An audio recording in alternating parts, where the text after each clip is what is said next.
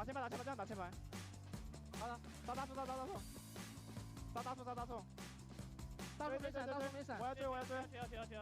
野区里面有妖姬，慢点。看位置，看。对，看位置。慢点，我 W。我传进 W 了。有双招，看一下我传。别死。看一下我这可以给你 W 了，能一波。哎，下路，来下。哎，有一波啊！一波，看一下我。你能超出吗？要结束了。看妖姬，我去顶他了。来看猴子。有 1W 吗？我有救赎。看猴子。可以打。A 没响，可以打。OK 了。OK nice， 一波。给我53。哎，烫死了。我这边去。哎，算了，没办法，把一波。没办法让面具不烫啊。很急啊。没事。结束。哎，快赢吧！加油！最后一把加油！丢吧。蜘蛛没血了。杀人，把人杀了！给！你过去！我跑吧！我看这边，你杀人！看，不要哥，要杀不要哥！坚持！这个是没闪！杀人，这个是没闪！这个是没闪！慢点！要追！慢慢追！别让逼就好了，别硬追啊！蜘蛛没意！给一把！有意！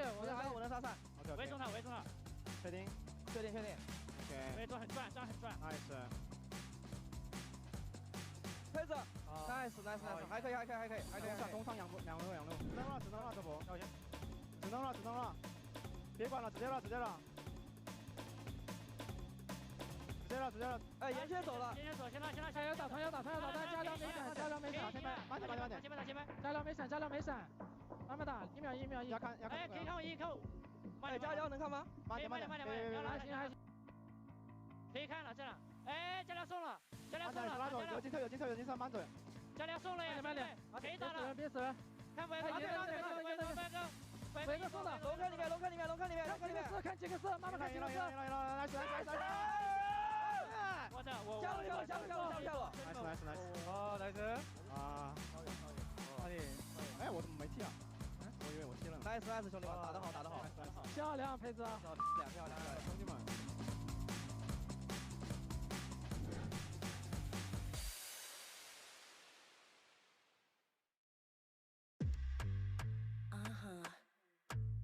That's right.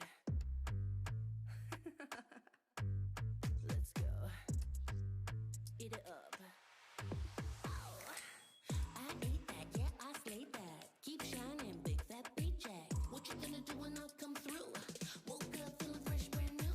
Insta up a new pick. Moving through with my click. Looking fine, looking thick. All my girls looking sick. Watching how I talk. Watching how I walk.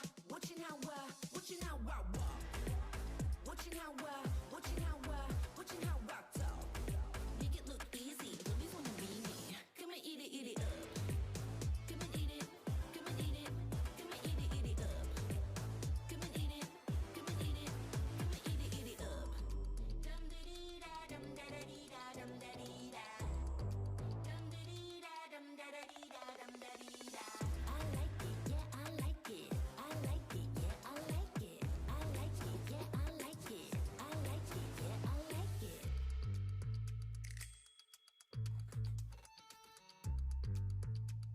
That's right. Insta up a new pick. Moving through with my click. Looking fine, looking thick. All my girls looking sick. Watching how I talk. Watching how Yes, I am hijacking the stream again, Fire Lads. How did you know? make it look easy. Babies wanna be me. Come and eat it up. Come and eat it. Come and eat it. Come and eat it up. Yeah. Come and eat it. Come and eat it. Come and eat it up. Come and eat it. Come and eat it. Come and eat it up. Come and eat it. Come and eat it. Come and eat it up.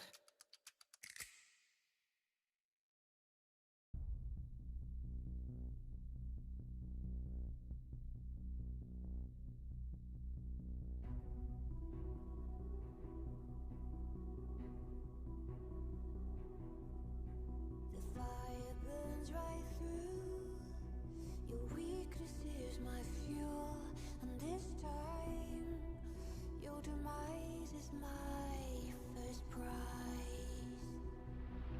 And I've not forgotten all the pain. The wounds will cut deep, and I've followed every move you made. Now I am right here, I'm waiting, come find me. I'm everywhere, though you're blind to see. I'm boundless in the darkness, I must prevail. So fight and try, and watch me rise, create destruction, all the madness. You want it all, I'll give you all, but this time you'll bow down to me. Just fight and try, and watch me rise, create destruction, all the madness. You want it all, I'll give you all, this time you'll bow down to me. Come to me, let me devour you. I am your God. Come to me, let me destroy you. I am your God.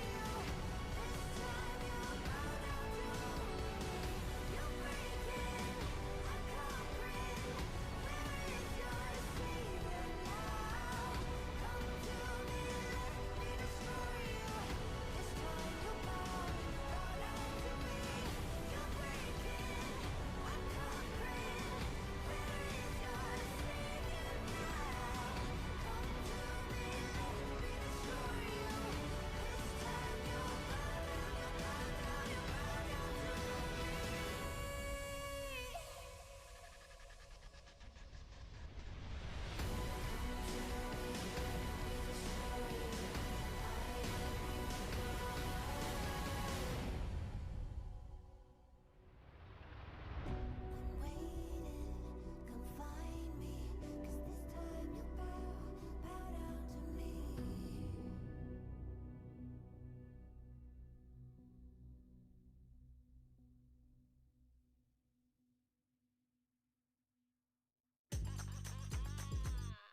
You never seen nothing like this. Stand back, they taking a pic. Heck yeah, we back in this. Ooh, everybody wanna give me a kiss. Tricks, I got a few on my sleeve. Doing things that you wouldn't believe. They want it, no need. I like every angle I see. She cool, she cute, she unbelievable. She rock that suit like she slay, she fierce, she overconfident. She don't need no mirror, no. Take a look, soak it in.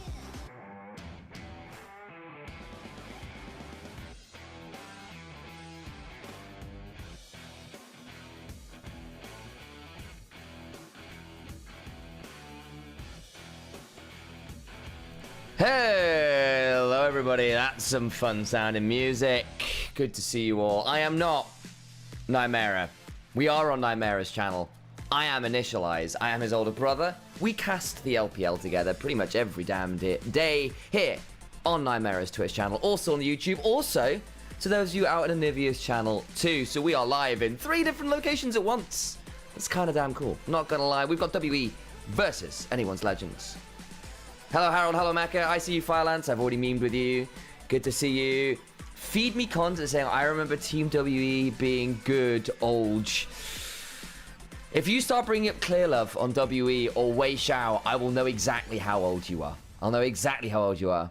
And not Nymaera, I've been bamboozled. Yeah, a little bit. Sorry about that. But we are here all the time. Alex has the co-stream rights. I live in the same house as him. We started casting together. It makes a really fun duo, and it's kind of amazing that we get to do this for all of you in this way. And especially with the community starting to get quite fractured across multiple different streams, having a consistent community with you guys is really, really awesome. Please do join the Discords. Got one for me, got one for Alex. We chat LPL in there all the time. Please do give us a follow on this channel, obviously on the Twitters for Alex as well, on YouTube, but you can also do it for me. I'm an Initialise Casts on Twitch, on YouTube, on Twitter, and all those other wonderful socials. So please do come and follow us there. I promise you the content is good, and we would really love the support. If you do have the ability to give us a sub or drop some support with the donations, either on this channel or mine, it is super appreciated. It helps us keep doing what we're doing. Mecha Fanboy in chat is the great patron of this channel. Dropped a literal bombing raid versus full of subs. Stream. Hello. Okay, that was weird. Thank you, Huya. Clean feed. Hello. Let's just try reloading that. There we go. Resolve the issue.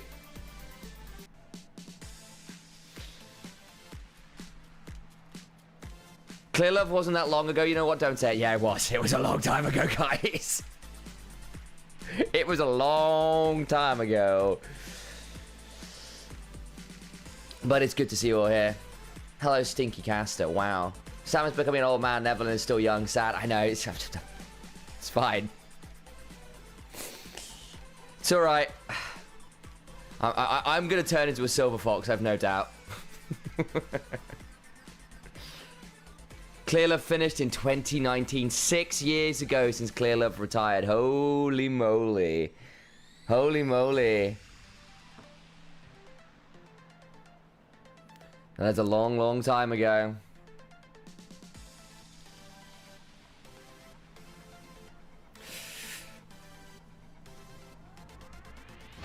Did that summon us? Yeah, okay. It was that sub point. I regret you. There was that moment.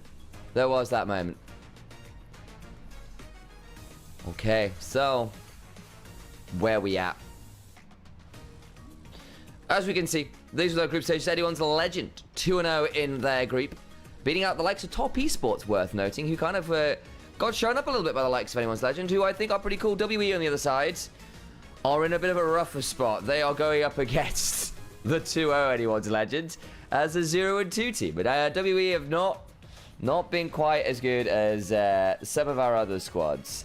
Oh no, that said, I have a little bit of love for Tianchen, who was one of the better LDL junglers. He was, however, one of those LDL junglers, a little bit like Nayo, who was very used to be on teams with winning lanes. Not just winning lanes, smashing lanes. And Tianchen can play around pressure super well, get lots of value out of it, extract a lot of advantage out of it. Jungler out of those lanes that have that pressure to call off dive, to get on dives, to get the supports out and roaming, and really take over the map.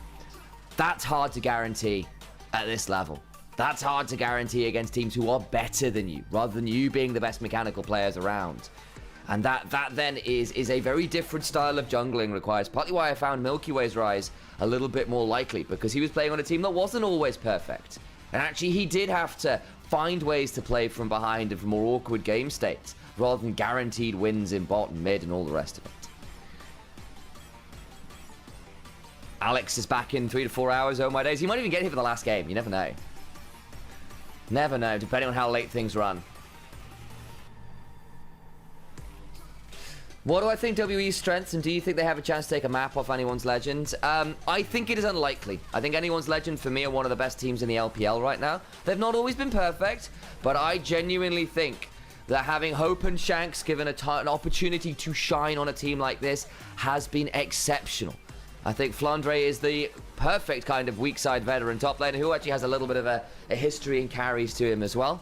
And you've got Tarzan, who, if you need someone to be your leader, to be your instigator, Tarzan is one of the best junglers out there at having a playbook, getting something, you know, for the first few levels of the game, first couple paths of the game, and getting a lot of value out of the jungle there. Partly why, honestly, he falls apart in playoffs and later on when people have ways to make sure his early impact isn't what it is in the regular season, where they do have ways to read and counter and plan for his playbook. I, however, think Anyone's Legend in this iteration should be very, very exciting. That mid, jungle, also mid, support, bot have all got a lot to prove. I think Kyle is probably the weakest of those members, but I still think he's very good, and I still think he's got a lot of room to grow. I think Shanks and Hope have done their time on mid-table teams. They have proved they are worthy of giving a top-table team a go, and I think they will now be very, very good. But yes, Eddie, to finish up your point then for WE, Monkey is playing. Okay, that's actually good to know. So that is, for the record, they're not even listed on a lot of the wikis and stuff right now as a starting player. Coming on up, Monkey was an LDL player for a while, moved up to the LPL, went back down again, and this is then an issue where Monkey, I think, let me do a quick reminder of where he was playing. I think I want to say OMG. Academy. So Oh My Days, or Oh My Dream at the time was the name of it. Was it OMD? It was EDG Youth, is what it was. And BLG Junior. So, he was in a very weird spot where he basically became a sub for a while. So he was playing back, he was a sub for a long time, started in 22, disappeared, went up to Edward Gaming proper for a very, very brief amount of time. And was in a bit of a weird spot, because obviously he was in that EDG roster that fell apart. And it weren't pretty, but for me, Monkey and Fisher, when they were together, were actually a pretty good duo in LDL, and they came into LPL and they just weren't ready, and the nerves got to them, and all of the worst parts of their play really messed them up. Oh, it was rough to see.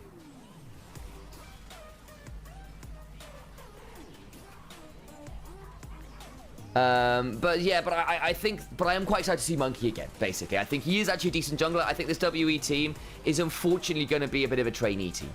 That doesn't necessarily mean the players are bad. It means they're young. It means they've got a lot to learn. It means they're going up against a lot of players like your Shankses and Hopes who have done the time to get to the stages they are at. And I'm not sure this is going to be the team where they'll get to really, truly show off. Karis is solid. Yeah, he was pretty good on Bro. And thank you, Eddie. I appreciate the compliment. But yeah, I think he was pretty strong on Bro. And again, Karis is another one of those players, right? He's on Bro. And the team was, for all the memes, not the greatest team, even if Karis, I think, was solid enough. I think the issue is still going to be, it's not going to be it's not going to be purely a mechanics issue for W. And there are some mechanics issues. I am not a fan of Vampire. I'm not Aragon, who will be on LPL Revival right now, shilling his boy. I'm not a massive Vampire fan. I have issues with the way he plays the game. I think his decision-making is quite poor. Some of his micro moments are okay, but I think he's quite poor. And sort of things like, the guy plays with locked cam. A support playing with locked cam. I can't. There are some roles you can get away with it. 80 carries playing locked cam at points, understandable. Easy to understand where you are in a map, fine. Support as locked cam, Not what I want to be hearing. But yeah, Karis was okay, is the answer in Bro. And again, I don't think his mechanics were that problematic, but they were and I think coming on over, it's a chance to have a new lease on life. I think Tianjin is still pretty solid, but obviously he's not playing. It's Monkey right now. I think we still have a little bit of hope for... Who else would I have quite a bit of hope for? Someone like Cube, I think, is all right as a weak side top lane, but I just think this team is unfortunately a little outclassed here in terms of experience, and I think there is a mechanical difference too, so it's going to be tough. It's going to be tough. But yes, we just saw that comparison. Taeyun's come on over from the LCK system. And Hope, for those who don't remember, was an LPL champion on JDG. And really, no one bloody remembers him. Unless you're an LPL fan, no one remembers him. And that is... That's it. He's a world semi-finalist. Thank you, Yanya. Thank you. Like, this is a guy who genuinely has done a lot of work. He's been to great places. People have forgotten him. Because he disappeared down to some mid-table teams for a bit. And I think, for all he was actually very good on JDG, there were other members of that team that ended up taking the spotlight. Kanavi starts coming in and people go, wow, who is this guy? He's so good. And then obviously afterwards you had that 2023 roster, which was so incredibly potent and was so scary. And you had, your rulers on that team. Knight joined that team for a bit. You're kind of going, who's that Hope guy again? Which I think for LPL enjoyers, LPL knowers, is a bit of a crime, because Hope's been very good for a long time. And I think this is another opportunity for him to go, I've not gone anywhere. A couple years later, I'm still exactly the same player that I used to be. In fact, I've gotten better. And that's a pretty big deal. Yes, Slumpbacks, I'm not Nymaera. That's why. Ha, I'm on his channel. In fact, I'm in his room because we live in the same place. But I'm his older brother. We cast together. I'm Initialise. I tell you what, I need a little sign that goes here. No, a little sign that goes under my camera, like right here. It just says, hey, Initialise.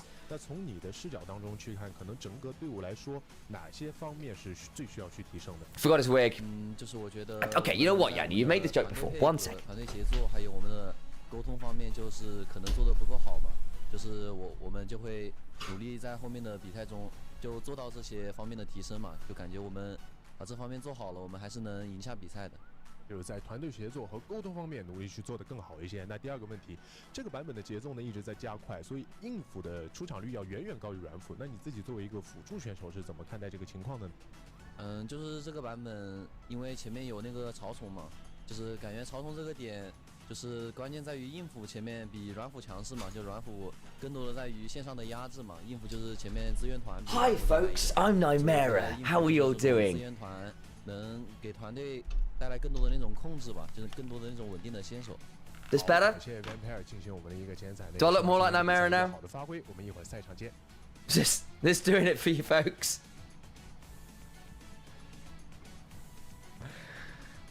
It's Victor, but if he went to become part of Viego's Pentakill band. Dissonance of Pentakill. Is this better? Alex is even agreeing.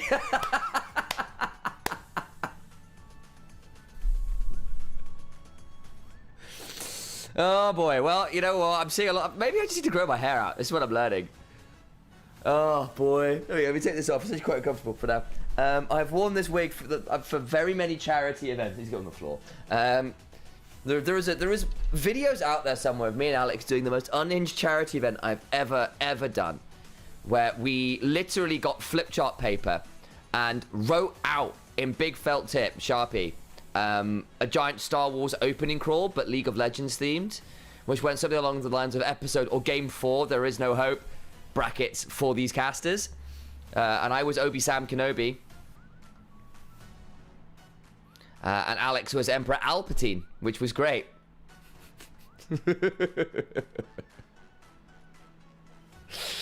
But yes, what thought process on me choosing my nickname Initialise. So, yeah, there is. So basically, the deal was I used to do a lot of music, still kind of do, and I wrote a song back in the day called Ignition, and that kind of idea of starting things off, being an instigator, word of the moment for me, really resonated, and so I kind of took that idea from Ignition over to Initialise, because the title of the song was Ignition, and Initialise came from that, basically. Especially because my old name, my old gamer tag was Shaded Reality, which was the edgiest name I've ever used. The thing about that name, though, is it's never taken, so sometimes I still use it because it's never taken, and it can then be a personal one rather than a casting one. And also, I used to do some graffiti tagging under that, so that was my edgy teenage youth name. And Initialise is a little bit more normal. Honest answer. There you go.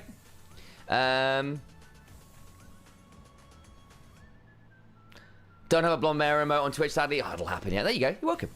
Super happy to answer questions like that.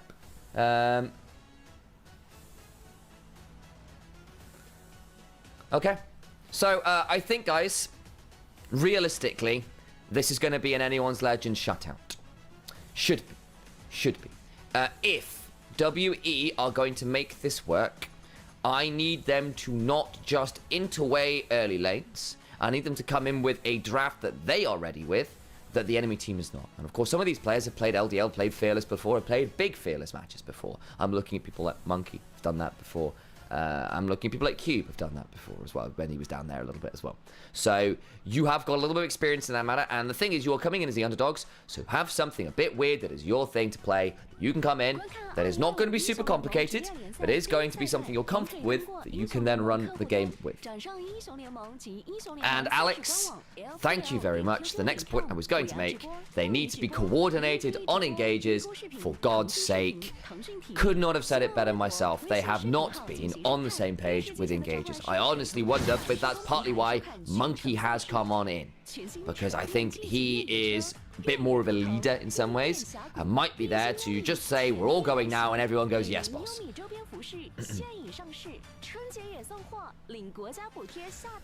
But I don't know whether that will, am I truly the owner? I am not the owner of Onivia's channel, no. We're being restreamed by Onivia, so Onivia's chat, we're doing a collaboration with him, with them. We are working with Onivia. So I'm Initialise. Nymaera is the owner of the Twitch chat. There's also Nymaera's YouTube chat. But then there is also Onivia's YouTube chat. There is the secret third party. Hello. So you get some live stuff out to all of you on Onivia's channel as well to get even more content out to you, which I think is super cool. And, you know, it's a really cool collaboration. We've been really happy with it so far. Third day of doing with it. Started with this kind of start of playoffs, effectively. And it's been really cool to be working with Onivia and continue to bring you as much LPL as we damn well can. I think we've got cool things on screen. So I'll turn the camera off. Whoa. Katarina daggers.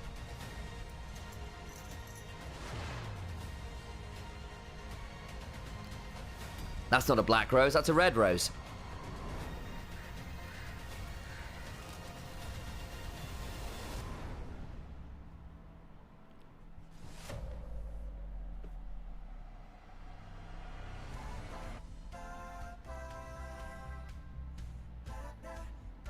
欢迎来到2025英雄联盟职业联赛第一赛段，春和景明，万象新，逐梦再起，少 I'm 年 back 兴。 for a 这 minute. 里是 CNWE 主 Hello, 场 players. 西安曲江电竞中心。 I should make a tweet though, actually. 对阵战队。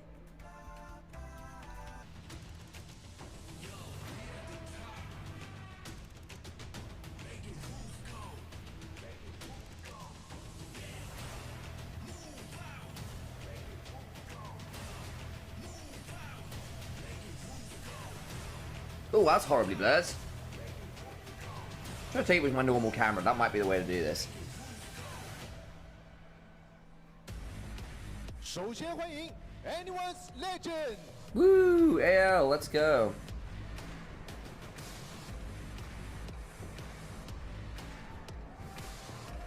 上单 Render， 打野 Tarzan， 中单 Shanks， 下路 Hope， 辅助 Kill。 Nice. Kyle's good. Kyle's gonna be good. Let's go. 接下来让我们欢迎西安 Team W。 And there's Alex in Onivia's chat. So he's in every chat. He's not leaving. You'll find Alex in 3 chats currently. Hey Glenn, good to see you on YouTube. 上单 Cube， 打野 Monkey， 中单 Paris， 下路 Taeyong， 辅助 Vampire。 Alright, Vampire. I need you to not be a corpse this game. Be the Twilight version, not the Nosferatu version.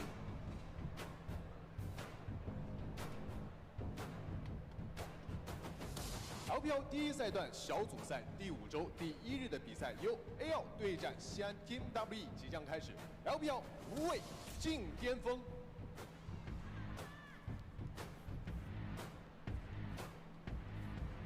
Okay. Who's our 1v1? Let's have a look. Do I think Tabe is the most underrated coach of the LPL? I don't think the man's underrated. I think he is absolutely beloved. Although I grant you, I think the average layman does not know how good Tabe is. So in the sense that I think he is the core to why certain teams have been succeeding over the last few years. And that's why I think anyone's legend will be really good. Then yes.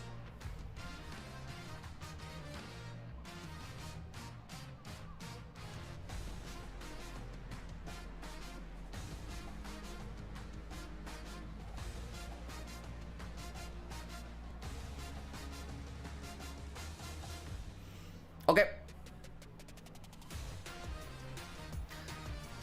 Flandre versus... I didn't see who it was. I'm assuming it's Flandre because that's who the camera's focusing on. We're not in a draft yet. You know what? I'm bringing my face back. Hello, guys.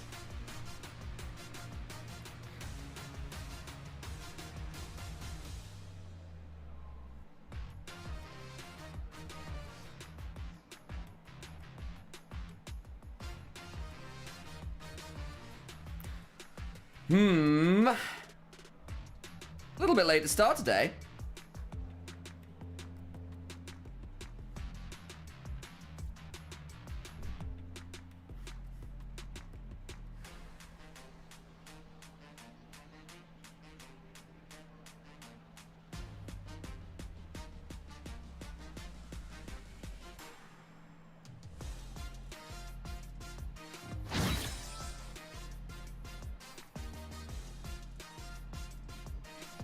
Okay.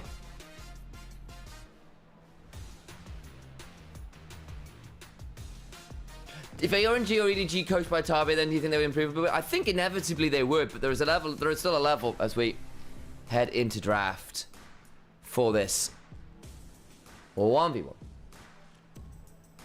They'd improve, but there is still a level. There is some weirdness in terms of people moving all over the place and management issues and all those things. I think coaching only can do so much. But I think they would never inevitably get more coordinated. I don't know whether they'd be a good team, but they would get better. It'll be Kyle playing. Interesting. For anyone's legend versus Cube for WE. Fun. Fun.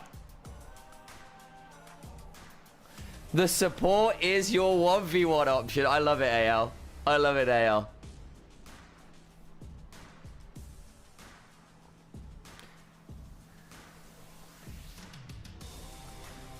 Good to see you, Cynic. Good to see you. All the various chats in Onivia, and of course Nymaera's Twitch chat as well. We are here for our side selection 1v1. Kyle, the support of anyone's legend, as we said, is the 1v1 choice for anyone's legend. On the other side is Cube, who is locked in the Jace. Alistair has kind of been coming up a little bit as one of those 1v1 options. You build tank, you survive until you get to the rig out stage and you headbutt someone right out of there. We did see it the last time, and they fumbled the headbutt out. I can't remember who it was, but they fumbled the headbutt out. It was silly. Silly. And then yesterday, we saw the Lee Sin go for the kick out. It was... Who was it? It wasn't Breathe. It was Breathe versus... Oh no, I'm having a mind blank moment.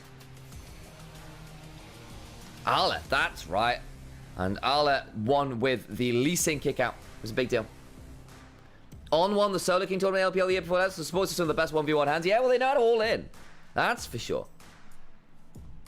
I think a lot of the LPL sports, because they are so used to bot lanes that are willing to knife fight, do see angles to start fights off better than most. I even said Arla was better. I know. That's why I was struggling, Micah. I was like, hang on. I know I said the other top laner was better, but who is the top laner? I was like, I just saw them yesterday. They had a really good Kennen game. In fact, it was one of their best champions, but the name was just, like, I could remember the place. I could remember all the storylines. I could not remember the name. It was wild. But anyway, on to the Rift. Well, the bridge. It's not a bridge of progress. It's a bridge of ice. The Howling Abyss. We're into the Freljords. Kyle gone towards that Bramble Vest start. Has gone for the Flash Ignite. Cube has similarly gone for the Flash Ignite and has gone double Dorans, which seems to be a Jace start for this particular game mode.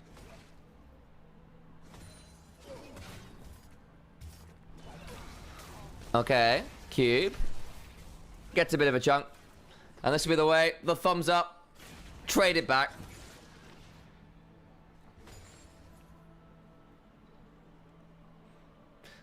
And it feels like I was going to sit there and not get minions, which is just sometimes the way it is in this kind of matchup. You're not playing to win the game by killing them twice. You're not even winning the game by getting towards things like turret plates. You're here to deny Jace from taking your turret, surviving to a ring out, and playing from that. Cube's accuracy with the Shock Blast, though, been pretty good so far. Every time the headbutt's off cooldown, Kyle is just headbutting Cube away. The idea will be to stop Cube getting autos on the turret. And yes, for those who are new to this, this is a 1v1 to decide side selection. No longer a coin toss, it's decided by a 1v1, which I think is super cool. I think it's really fun. It gives a bit of a chance for players to warm up. It's a different kind of game mode. We see some very different champions. Oh, the headbutt out of the heel. Nice, Kyle. And there's that glowing red glow. Let's talk about that one. And Bramble procs Airy. Oh, that is interesting. And actually, I suspect, now that I think about it, we're chatting about what the that red glow was when you get some healing there. We weren't quite sure what it was. Yeah, talk about the red glow. I saw it then, Mahonix man. And I am not sure. I've got some theories. It's an extra damage buff is probably what it is, yes. Is that what it is? There you go. Damage for 3 seconds after you take the heal pack. Huh. Huh. I didn't know you got a damage amp. But that is quite interesting. How much is the damage amp?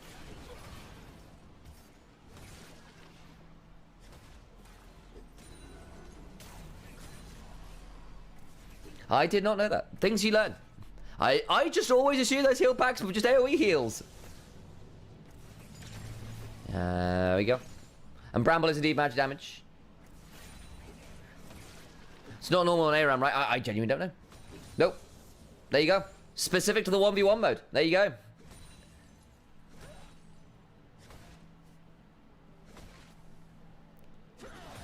Headbutt pull. Kyle gets headbutted or gets pushed back into the heal. Stays alive. Maybe forced to reset here, but that's alright.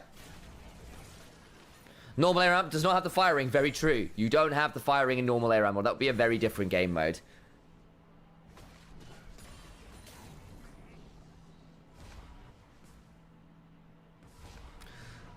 We're going to be definitely going to the ring out. And you can see at the bottom, it's 2 kills or 1 ring out kill.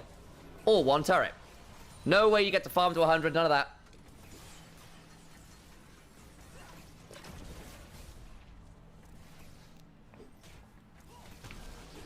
I think the issue in this matchup as well is you can chunk the Alistar out, but you are unlikely to be able to kill the Alistar twice. Is part of the issue.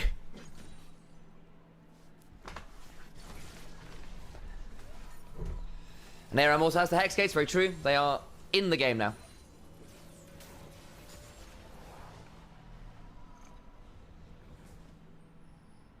Kyle healing on up. Buys a full Thorn Mail. Doesn't quite get anything like boots. Cube gets a full Eclipse. So in the end, pretty even a state of affairs. 1 item apiece. Is Cube waiting for something else? No, isn't. So actually at the end of the day, despite being 30 CS up, is it realistically getting that much more here in terms of items? I think this is looking... So the thing is, I think this is a great spot for Alistar. Currently, you just wait to ring out, and then you headbutt the Jace away, and Jace has a horrible time.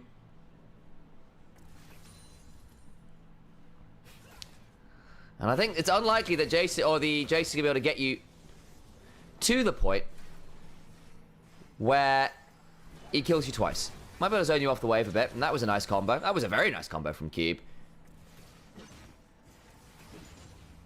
Doesn't even take all that much damage because it wasn't auto attacks. It was all spells.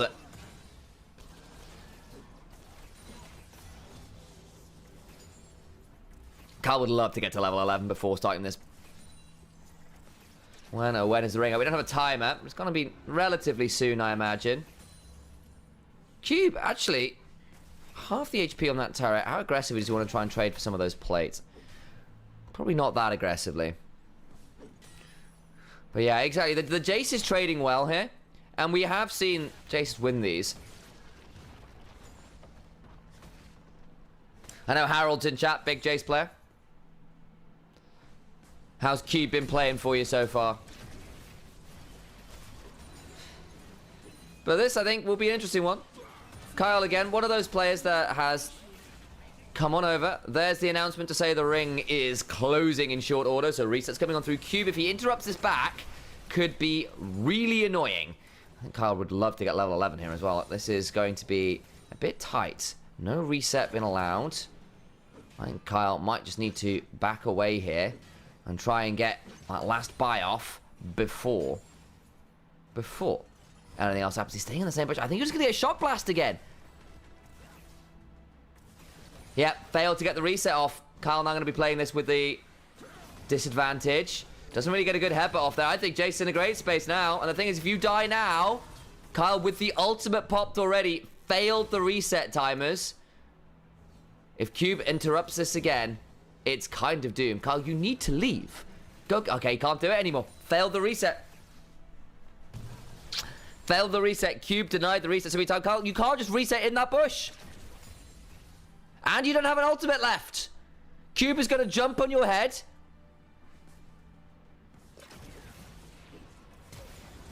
Headbutt out. Not enough. Not enough, Kyle. Misplays the resets. Played his ball into trades versus Eclipse too much. Yeah, basically. Played the trades into Eclipse too much and got whacked for it. That's our phrase. Thank you for the follows, guys. I do appreciate it. But that will be Kyle with that one. Okay, not run ads yet. We need to run some ads so we don't get ads in game, and that will suck. So I'm doing this before we hit draft properly. So Twitch viewers, if you're not a sub, I am sorry. We'll see you very shortly. But we need to make sure we are ready for the game proper. That means ads being run to ensure that we don't end up with ads in game, which would be slightly rough. We are going to draft now. Preparing ourselves very shortly. WE choose blue side. I don't think that should be a surprise. Blue side is, the joke goes in the LPL, the Cassante picking simulator. Because you get first chance to first pick, and Cassante is the easiest first pick that's available and not permabanned. Not permabanned. So that'll be the one that people are looking towards.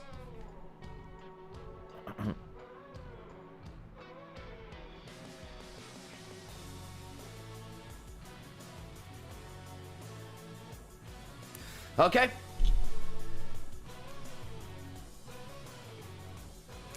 The only WWE game today. Oh, Nymaera. Oh, Alex. He's been a bit rude in chat. I see him.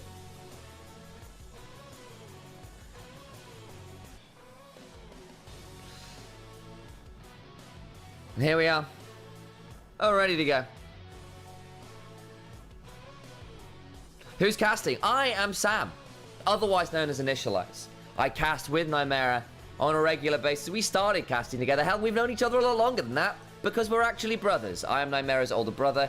I have known him for a very long time as a result. We have cast together since we both started. Both been on LEC together. Both done NLC together. We both now do LPL together with this one. A bit more unofficially, of course, it's a co-stream, but it's great to be here. We live in the same place, so we even get to do it in person here on this channel. Al has the rights. I get to join him. It's a great time. Budget Nymaera Trinity rude? Rude? You can follow me at Initialise Casts, even in the title of the Twitch channel. Hit that at. Come join me. Say hello. This is rude. He is budget Initialise, thank you very much.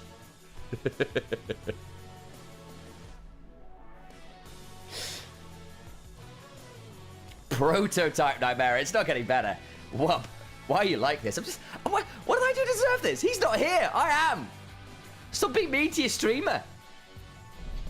Honestly.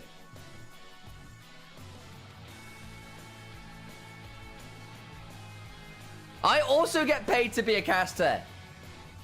Not quite as much, but I get paid.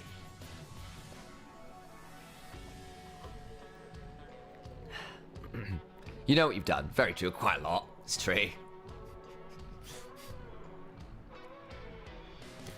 Quite a lot. Getting ready for draft. Should be kicking off shortly.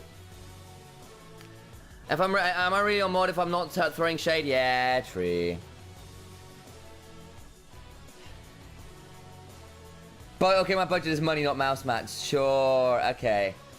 Fantastic. Thank you. Appreciate it. Even Alex is getting in on this. Yeah. You do, to be honest, you do have some similarity to your voice. You may in fact be brothers. We do share an accent. It's true. Generic middle of England accent. Numbers 1 and 2. Vedius is number 3.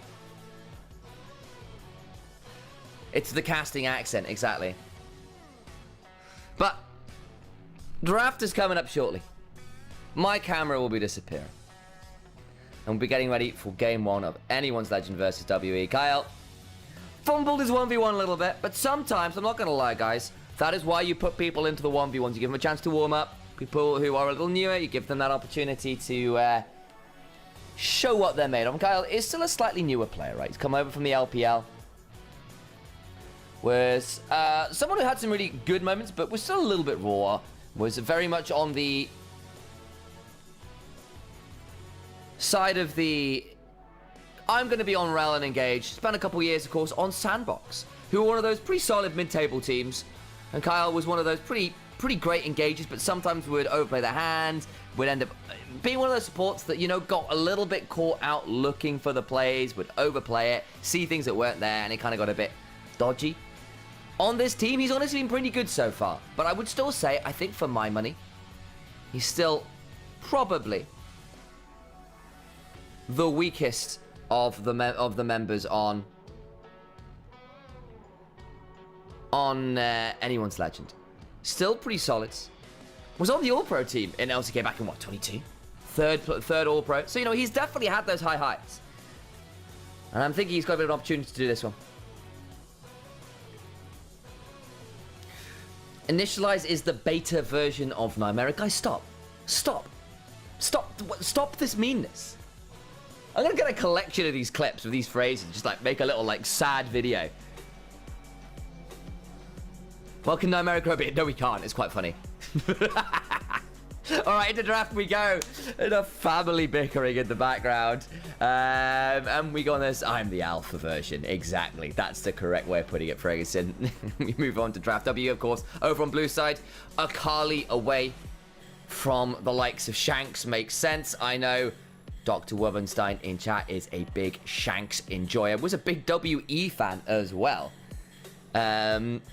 And Akali was one of those champions you didn't want to give him. But the Rumble was left unbanned. The Nocturne away from Monkey and WE, that has been a bit of a crutch pick for them. Removed, and so Cube gets a Rumble, a champion he knows how to play.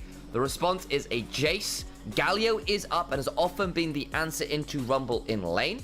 Strictly speaking, that Jace is a flex. It could be going to mid lane on Shanks. We could still see this Galio. But Rumble through alongside the Ezreal. We've got a very long range. Along with that Solar Flare. Pick style comp. You hit someone with the Solar Flare, the Equalizer and Two-Shot Barrage come flying on down from miles away. And it's a very good combo that's pretty fair weather, whatever the rest of the champions are. Second phase of bans coming on through. Arel for Kyle would make sense. For me, that is his best champion. It's certainly the one he made his name on. For my money, anyway. It's a great combo with the Varus. Varus hits Chains of Corruption, you go crashing on down, you go crashing on down, Varus hits Chains of Corruption. It's a match made in heaven. Not bad with the Corki and a few other of our AD carry champions right now as well, so it does look pretty good. There's a serious beat to this champ select music, that's the one. Whatever that sample is in the background, I like it. I want a hold of it, says the musician in me. And we'll get a hold of it maybe one day in the future. I'll sample the LPL playoffs music. Playoffs music, champion select music. You get the idea, guys. Anyway, jungler's being banned by anyone's legend. The Vi, the Wukong, I think, are the premier options there. Interesting that anyone's legend, obviously not having picked a jungler, are quite happy on this run because they can fourth pick here. They've got the red 4 option, and so can basically pick / take away another jungler here by having that initial port of call after the second phase of bans. They're going to get the Sylas and Orianna taken away from themselves. Ivern for Tarzan would be an interesting one, and it is a very distinctive jungler. Nothing else in the game is quite like it. So if they're feeling like that's the play, I can see it being pretty good fun. It wouldn't be that much of a takeaway, though. Monkey, I think, has played it once or twice, if memory serves, but it's been a little while. A Shinzo, I think, is a more well-rounded champion that is more of a good takeaway in terms of your early AD fighter bruiser options. Zoe would be a fun pairing with the Ezreal. I've been around about a little bit, so I know it was just a hover, but you can see the angle. Cube gets... I was going to say Cube gets a Jax, but that is a Jax jungle into the Shinzao. This was an old school counter when we were seeing Jax jungle a bit more regularly. It was regularly into the Shinzao. Shinzao hates it. All of your basic abilities are basically auto attacks, 3 talent strike, you're passive. It's all off that. It's not good fun. The only thing that goes through the counter-strike is your wind becomes lightning, and Jax just wins you in an extended 1v1. Your Crescent Guard does not keep you alive. It is not a fun matchup. You also get outscaled pretty hard. So you end up with the Azir Ezreal Rumble, which is a pretty potent trio, that's the correct number, of carry options in your lanes. You've got the Jax, which is a good matchup into the Xin Zhao, and the Solar Flare to start things up alongside that Counter-Strike. I think WE have got themselves a mighty skirmish and teamfight comp. Anyone's Legend, much more poke reliant. The way LeBlanc plays in the mid game is often more of a poke style champion. You hop forward with your W, you Q, you R, you E to get the double Sigil of Malice. And then you hop back again. Varus slightly going that poke build. The Jace will be looking for the poke. So trying to outrange here and win out that way. You'll spike really hard in the mid game. Whoa, no. Oh. What was that, coaches? That was like the most quintessential social awkwardness I think I've ever seen. Clip it, make it in slow-mo. And you can have, like, you know those inner thoughts of people acting an Ultra Instinct? It's basically that, like, wait, is he going for the fist bump? Or the hug? No, it's a handshake. No, wait, it's the fist bump all along. Curses, he's made a fool of me. All on camera. I will never forgive you for this. Shame that you've brought upon me after game 1.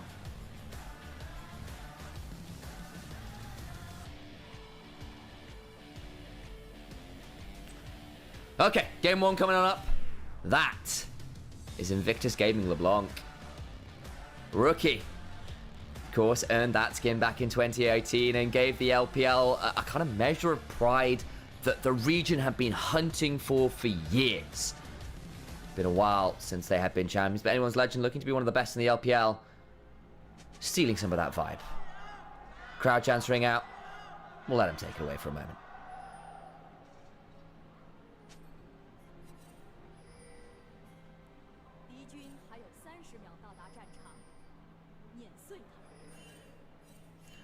Jayo's finished for now.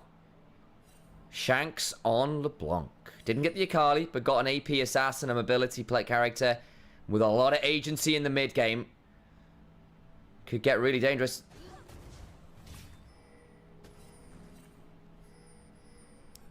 Oh. There we go.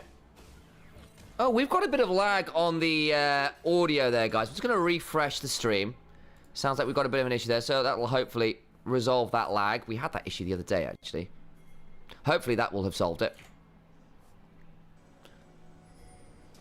There we go. That has resolved it. Looks like we got a bit of a desync off that stream, so hopefully that will have fixed it. We're back to normal. Bot lane. Arrow lands, and again, it is the poke. Varus, Comet in. Gone for the cleanse, makes sense. Don't want to get CC'd by either the Jax or the Leona. Want to play out that game. CC, a little bit of a premium for WE. It is Leona's whole kit, which is useful. And it's the Jax, but that's kind of it. It does mean that the cleanse is pretty valuable to get rid of that initial bit of key CC and you play off it from there. And WE, if they can get through to 2 items, if they can deal with the mid game and some of the early laning strength that I think we might be seeing, I want to particularly say this bot lane in the LeBlanc against the Azir early on, then WE in a fantastic spot. You could see it on the graph there, when people are favoured. Starts even enough, then begins to go towards AL in the mid game before WE take a pretty dramatic swing for the better as the game gets later. Once that 2 to 3 item mark starts coming on through, once the Jax gets to that stage as well, oh boy. Past just a Trinity Force and things get a lot better. Or perhaps a Sundered Sky, you never know. Kyle here though, ooh. Wonder whether they might be really bold and look for an interrupt with a flash or something, but won't do it. Monkey. Giving up the red buff for now. Going towards the Krugs. Slightly better to shield. Will mean they get the red buff for longer. And also, it's a way of checking if you're getting invaded. Because often, junglers will time you on when they expect you to be on red buff. And will turn up while you're doing it, while you're tanking the red buff, while you've lost a lot of your HP to it. And this way, if they turn up, you can counter gank it instead. And it feels a lot better. Won't be invaded though. But actually, I say that. Xin Zhao just putting the ward down. There you go. We'll leave that Scuttle Crab alone. Go towards the top side of the map. Wants to potentially mess with Cube on this Rumble.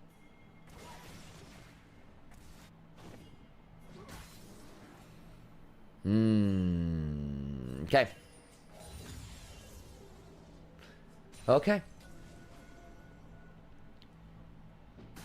We are waiting to see when the first things will move on. Feels like Flandre so far survived the early lane into the Rumble. Hasn't taken too much damage, and that is sometimes easier said than done. Rumble can be very obnoxious on that teleport. Could end up being punished. Okay, Tarzan's going to reset. I just saw him off vision, and the observers were toggling that as well. So Cube with that teleport could have been punished, but goes back. Building towards an early, possibly an early set of steel caps, actually, here. Problem is this bot lane at the moment. Ezreal down 10 CS, only 4 minutes in. Ow. Look, there's a wave coming, but it's an evenly matched wave, right? That's not more CS to pick up. That's the same amount of CS to pick up for Hope. So that discrepancy is going to stick. And that sucks. Flandre gets a bit of a flame spitter trade, but again, he's got teleport. Cube doesn't. Kind of happy to lose some of the HP there. Wants to reset on short order, I suspect. Anyway, Electro Harpoon's not going to interrupt him. So we'll back, get themselves the starts of some items, and teleport right back in. There's the tip. Building towards one of two things, Fimbulwinter or Muramana, with the grasp on Flandre, expecting this to be the tank chase that's been increasingly popular. And that's things like Unending Despair, it's things like, but you obviously Black Cleaver into Fimbulwinter. It's kind of what we've seen a lot over here. Sometimes Shojin gets picked up in other regions and other places. And then you go things like Fimbulwinter, Unending Despair, and you basically become a bruiser.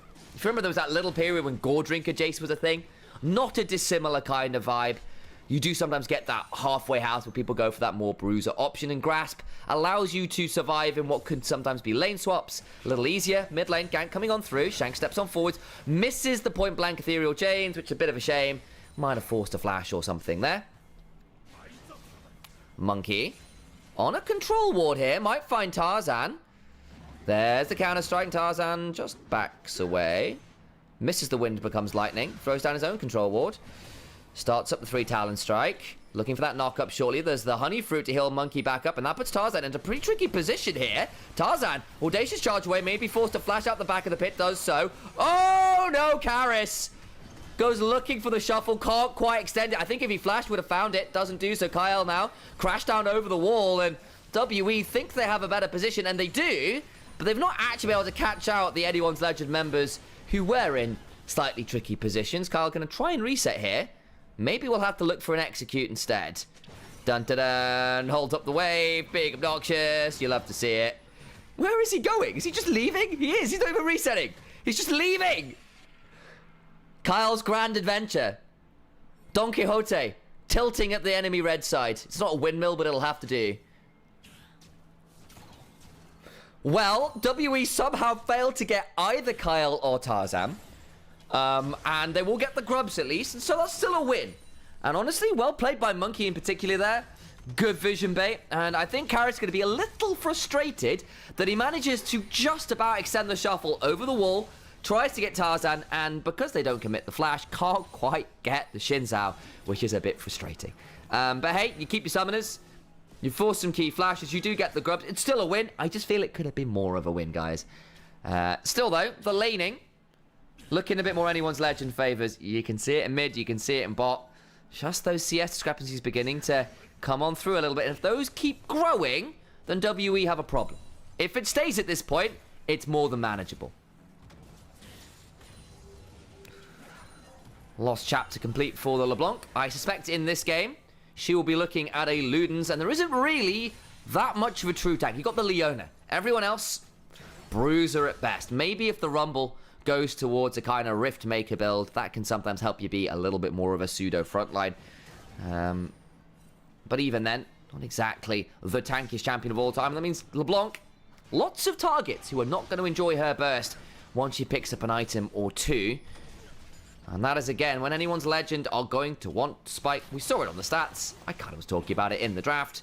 You are really nasty at 1 item and 2 items, where you want to be snowballing to get ahead of the curve for WE, because if an Ezreal, a Jax, a Rumble, And Azir, for God's sake, all get to 2-3 items at pretty miserable time. The Eclipse is just timed out for Vampire. Cleanse comes on through, and that means the Chains of Corruption will leave this Vampire to be staked through the heart.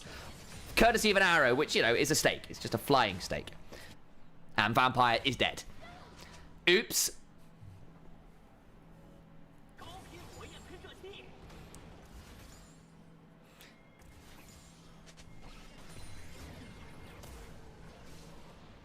So, we now find ourselves in a position where the bot lane got themselves a bit caught up. Aftershock and Eclipse timed out, and then Hope hits the Chains of Corruption, which means all of the damage from Varus, empowered by the Blighted Quiver, hits real hard. And this is Poke Varus, so it is a lot more about that upfront burst, and the Leona did not enjoy the experience. Shock Blast goes wide, Kyle has gone on the roam, has got a crash down. Finds it. Shattering Strike after. To the skies they go. Magnet Storm afterwards means there's nowhere for Cube to go. Aside from with a flash. And they don't quite have enough damage to follow up. Equalizer is... okay. Tries to, I guess, split the wave a little. Cube can sit there and pick up the wave. But did have to ult. Carl didn't burn all that much aside from the ultimate force Cube. Likely to reset after this point. Possibly not on the best timing. He's got an Amp Tome in inventory. What are they going to pick up on the back? They can get the Haunting guys, they're probably just fine, and they can do. So the Rumble, honestly, doesn't lose all that much there, aside from the Flash, which is a frustrating point, but it's not the end of the world. On the other side, Flandre already got themselves the Merc Treads, has just teleported back in, feeling okay themselves. Shanks being obnoxious. And again, those CS leads are beginning to grow that little bit, particularly in mid lane. Shanks moved out towards the side lanes pretty early here, and we have started to see this.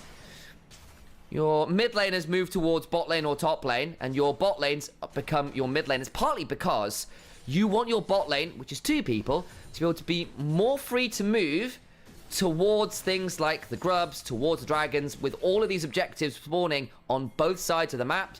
Really valuable. And AD carries sometimes have that opportunity to take command of a mid lane a little bit better. A little less power to roam from your mid laners then, but hey, a little bit better objective control. So can be pretty valuable in its own right. Chains of Corruption went just wide there. We saw what Hope was looking for, but Taeyun, this time around, not going to be forced to cleanse. Monkey got a really good angle here. Hope doesn't have cleanse. I think that Varus is just dead because he's flashed into Jax. Oh, what a gorgeous angle from Monkey. Flashes to ensure there's no way out.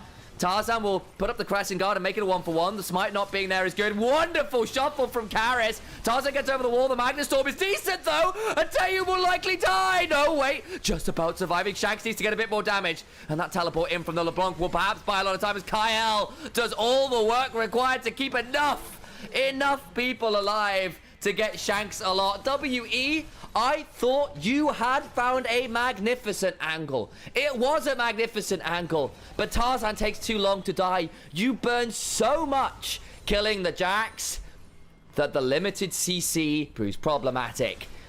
That LeBlanc comes in and is now 3-0. Shanks will be shanking people this game. And you know, remember I say, oh, Kyle might be the weakest member on anyone's legend. Can sometimes overplay his hand. This looked disastrous. Hope flashes away, doesn't have the cleanse, he's flashing into the waiting arms of Tarzan, and then Kyle finds everything. Manages to Shattering Strike the Leona to stop a lot of the CC, flashes back over the wall to get the Magnet Storm, and Shanks gets to dance on them with Tarzan surviving just long enough to get value. That is a Ludens, that is a Sundered Sky, and Kyle is going, you are welcome, to his teammates. Vampire goes on in, Monkey also dives on there, but Shanks has kept Cube away with the Ethereal Gems. Now Monkey's in danger because he doesn't have a Crescent Strike, Counter-Strike, I apologize. Remaining Taeyun waiting on an Arcane Shift, and Shanks goes on a rampage. Not pretty to see that.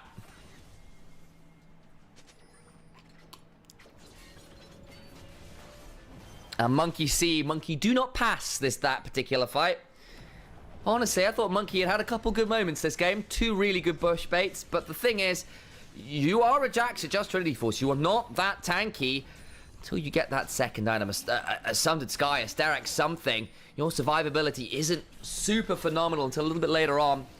That means if you don't get huge value early, it's pretty tricky. And Do you see what I am seeing, folks at home? Look into Shanks' inventory and see a ring that has been storing the souls of their enemies very, very early here. I think Shanks could look to a Medjai's very reasonably this game as Kyle once again with a monster engage, but the turnaround with the equalizer means they don't chase too far. Tarzan doesn't feel the need to blow the ultimate, and Kyle, because of the big ult with the aftershock and the stats you get from engaging with the Magnet Storm, doesn't take all that much damage either, and they just back away, happy enough to trade some of those ultimates. Problem is, poor old Karis here is going, how on earth did my lane opponent end up with a Dark Seal fully stacked, a Ludens, and level 11 at this point in the game? Folks? Team? How has this happened? Shanks is, understandably, getting himself a little bit of a highlight here on the stream. The Mandarin speakers, I'm sure you know exactly what those numbers mean. And the rest of us have a bit of an idea. Has not built up that Medjai's, gone towards the needlessly large rod. I think it is the safer play. If that was Knight, that would have been a Medjai's. But I understand it's a more stable play, and you know what, Shanks? I understand. I don't respect you for it, but I understand. This is a channel that buys the book. Anyone on Nymaera's Twitch channel can buy the book. You see that emote in there. Folks on YouTube, I'm sorry. We don't have those emotes there. That's very annoying. One day we'll get them. It's a cool emote. Kyle down here. Actually having a stellar game on this round. Really is. In fact, I think he's looking at an MVP award right now. And again, we said the Rel was something of a specialty for him. And when he's having good games, he's having good games. This seems to be one of them. We said it was a bit of a skill discrepancy. We said WE, you need to manage the early game. You need to manage the mid game unless it gets too difficult. Don't quite go their way. WE managed to sneak one of those second set of grubs somehow, by the way. So they do get 4 of them. It's kind of nice. Something of a scaling opportunity. If the Azir can get a little bit further on, I don't know whether it'll go the Nash's build. I didn't quite check, actually. Need to have a look again. See if we can get some value there. Shanks with Kyle. Looking to find angles. Monkey might be face checking for once. 3 Talon Strike. Into the wind becomes lightning. But Monkey, without that counter strike, now in danger. You only win against a Shinzao while you got that up. Flash over the wall. Shanks wants to get this. Even with the Grandmaster's Might running and an Empower to the name. Not quite enough. A Monkey will burn both the Flash and the Leap Strike on top of their own control ward to get out to safety. But does survive, just about. And you know what we're saying? Sometimes we see a Shojin, not a Black Cleaver. It is the Shojin. For Flandre wants to get through a few more of those basic rotations. Giving you a little bit more survival with a little bit of HP to it as well. Likely the Fimbul Winter afterwards. Although sometimes we still see the Muramana with this build. And you just become more of a Bruiser type champion. Not quite your Eclipse. And I think especially now that the laning phase has kind of gone well, you can kind of say, look, Grasp is a great rune, and I don't need to build tank anymore. That's fine. So I might just decide, look, I've got the Varus, I've got the LeBlanc, I can add in a bit more damage and make this poke even more frightening. Be really, really scary. Trinity Force, Nash's completed alongside that Leandro. So WE leads to those first item marks. Problem will be, anyone's legend are not going to be miles off some of those second item marks. I'm looking particularly in mid lane. 1,600 gold ahead is a difficult space to be in. And Flandre on the Jace, of course, with the I was going to say, what's the resistance tree with the grasp in? I'm having a moment. Domination's that one. You got sorcery is blue. Inspiration is the lighter blue. What's green? Resistance? Resolve. Thank you. Thank you. I see you in chat. I appreciate you, Alex, saving me even when you're not here. But yeah, because you got Resolve, you can go Demolish. And that always feels good on Jace, because you just have even more turret-taking threat. Cube's going to try and trade out on this bottom side. But the thing is, you got 3 kills, you got the turret. That's feats of might for the side of anyone's legend. They've got a Herald in mid lane. It's going to get summoned on in. The tier 1 there will fall in WE in this mid game. Suddenly blink. You lost 2 turrets. You lost the Herald. It's a bad time. Shanks gets a decent chunk. But the Nash's has come on through. And suddenly Karis is trading back a lot more freely than they once were. But here comes the Herald. And of course, Karis lost half their HP. So it doesn't really get freedom to sit up here forever. Hope can't quite get close enough to drive it into that top tier 1. As WE have actually decided to group up in mid. They've got 4 grubs. I think that tier 1 now falls. Tarzan's going to come on over. WE at least finds something back, and it ends up being 2 for 2 in terms of the turrets. Hope left up at this top side. Probably going to try and get one back here, and we'll likely have no real response. Karis resetting. And credit to WE there for at least managing to trade back after the Herald left mid lane.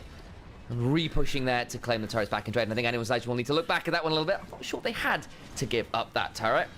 Decide to do so anyway.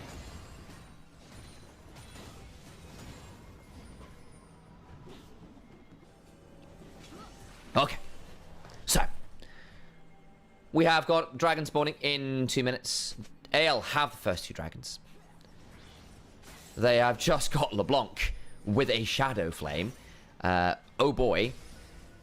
This LeBlanc at this point in the game is going to murder anybody she gets a full combo on.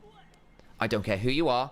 You just aren't able to deal with it right now. No one has the resists or the levels to deal with that upfront burst. LeBlanc at level 12 as well. That means your mimics are rank 2. And with things like those poke combos, your Sigil of Malice into the mimic version, followed by the ethereal chains, you hit really hard with that. Hope looking for the chains of corruption on the slow. Can't quite find it. Outside of that one good play earlier on with that, Hope has a bit of a swing of a miss on screen with those. Of course, there's a little while before any objectives are available, so honestly speaking, there's not all that much to worry about having that down. You can be a bit of a fisher there. And I think statistically, very understandable that anyone's legend are this far in the lead in terms of percentage chance to win from this game state. They are very in command at this point. Ferris waiting for a Muramana transformation. That's about it. Flandre has gone towards the Thimble Winter. So it is going to be that off-tank chase with the Shojin. Of course, Thimble Winter right now, very, very, very strong on a number of champions. Jace included. Really wants to tier because you just use mana a lot. You want to go through as many rotations. But it basically means every time your cores are slow, every time you're going on in, you get so much value from that Thimble Winter passive. Makes you really obnoxious to deal with. Also, at this point, the Rumble isn't killing you in any good order. And it's a way of Jace managing some of those matchups, but sometimes he just got outstatted. Malphite, for example. Solo Q counter. Tank Jace manages it a lot better. Honest answer. You win out the sustain wars in a way you just didn't versus the Seismic Shard match. Hope. Vampire, you missed that. Oh dear, and your Eclipse is just timed out. That is a dead Vampire. Oh, Dibby. Well, Flash is out, but it will give Monkey a horrible time. The Counter-Strike cleanse from still gets the kill. You know what, Monkey? Not bad. Not bad.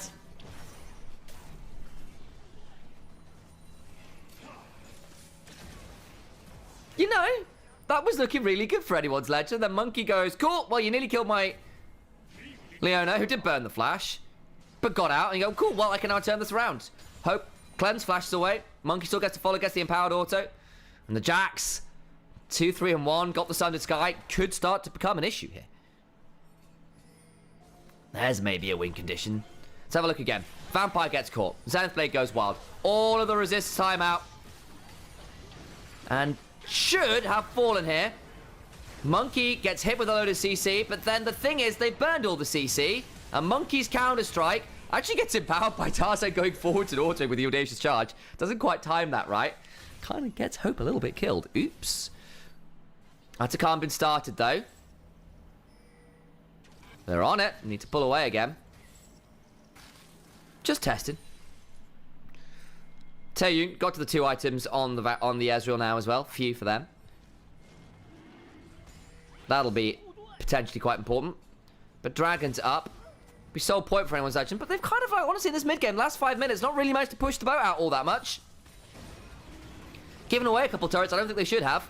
I think they're going to give up this Dragon as well. And then suddenly remember, as the 2 items start to come on through, as those levels start to come on through, WE gets stronger and stronger and stronger. And that could be a way back in. The gold lead is, what, 3,000 gold? Nearly 4. It's significant. Certainly significant. Anyone's legend still very much in the driver's seat right now. But if this is the way the game stays, then it gets very different. If a bad Atacam fight happens, never know. If this second item for the Azir comes on in and the levels all continue to grow, it just gets a lot easier to manage. Whether that will happen or not, different matter. blighting jewel in for Shanks now as well. Getting ahead of the resist curve.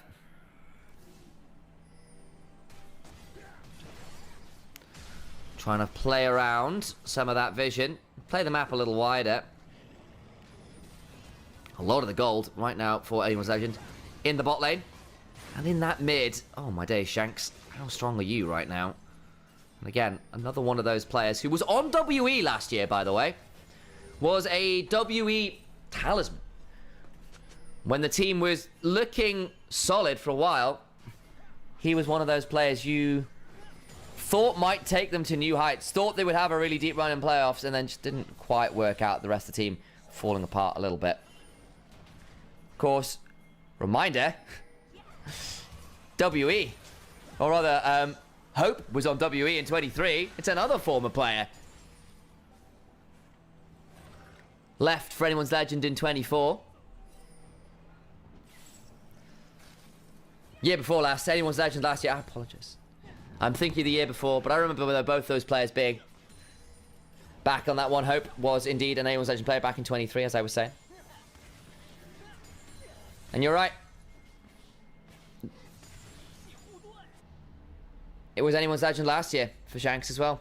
And how nearly good was that team? I was thinking a little bit too far in the past, guys. Get the date right one of these days. But the thing is, last year, Anyone's Legend were nearly good. Nearly good.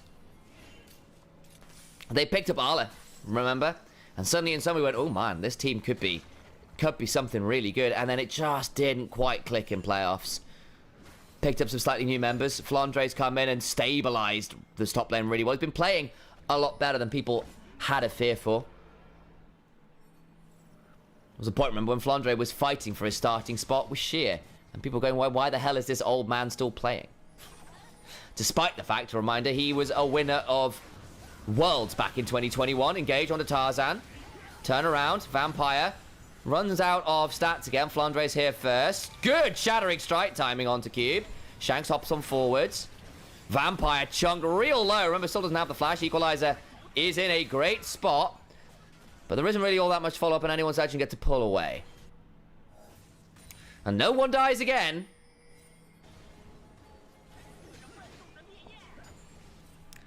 Well, the problem is you just burn Solar Flare and Grandmaster's Might and Equalizer, and Anyone's Legend have all of these big ults to play with. They're a lot less ult reliant because Shanks can do that with basic abilities. And an ult on a 20-second cooldown. Kyle might be forced to crash down or flash over the wall. Flashes, unfortunately, into the resist shreds. Could have been a bit scary. Oh, Taeyun! Flash to try and find the Mystic Shot. Couldn't quite do it, but remember, Atakan can be done. HP bars are a bit low, and that Atakan screech. Nazgul-like. Very hungry Shanks teleports back in. Forces Vampire to flash. True Shot Barrage! Crash down shield is enough to keep Kyle away from danger. And Flandre's still here. Flandre's still a menace, and we might finally get some of those resets coming on through, but WE lost another member. Lost all of their flashes except for the one on Karis, and one of those was self-inflicted. Taeyun saw the style point. Went for that max ranking in Tony Hawk's Underground and fails the trick. Wasted, as they say.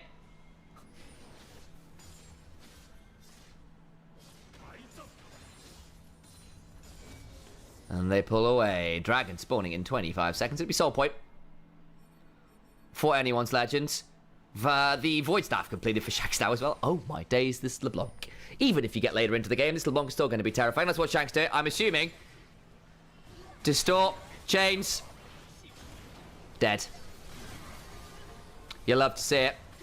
Shanks on a LeBlanc is always a treat.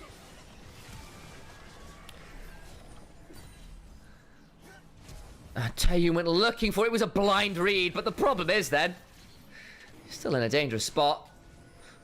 WE down a lot of key summoners. Gonna have to play out this fight knowing that they are at risk of all of this poke. And it is a poke comp from Anyone's Legend now. This LeBlanc truly in poke danger. Magnustorm comes on into Vampire. Chains are corrupted to the back line. Lands onto Monkey. They get the rel back. Ends up being a 1-for-1 in terms of the supports, but the health bars tricky. Karis slowed down. Shanks can keep hopping. Throws down a Sigil of Malice.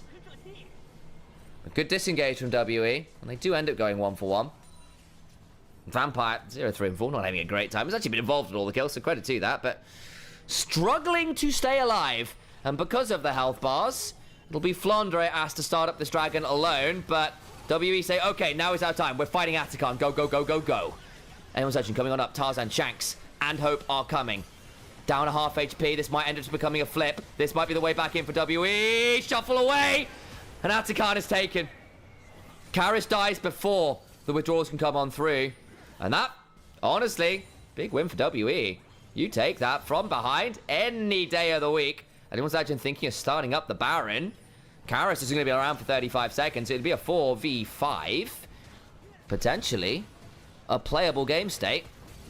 Shanks, Chunk's a little low though, looking for an engage. Vampire about to disappear. The equalizer comes on down. Vampire just about surviving as Flandre on the side gets one. About to get hit by the counter strike. Gets over to get another though. Staying alive for now. This tank Jace is ridiculous. Cube though will get the clone. Not anything more. And 3 of the withdrawals burned. All the while Karis was just dead for that. Monkey, though, on this Jax, continue to be a bit of a menace. Hop over the wall, they go. Kyle crashes down. Magnet Storm after, and Monkey loses the withdrawal as well. Was in a bit of a difficult spot there. They don't have a smite. True Shot Barrage catches him. Nice pick. Can they play this now in the 4v5? Problem is, they're down their smite. This would be a smiteless fight. Monkey's going to come back on over. Remember, they did have the withdrawal, so we'll be able to get here at some point. Are anyone's agent giving this one up? I don't think you can, guys. Vampire, no flash. I don't know about that positioning. Vampire! Chains of Corruption landed as well. Cube gets hit by another piercing arrow. Flash. Leap strike brings down the smite. Nicely played from Monkey. Subs on in. Gets good value. Shanks on Taeyun. Gets the Ethereal Chains and brings down the Ezreal. Teleport's coming on through. Baron, yes, taken. But at what cost? Crash down. Monkey, still a bit of a threat. Monkey will go down. No, Monkey won't go down. Sorry, Cube will go down and the withdrawals come on through. Last 2 come on out. But remember, you don't lose your buffs when you die. So Baron secured. Dragon is up. And that would be Soul. And you just lost some key members. Anyone's edging and say, yeah, you got Baron, but you're going to have to come fight us here at the Dragon regardless. And you're not going to be able to use that Baron to shove. Messy mid-game from Anyone's Legend. Yeah, there's been some good individual plays, but they've not managed to find the decisive winning moment. A Monkey on this Jax has been so annoying. Managing to turn around a lot of plays that might have been nightmarish. Karis on this is here, done just fine. There is the Soul. Monkey comes back forward to Hope, who flashed away. Kyle might die here regardless. True Shot Barrage for Taeyun. Not going to hit onto anyone else, and they buy a lot of time. Kyle going to be dead for 35 seconds. The waves aren't in a fantastic spot, though, for WE. Going to have to push those out miles and miles and miles and miles away. Banshee's Veil just picked up for Shanks. Not a book. Bit of a shame about that. Clearly not a reader. Teach your kids to read, guys. Go read a book. There's some great ones out there. However, I think the Banshee's Veil makes a lot of sense this game. You're into double AP solo laners. The Jax does meaningful damage, magic damage-wise, with some of that mixed scaling. Somewhere out there, AP Baus, AP Jax from Baus, rather, is laughing away. But the Banshee's Veil means it's a little hard to pick up when you're going forwards. Flandre goes to the sky, comes on down, Chains of Corruption land onto Monkey. And he'll go counter-striking away. Still very slippery on the Jax, but it splits WE apart and they can't keep shoving. Two-shot barrage splits the uprights. I do like Anyone's Legend. I think they are really good. But this has not been a clean mid-game. And we've seen a few of those now. The early games are good.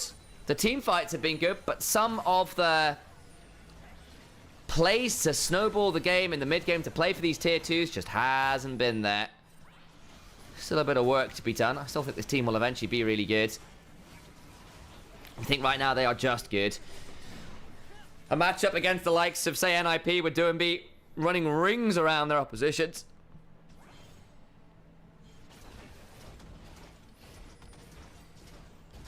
Might prove a bit difficult. This game probably shouldn't be. As close as it is, that gold lead has shrunk. It's down to only 2,000 now. Yeah, they're winning, but for how long? Hope. Good Chains of Corruption. Equalizer came on down as well. Hope just gets to back away and just burn the ultimate. Vampire is a little split off from the team here. Gets away with it.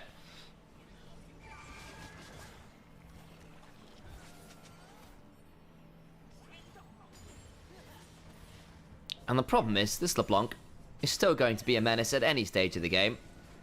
Especially with that ban, she's a lot harder to punish her for hopping forwards. Lasagna's the Canic Rooket. For both solo laners and then for that jungle. Trying desperately to make sure that LeBlanc's life is as hard as possible. But genuinely, the Magi at this point, the extra move speed, I think would be giga valuable. I think you should be buying that.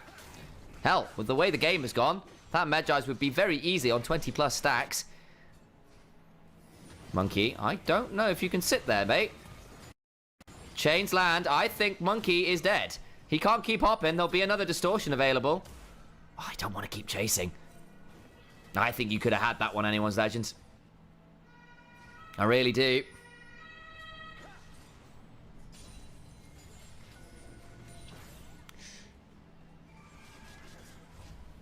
But Monkey down the flash. Probably quite key here. Anyone's Legend still in command of this game. The problem is, this game should have been over 5, maybe even 10 minutes ago. And the fact it isn't raises my eyebrow. They may well still win this game. They're probably still favoured too. The problem is, though, Azir, now at 3 items. Level 17. Tayu, 3 items. Nearly at 4. This Rumble, at 3 items. Level 80. Jax, level 17. 3 items. That scaling we talked about is in. It is still very, very scary to play into this team. Yeah, you're down an item, but it's not quite the same as it was 5 minutes ago. WE might just get away with it. Should have been a clean sweep for Anyone's Legend. And yet, somehow, here we are. Monkey finds Shanks, who double distorts away. Azir turret falls. Kyle goes looking for Vampire. Finds him, forces to flash. On the other side, Karras gets a shuffle away and has to flash, but hit by the Chains of Corruption regardless. Goes golden. Karras, I don't know about that one. You have flash for anything left. He's going to die. Oh, dear. Now Vampire's in there as well, desperately trying to save his middle, and he can't do it. Oh, WE. Oh, Karras. That was not pretty. Everything burned to try and stay alive, and it was all a bit panicked.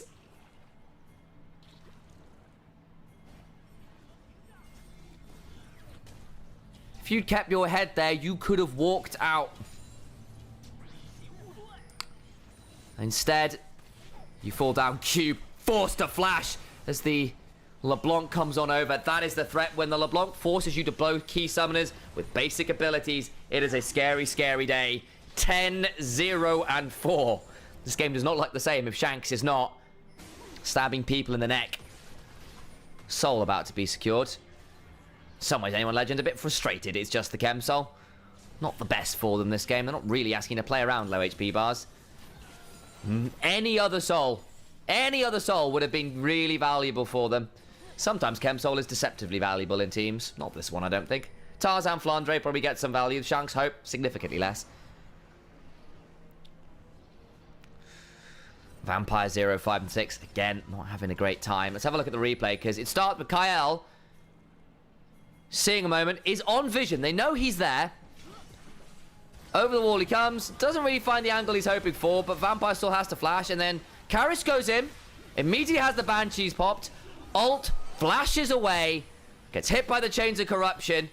Feels the need to Zhonya's, but it means he's frozen in place.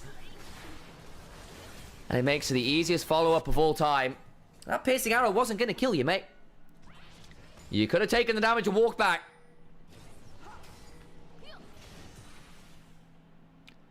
And that could have broken the game. Baron back up. WE got Atacom, got Baron. Didn't really get all that much done with it. Got a tier 2. Brought the game back to even, which I think in some ways is better than they could have hoped for. But Anyone's Legend, I think, at this point, with the book in inventory finally, by the way, Shanks. Magi secured. Looking terrifying at this point, because who face checks from WE at this point? They got double wards on Baron. Anyone's Legend not quite done enough due diligence there. Double wards buying a lot of time. If it's long enough, those wards will time out, but I think they've still got a minute or so plus on them. Yeah, more like 90 seconds. Monkey goes forward, gets a counter strike off the start. All that valuable. Monkey now in danger. Throws down the Grandmaster's Might. Trying to trade this one out. It's still very scary. It's a good equalizer. Monkey to the backline. My days, that Jack's annoying. Does finally burn out. Vampire in the backside somehow falls down. Shanks distorts. Gets the stitch of the mana. It's not anything more. The 3 core damage dealers of WE. Forced to back away. I said core damage dealers. I feel like Monkey might actually get an honorary title on that one. It's picked up a hull breaker at this point. This Jax is really trying. But over we go. There is no spite. There is no engage. How on earth do you stop this? Shanks waiting for someone to step too far forwards. There's the Wolves. There's a Mega Blast Cone. Kyle looking. Magnet Storm, crash down, Shattering Strike afterwards. And Cube does not have a health bar. Do you want to see another magic trick? Make your life bar disappear. LeBlanc knows what she's talking about. Oh, my days. Oh, my days. 16 stacks now on the Medjais. This could have been a full stack Medjais. It should have been. The shoes are upgraded as well. Sorcery shoes. We'll have a look again. Monkey goes Mega Blast coding forwards. And actually, it's disengaged pretty well here. The counter-strike goes down. And then Monkey goes, well, I guess we're going to have to play. Sees the Equalizer, hops on in. And starts doing quite a lot of work. It's just not enough. Imagine if you had the counter-strike there. Imagine if someone else was hitting things. Imagine if there was a shuffle.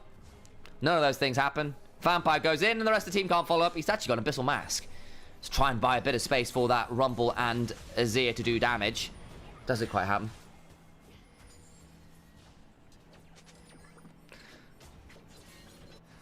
Yeah, 066 is Vampire's scoreline. It's the number of the level 1 beast, apparently. I don't think that's an apocalypse right now, is it? Monkey. The beast's younger cousin. Tier 2. Swiftly falls, and finally anyone's legend can start attacking the base. This should have been happening a while ago. How has it gotten to over 40 minutes, guys? You're still likely going to win. I feel like WE in a horrible spot at this point.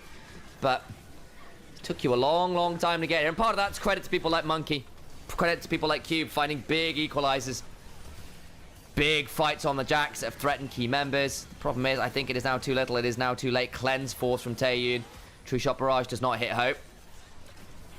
Equalizer down. Hope gets shielded by the Locket. They back away. Doesn't get as much value as they're hoping. Taeyun down at half HP. Flash of the Wind becomes lightning. Counter-strike denied by the Crescent Guard. Inhibitor falls. Flash off the Ezreal.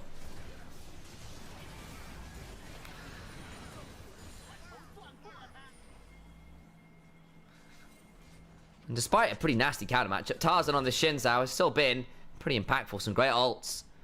Looking back, I'm pretty sure that was exactly how Vampire ended up in the Raptor pit. Probably went flying on in and Tarzan went no. And blew him off to the other side. The Zinsek. 11-0-5 LeBlanc, by the way. I think there's an elixir of sorcery in her inventory, if I had to have a guess. Opportunity picked up for Hope. I feel could have been well for a Hubris this game as well. Decided against it, gone for something with a little bit more upfront oomph with the opportunity proc every now and again. Seeing some questions in chat. Yes, it's Nymaera's channel. Yes, normally he'd be casting with me. No, he's not here today. So it's just me, Initialise, solo casting across the airwaves and the digital spectrum to bring you some glorious LPL action. So it is indeed just me solo casting away. Been doing it for the last couple of days. Alex returns this afternoon. Fortunately, probably after the series has ended. But hey, I'll be back tomorrow. We're back to our regularly scheduled broadcast of 2-man casts. There's Vampire. Stunned up, Monkey. Counter-strike has actually been a bit of a menace for anyone's legend. Every time they try to go forwards, that counter-strike has denied a lot of their attempts at picks. Cube with a Banshee's Veil and a Zhonya's. Double defensive AP items to make it as hard as possible for them to be picked. The problem is, you're into quite a lot of poke. I don't know how easy that Banshee's Veil stays up. Monkey, down about half HP, even with the Coconut Rooken. Elder Dragon is up. Maybe that's the flip you need to Monkey. Needs to be afraid, crash down. And the Magnet Storm forced Monkey to flash. But again, it's not the full pick. Reset will come on through. Do anyone's legend want to keep looking? Do they want to try and get something more? Shanks forces Monkey to stop resetting. All the while, Tarzan is soloing out Elder. Oh my days. It is an Elder flip. How have we got to this point? How have we got to this point? WE can still win this, purely off the Elder flip. Monkey, try to heal up, will get that jungle item proc, bring themselves back up to about half HP, still not fantastic. Good angle though. Flandre trying to watch it out, half HP on the Elder. And it was actually forcing WE to fight, forcing him to not stay hooked up, and their base is Monkey. Going to be zoned away. Shanks eviscerates the Jax. Monkey see, Monkey don't. Elder Dragon secured. There's a teleport on Shanks. He can look for a bit more. Flash forward. Vampire nearly the execute threshold. Burns out. Jace gets it. Tarzan, Crescent Guard. There's a shuffle away on 3 members, but the Elder Dragon does not care for distance, only for damage. The Zonyas denies the initial execute, but it just takes another breath and roars once more. Everyone is dead. Anyone's legend. Made a bit of a meal of it. 44 minutes it took them to close the game out. They've been in a lead since minute 10. Earlier. Credit to WE for holding on. I will give them that. Monkey subs in. Finds value on the Jax, but anyone's legend will not be denied. And Shanks, 12, 0, and 5. Breaks the game on the back of a LeBlanc that no one could stand against.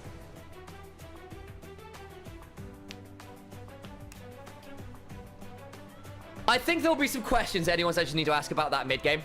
How do you give up Atacum? How do you give up Baron? What took us so long to shove up this far? How come we failed to find the picks we were looking for? I think there's questions of vision control. I think there's questions of decision making in terms of who we're targeting when.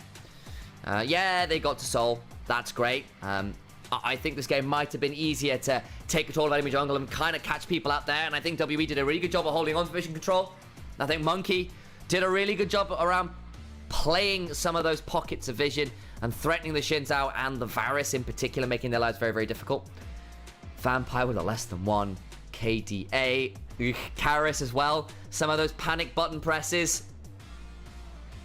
That game was looking playable. It was only 2,000 gold difference. You had 3 items. And then Karis dies that one time in mid lane. Eesh.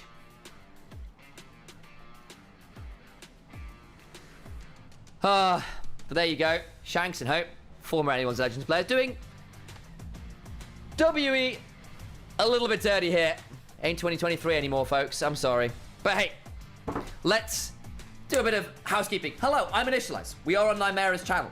That is on Twitch, that is on YouTube, and of course Onivia, who is restreaming this to make sure there is live LPL, means we are currently live in 3 different locations at once. Got all the chats open. I'm paying attention just when we're in game. I try to make it more about the gameplay, make it more of an official cast, because there is no official cast anymore. It's kind of just us co-streamers and myself and Alex do that. We are in fact brothers, by the way. I am Nymaera's older brother. We've been casting together from the start. We have a lot of synergy for obvious reasons. We bicker a lot for obvious reasons. It's great fun. Please do come and tune in. That means if you've got the ability, do follow us on various socials, Twitch and YouTube in particular here. Please do. If you've got the ability to subscribe, please do. It means the world to us. I'm an Initialized cast if you want to come follow me as well, because I know we're live on Nymaera's channel. But if you do want to come and throw me some support as well, it is much appreciated. But do come and do that. I hope you're having fun. I hope you're having a good time. And it's good to see you all out there having a good time. And WE, we said there was it's a bit of a trainee program this time around. A lot of these players looking to prove that they are more than the teams they were on before. Karis leaving from Bro to come over here, trying to find a new lease on life. Wasn't a particularly pretty game from him. Cube, I thought, played pretty well. Monkey, I thought, played pretty well. Taehyung came back into it well enough, but that early laning phase wasn't pretty. That flash to try and find the Q looked a little bit silly, but I understand what he was looking for. It was off vision. It's not what you're asking for when you see a bit more from them. I think Anyone's Legend were clearly the better players. I think there were some issues there in the mid game. That game should never, ever, ever, ever have gotten to that stage. There was no way an Elder Dragon should have been on the table at all at that stage in the game. And that's a bit problematic. But here we are. Now to see who's what the MVP will be. It also means that Leona, Ezreal, Rumble, Azir, all off the table. The Jace as well. Big, big, big one. And the Cassante, notably, didn't get picked. It's normally a Cassante picking simulator in the LPL for whoever gets blue side. Well, there's your damage. Turns out Poke Varus at late game does a lot of work. Turns out Shanks, who was 12 kills deep, does a lot of work. Flandre on tank Jace, matching the Rumble. Oof. In fairness, Cassante was banned. There you go. But that was an interesting option there, right? Because AL said, look, we don't want to deal with Cassante. We're fine dealing with the Rumble. And honestly, they did. This was the moment when you go, oh, nicely played. Hope flashing away from the engage where Monkey was already waiting. He just kind of saw what WE could do. And I think Monkey subbing in. If there was a bright spark for me, it was him. If Taeyun had hit that Q, by the way, Tarzan dies early. And this fight is probably lost. Because Tarzan gets a lot of value at the end of that play. And then Vampire eats a crash down. Nowhere to run. Ethereal chains follow up the sigil of Malice and people die. And then we kind of get to these points, right? Where it isn't quite as pretty. Crashdown isn't fantastic. But Tarzan, still really scary. And, you know, the ability to keep running forwards is really obnoxious when you get these things. And you think this is the moment when anyone's legend thought they'd find the break. Because Vampire just gets out. And Monkey just times out the CC. And just gets Hope. And a 1-for-1 happened way too much this game for anyone's legend's liking. Again, they go here. Kyle dies to the burn. 1-for-1 in your supports. Not what they're hoping for. Lose out to Khan. Karis with a good shuffle away here. Absolutely not. Yeah, he dies. But he gets the ult off in time. And the Atakan comes on through. This is the one, though. Just walk away! It's one arrow. It'll hurt. It won't kill you. That will. I'm frustrated by it.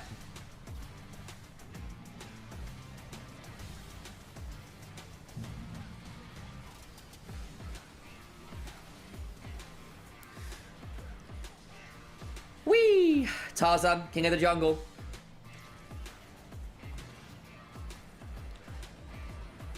One of the issues Jax runs into a LeBlanc is you block nothing with the counter-strike. The magic resist is nice.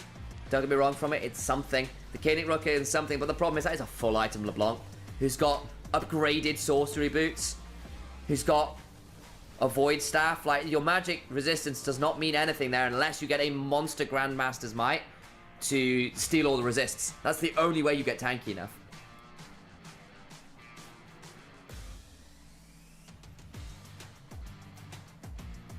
Fun fact, Rumble has an 18% win rate in LPL this season. Really?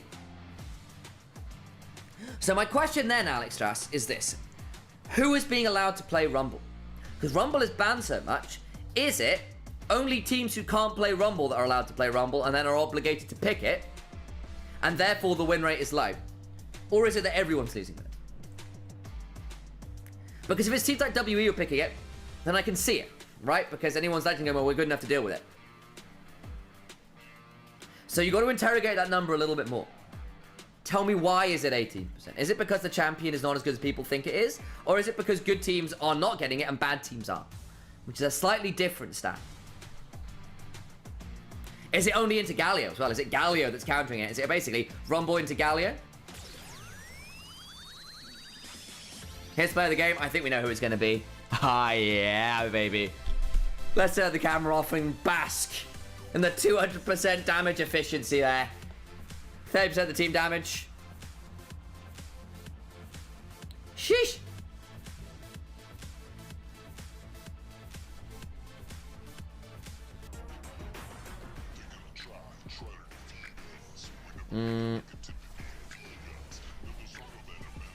Oh boy.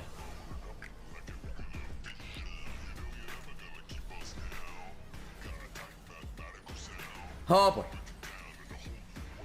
It is just a Shanks show. Remember there was that one skirmish where Shanks came at it with 3 kills? Yeah. Said that might be a problem this game.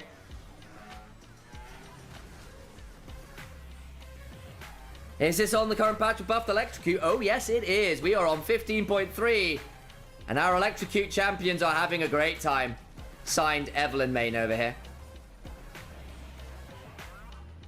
And dear, thank you by the way in YouTube for telling me it was resolved. I appreciate you for that. Also, I know Nymaera said it as well. There you go. We're back on out. Hi, folks. I think it's 15.3 still. We tend to be on live patch. Maybe I'm wrong. I was under the impression it was 15.3. Am I lying to you all? Tell you what, let me see where the fandom tells me. Thank you for the follow, guys. Appreciate it.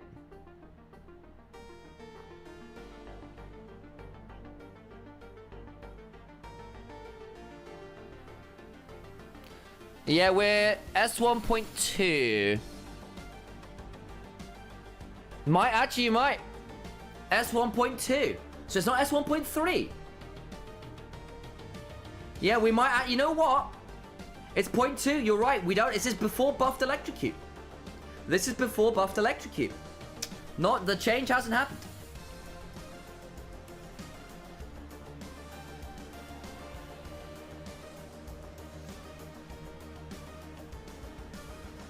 Four games were against Galio, 1 and 3 against the Galio, and they were also against bad teams. There you go. So that's why. So the answer is you can deal with Rumble with two ways. Is it into Galio? Step 1. Is it a bad team piloting it? I don't think we're going to be seeing... I get it. I don't think we're going to be seeing Breathe or Bin get Rumble. Like, those champions, those players will not get that champion. Okay, guys. Running some quick ads. I'm going to get another coffee. I'm going to prepare myself for game 2. We'll be back shortly. Let me just double check. Thank you all for the follows, guys. It was all super appreciated. There's a hello from Solo Puppy. I appreciate it. Man, so many great follows here. It's super lovely to have you all in here. Thank you, thank you, thank you. Please, again, throw it over to us as well on Initialise Cast. I am going to hit the the ad button. So Twitch viewers, I'm sorry if you're not a sub. You are going to get ads, but it means we don't get ads in games, which is really, really huge. So this way, we get a much smoother game experience. So it's a great way of supporting us. Please do stick around. The ads help. So, there. Enjoy it. Back in a minute. 让远在天边，近在眼前。让每一刻精彩不再等待。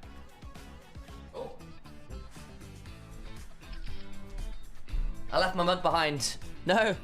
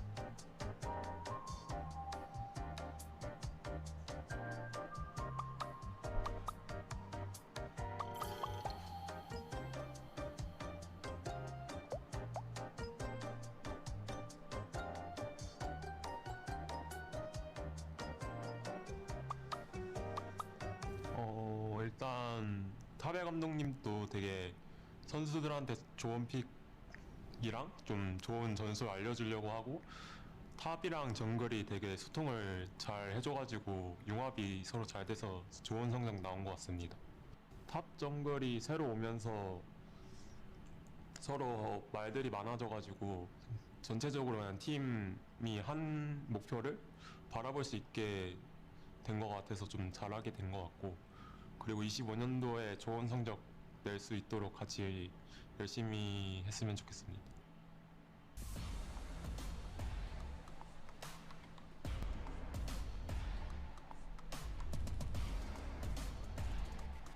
Okay, we're back. I'm sorry. We missed the start of draft there a little bit. But that's okay. We're here just about in time to keep going for game number 2. WE back on blue side. Anyone's Legend banning the Cassante, banning the Skada, banning the Corgi. On the other side, you do not give Shanks Akali, Hope, Callista, And the Nocturne ban, interestingly, against them. First pick of the Vi. Remember there was a double ban of the Vi Wukong last time. I think Tarzan just goes Wukong with something like the Ashe. Works pretty well. Aurora, of course. Aurora unbanned, unpicked. Aurora Wukong sounds pretty good to me then. There you go. Karis debating something to follow up with the Vi. There's a few different options. Talia has been the flavour of the month. There's a fair number of champions dashing around right now, and the Unraveled Earth is pretty good into it. And that semi-global of the Weaver's Wall allows you to turn up with the Vi wherever she may go, which is a very nice combo. Not a bad matchup into the Aurora either. Makes it a little bit harder for the Aurora to go dashing towards you to go look for those big EQ combos with the Weirding and the twofold Hex. Last pick here. Ashe, I think, would make some sense. You've already got a lot of startup. Something else that can initiate a fight. Pretty valuable. Whoever gets by the Vi is going to have a bad time this game. And Bessa, a consideration, and I think probably a worthy takeaway, because it means you don't give it over to Cube. Worth noting, of course, that we were naming that combo the other day. Vi and Bessa. I'm personally going for the public restraining order, because you cannot get within 200 feet of Vi and Bessa, or you will be sent to jail. Do not pass goal. Do not pick up 200 gold, or whatever it is with. Well, actually, no, it's 350 gold. 200 gold is withdrawals. What am I doing? But enough memeing around. Second phase of picks and bans. Renekton and the Renata off the table. Especially when you've got a fair amount of dive. Removing Renata, I think, makes some sense. Could have picked it themselves, I suppose. Not necessarily that straightforward. Renekton, a standard cube option. Standard option in general. The Gnar still up, I suppose, if you want to go towards that style of the matchup. Though we haven't seen a huge amount of Gnar this year compared to previous years. Feels like there have been other options higher up that list. The Rakan ban as well.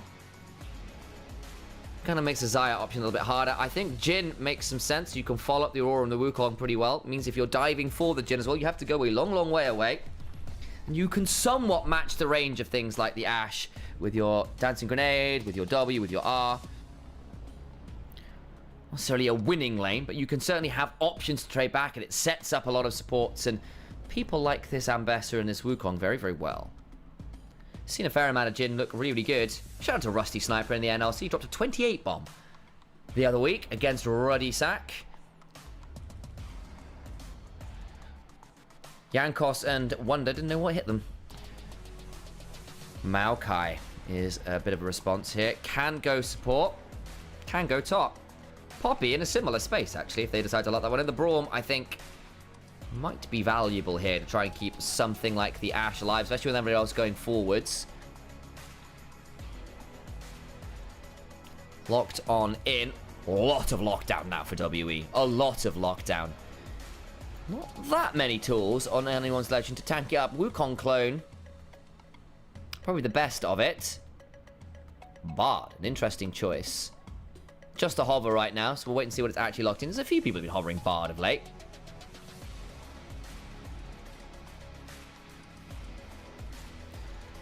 And there we go. It is, in fact, locked in. It's a Kyle special. Him and Carrier over in the LCK. We're big players of that. I feel like Beryl probably has a bit of it in his back pocket. You know what he's like. Feels like Lehen similarly. Some of those players who have that ability just cook up something a little bit different. Good roaming option. Good pick option as well. Very obnoxious with the Jhin as well. Actually, you can be surprisingly lane dominant with this. Bard slow into Jhin W. Oof. Those empowered autos with the Meeps. Meep slap. Could be pretty obnoxious. The Braum as well does not enjoy it. Your binding still goes through the door. Bard can be a bit of a counter to Braum, if I remember correctly. Though, I will admit, a slight lack of knowledge on it.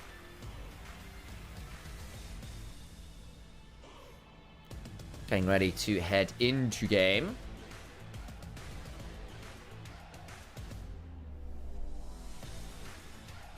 Anyone's legend? More of a fun comp there. Bard. A little unusual. Don't see that very often. The other side, I think WE have locked themselves in a very mean pick comp with a lot of team fight, lockdown, and zone control. And critically, quite easy to execute. Lots of people can set things up. Lots of people can follow up.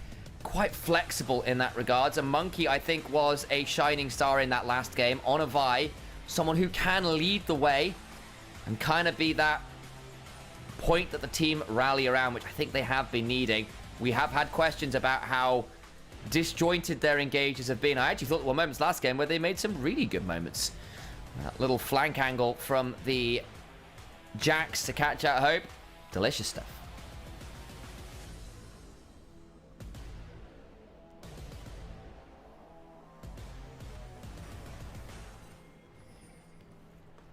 To the riff we go. Listening out for those gyros. Uh-oh.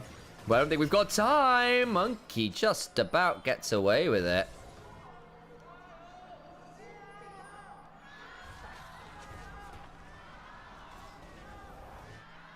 Look at that little Shanks headband. I want a Shanks headband. Chat, where the hell is my Shanks headband? What is going on? I am jealous of you, random audience member. Still, really nice start there. The Vi without the flash. Significantly less threatening early because the flash Q is a huge part of that early gank threat. A little bit like body slam on the Gragas. A flash body slam with that shotgun gank can be really, really valuable. Don't have that tool now. Hope starting the W, of course. Not exactly the best wave clear of all time. We often see Jin start with the Q. That dancing grenade. But I think we'll be okay. And the thing is, what it means is you have a lot better level 1 with the Bard because you follow up on any slow he puts down just fine. Guardian Shield. W roots up the Braum. Carl needs to be a bit afraid there, actually. The heal comes on down. And they're going to pop their own heal afterwards. Summoners traded. The turnaround damage now beginning to come on through. WE end up in control of the wave. Barrier was popped, though, by Taeyun. I'll say that one. Vampire in the bush has got control, and that's what the barrier early use did earn. Fourth shot available, level 2 on in. And now the dancing grenade available. One imagines, actually. We didn't quite see where the level up. Actually, I can, in the bottom left corner. It was dancing grenade. I was correct. It's not just a guess.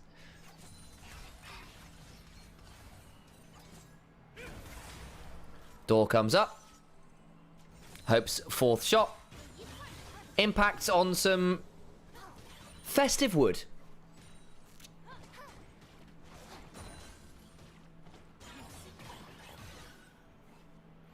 Tarzan. Doing the thing we do often see a little bit here, which is you do full clear, and then you do Raptors, Krugs, then red. Partly, this gives you your red buff with the longest amount of time available.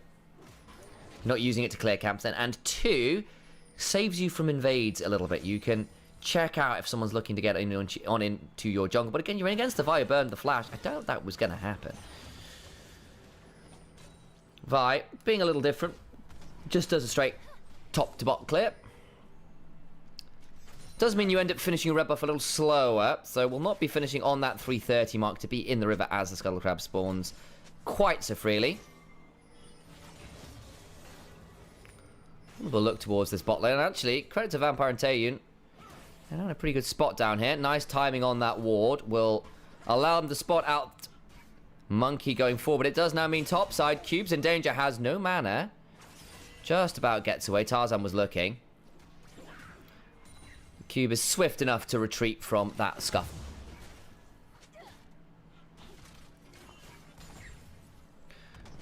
Now, I know a lot of people out there have very interesting memories of Jhin Bards. Specifically, 2022 World Finals, where in Game 5, a certain bot lane over from Korea locked it in, and it weren't pretty. But the concept isn't so bad. A lot of ways to play around a lot of the CC the lane can bring. And it does give that opportunity for the Bard to roam a bit more freely, and that can be pretty nasty. Jin and Bard are a pretty good long-range follow-up combos because Jin can press R and Bard with the magical journeys can lead people into very interesting roads. Force a flash on Taeyun. Clone out. Happy enough with the flash blown. That's really obnoxious. But yeah, there was a lot of memes around Jin Bard back in the day. Kerry and Gumayusi not having the easiest time with that one. But there is some method to the madness. There is certainly some synergy there. Even into the Ash Braum, which is notoriously a pretty deadly lane. Managing the range pretty well. And you can just disengage super well. You time out one slow into a W. Not that easy to stay on top of.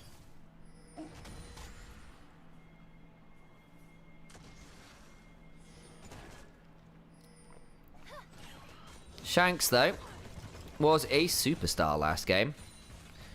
That LeBlanc was terrifying. The Unraveled Earth has just finished, so it allows you to go for that quick twofold hex into the weirding combo. And Karis loses a lot of HP because, of course, at this point, Aurora has been somewhat reworked. Everyone's here, Shanks. Be a little advised. What do we spot it out? The rotation up aggressively here to look for the early set of grubs. By the looks of it, anyone's legend is saying that's fine, you can have them.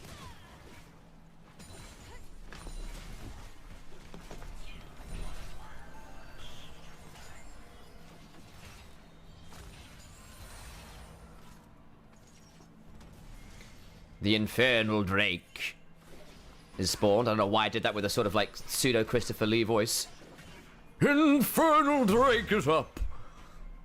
Clearly unhinged after 3 days of solo casting. Someone save me. Alex isn't back yet. It's going to get worse from here.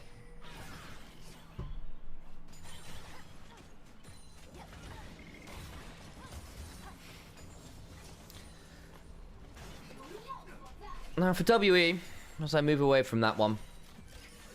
Swiftly away from weird voices, so maybe I need to keep them up. Because Vampire has the ability to help the draw and say, "You shall not pass." See? It all comes back, a method to my madness, guys. Even when I'm quoting various Lord of the Rings characters like Saruman and Gandalf. Shanks.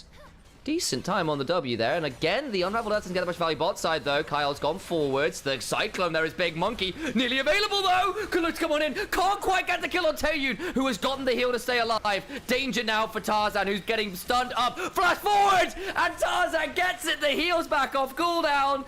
The passive from Braum, surely enough. Tarzan trying. Oh, my days. The stuns, the shields, the heals. Tarzan finally falls, but it's too little, too late. Shanks has roamed. Between worlds they go. The twofold hex was wide. The stun. The Dagon. Z-axis. Hope. That was a stun target, mate. No. Hope. How did you miss that? I was mid-hype. Cool. And then on the stun target. Uh-oh. Karis comes on in. They've got a magical journey. Goodbye. Wasted ult. Like, that was... Okay. Okay, Tarzan, for one, played that super well. Was about to get stunned up. Flash, Nimbus Strike, Crushing Blow. Let's have a look at this again, because the Magical Journey comes on through. Kyle starts us off aggressively looking for Taeyun. Gets the Empowered Auto, but not anything more. The heal buys just enough time here for Taeyun to get away. And you think, oh, my days is just out. And then Tarzan gets stunned. And then, watch this. Turns around... Fakes walking away, flash Nimbus Strike on top of that Ash. And at this point, you think it's getting really ugly. That stun with the Q, nearly enough. But just not quite, and the Vive falling means there's no more damage. And then this should have been easy. Shanks burns the ult. You're thinking, this is great. Q goes wide because Vampire sidestep, but it leads him dead to right. It's the stun with the Cosmic Binding. That looks like it hits, but hope. Hope. That should have been a second kill for you. That should have been Mark Mastery. It's still a good win for AL, but oops. And we will gently mark Hope for the literally missing fish in a barrel. Or Braum's next to a turret. Oops. Is what we say to that one. Just sending a message. But still, that is going to be the power of this combo. There is so much CC. There is so much follow-up, so much ability to move around. And Bessa Wukong Aurora Bard, all going to be moving around very fast, and Jin can just follow up from miles away with a W. And WE, target number 1 will be this Jin, but he's going to be sat a long, long way away. Without Flash, Monkey's not going to be that easy to get into a range where he can Q, ult, and then survive traveling 30,000 miles, unless Atelier goes with them. Monkey, though, going to pick up this dragon. Anyone's Legend nabbed a grub somehow, so that first set of objectives wasn't completely secured by anyone's Legend, but I think with enough burned here, anyone's Legend saying, look, we don't want to play this early right now. We'll give you the dragon, that's fine.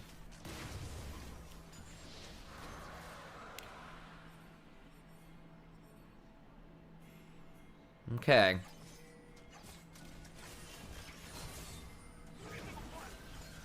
We asked WE to have a little bit more leadership.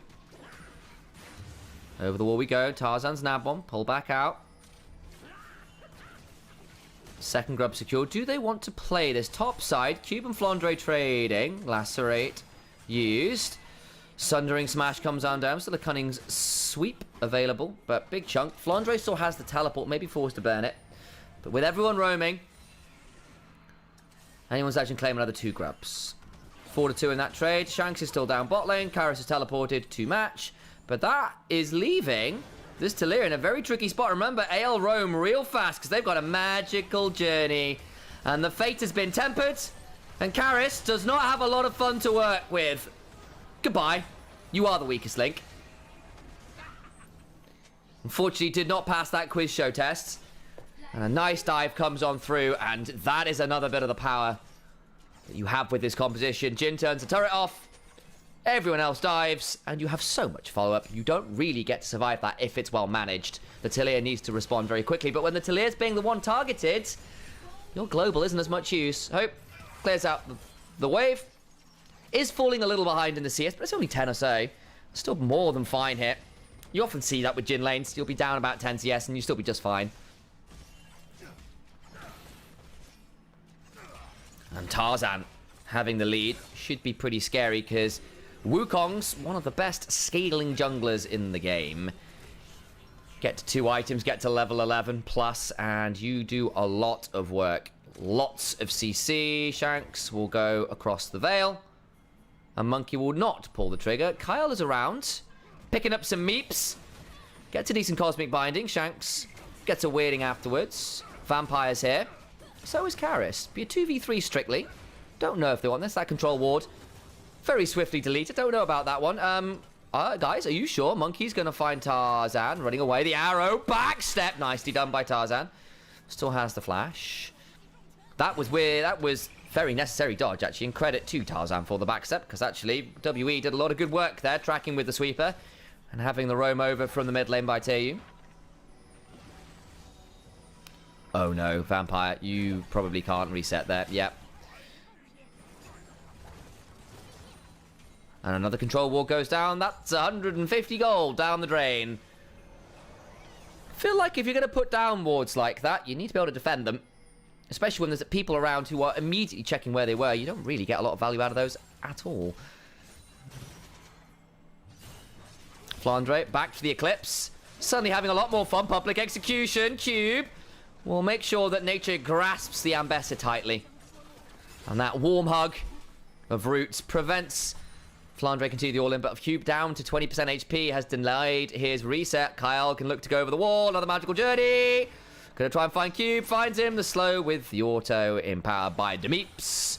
Makes it a bit tricky. Shanks running away with the weirding. Goes across the veil. May need to flash. Doesn't quite have to. Backs away from a turret. And stays alive. It's been a relatively tempered game so far. We're rushing for tier 1. And anyone's Legend handily win it. It disappears. Wukong and Ambessa do a fair amount of work there, even when honestly you don't have a turret taking 80 carry. Jin is notoriously poor at taking turrets. At least you can now crit them. That was a change that happened a little while ago. Makes it feel a lot less sad. But it used to be one of the issues. You see a lot of people pick the Jin. And then there would be people when turret plays got introduced, and then people would just run 80 carries that can take turret plates into it in the lane swap, and you go, well, that's fine, you're a Jhin, you're never matching the turret plate trade.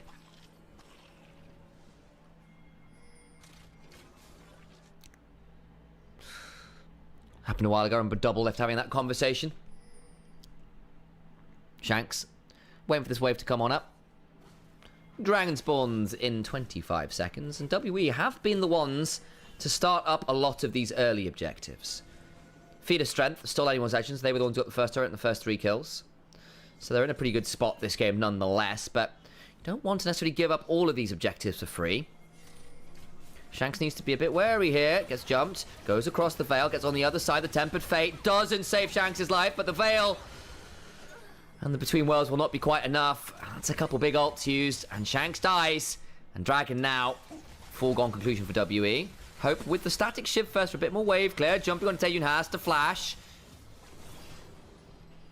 Did not want to be on the receiving end of Ambessa ult. Arrow lands, but it's only onto Kyle. Not the best target of all time.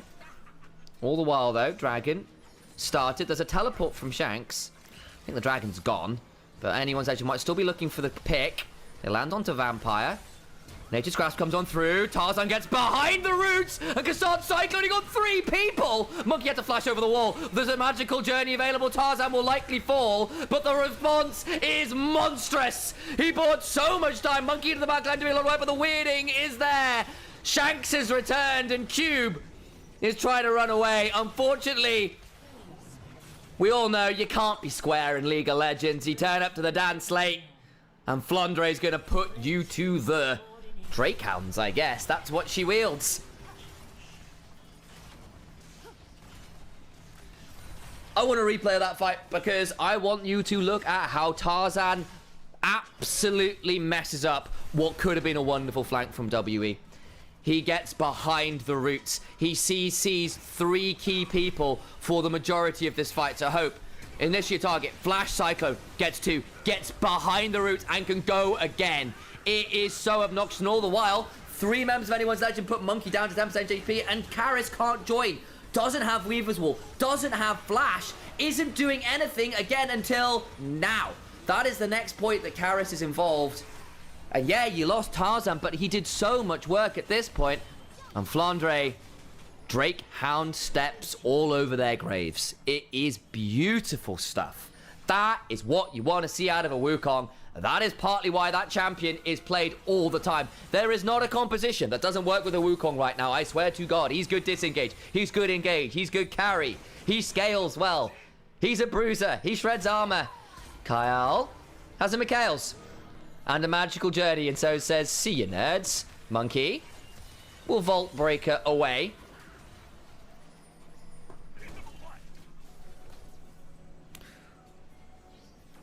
That's beautiful stuff. And again, Tarzan, bluntly, much like people like Shun and Tien from yesterday, has got a bit of a reputation.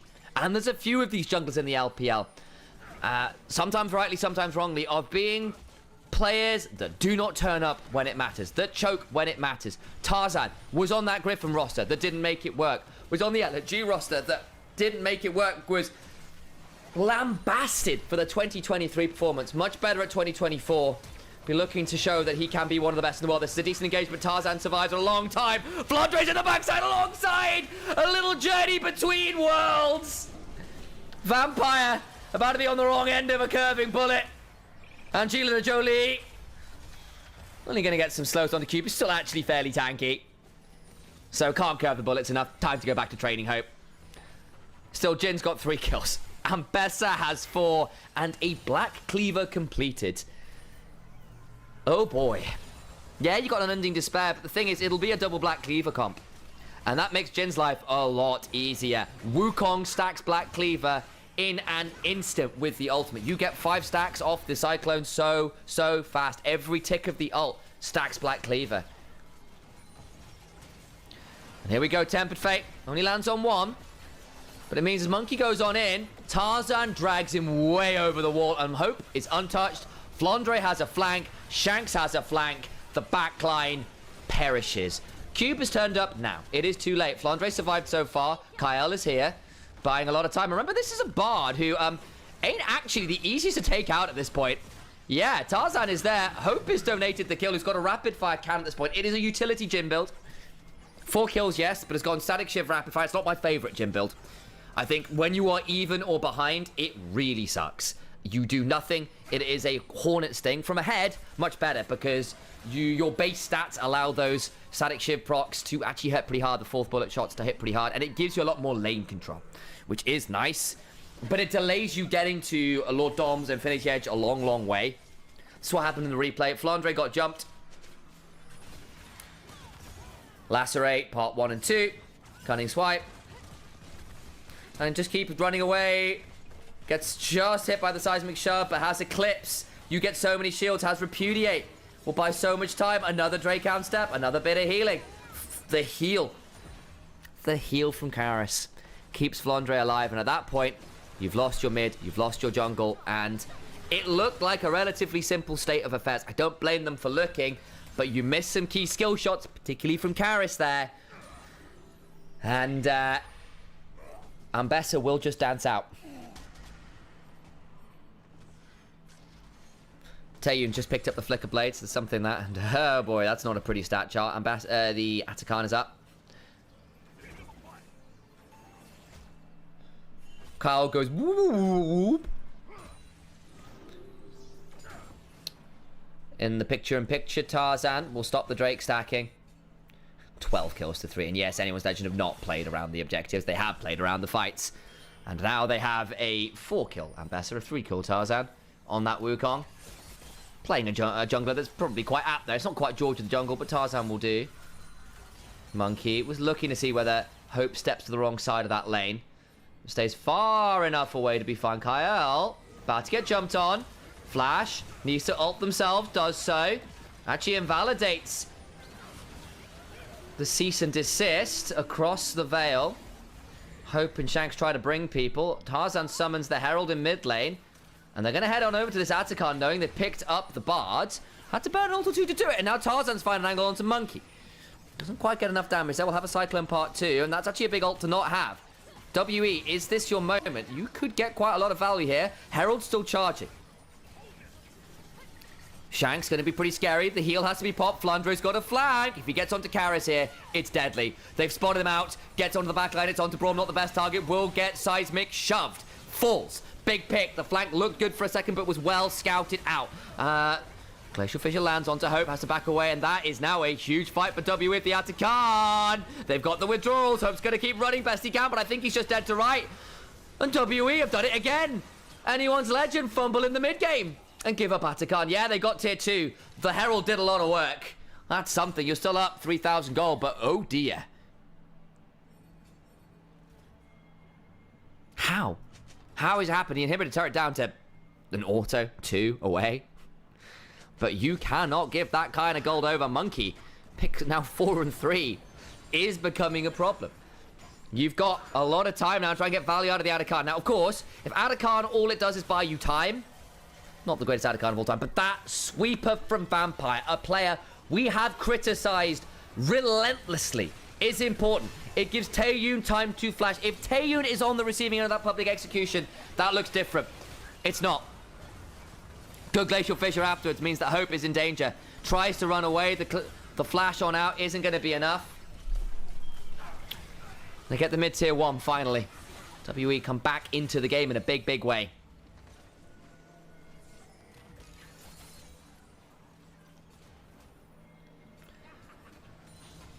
And ooh boy.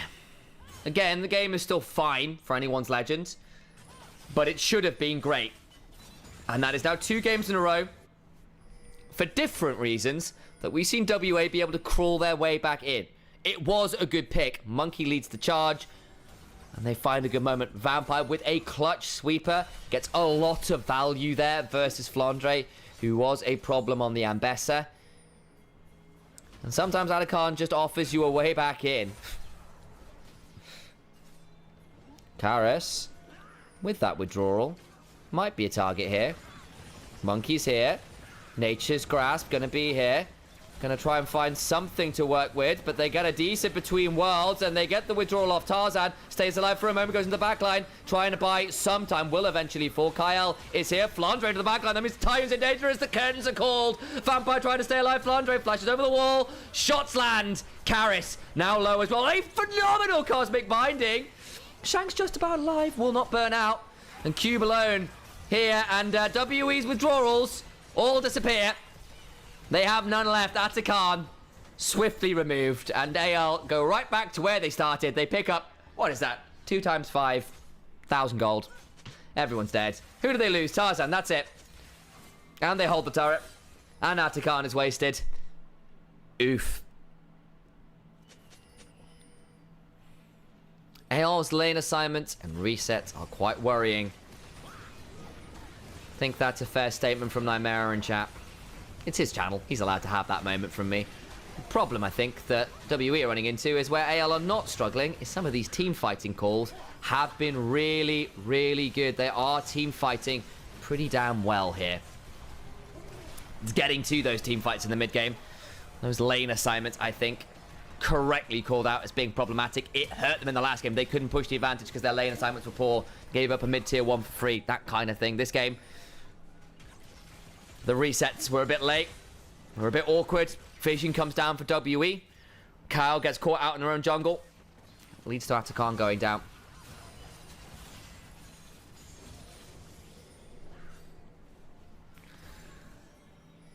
Dragon spawn, but WE, of course, with the withdrawals, were able to reset faster.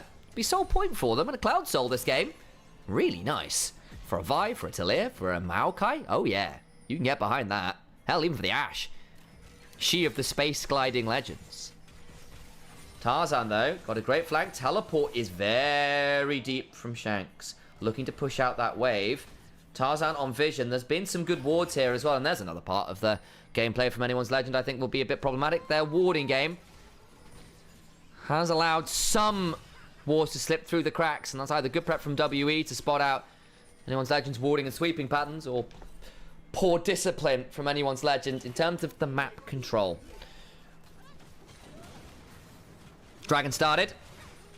Shanks and Tarzan, though, on a wonderful flank. Monkey, though, spots him out. I don't know about that one, boss.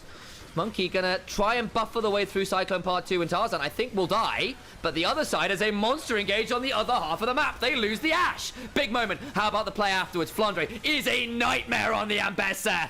Welcome to Noxus. Flandre healing up so much. Finally falls. The Mikhails buys a bit of time. But they've lost 3 in trade for 2. And the damage trade's pretty nasty at this point. Shank's still alive. Karis desperately trying to buy side. Magical Journey is there. Kyle just about to burn to the Leandries on Cube. No! Karis just about doing some work. Hang on. They lost Shanks. Hope. It's kind of not very high damage. Jean. This could be problematic. The sap magic healing. Not enough. Oh, Hope. Please just don't build this again. Give me some damage. Make this an Infinity Edge. Karis actually, with the Leandries burn, makes that a very even fight.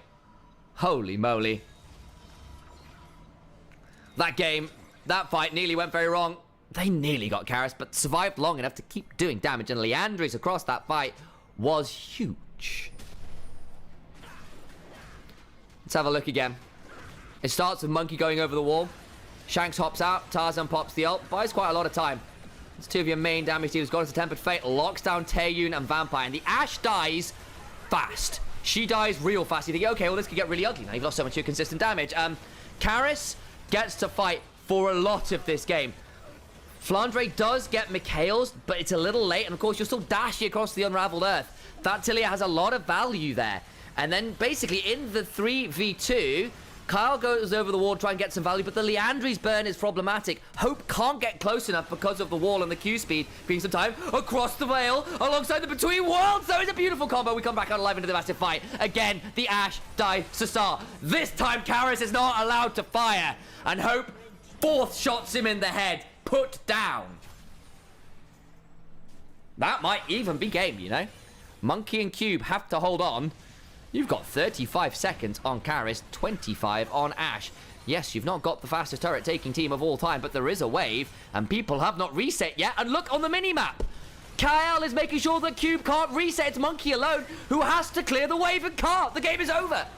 Anyone's Legend find one fight and win the game. Much better stuff. There are still issues. The lane assignments, the resets, the warding in mid-game gave WE moments back in. Karis and Monkey had a little fight there or two where you go, not bad. Not the cleanest game from Karis on that Talia. Could have carried a lot harder. Taeyun getting caught out a bit. There are still a lot here. There's still a lot here, rather, for WE that is leading them into difficult positions in this game. But the point is, if WE can force anyone's Legend into these tricky mid-game spots, what happens if it's NIP who are playing their mid-games exceptionally well? What happens if it's BLG, who are right up there as one of the greatest teams in the world? Does anyone's Legend, despite being 2-0 in the series, despite being, series-wise at least, undefeated, does that record hold up? They are, for me at least, one of our teams with a little bit more of an obvious flaw that I think some of our better teams could exploit. The thing is, their strengths are still fantastic. The team fighting is great. The early games have been awesome. Shanks and Hope, dangerous carries. Flandre playing a good game. They're very flexible in draft, very flexible about who can carry. That's all great strengths, but there are some issues they need to get sorted. You can't be square in League of Legends. Yeah, I know I made that statement. It's because he's named Cube. But anyway, enough chatting about the game for a second too. Hello, I'm Initialise. You can find me at Initialise Casts. I'm on Nymaera's channel. Nymaera's my brother. We cast LPL every damn day here on Nymaera's Twitch channel. You can also find us on Nymaera's YouTube. Hello, YouTube. Hello, Onivia's YouTube as well, who is restreaming us on there as well. So hello, Onivia's chat. We see you out there as well. We are collaborating there to get this out to as many people as we can. So we've got 3 different broadcasts running at once. You can watch it in multiple different locations, and ain't that damn cool. But for those of you out there, it is greatly appreciated if you're enjoying this broadcast, if you can follow, if you can subscribe to this channel, to any of the others. You can follow me. If you can subscribe to me as well, that of course means a huge deal as well, especially as I'm generally streaming when I get the chance over on my channel as well. So if you're enjoying what we're doing, please show us some love. We'd love to be doing more of this, and all of the support means the world and keeps us doing this, especially as the LPL no longer has the official broadcast, no longer has the official support. It's all being done basically by fans. So give us a bit of an opportunity to come and have some fun with that. It is much appreciated. So, with that in mind, anyone's Legend 2-0. 2 games where they got great leads. I hear, Alex, that you're the greatest Ari player ever. Ta-da! Fantastic. And for those who do not know, that soundbite was my Christmas present to Alex last year. That is Laura Post, who is the voice of Ari, telling Alex he's the best Ari ever. Am I the best gift giver of all time? Oh yes. Thank you very much for the sub, Mephisto Faust. It is appreciated. Flandre! Yeah, he's hitting Maokai a lot this game. Yeah, he's hitting Maokai a lot this game. But thank you very much for that sub. It is appreciated. Does he listen to it every night before going to bed? Can't tell you that. That's him. That's his story to tell. It's also actually, it came with a little signed copy as well. So there's a picture with Ari, with Laura Post's signature as well. So, you know, very pleased. But I had to stay up till 5 a.m. in the morning to watch the stream where she did all the signings to get the clip off Twitch.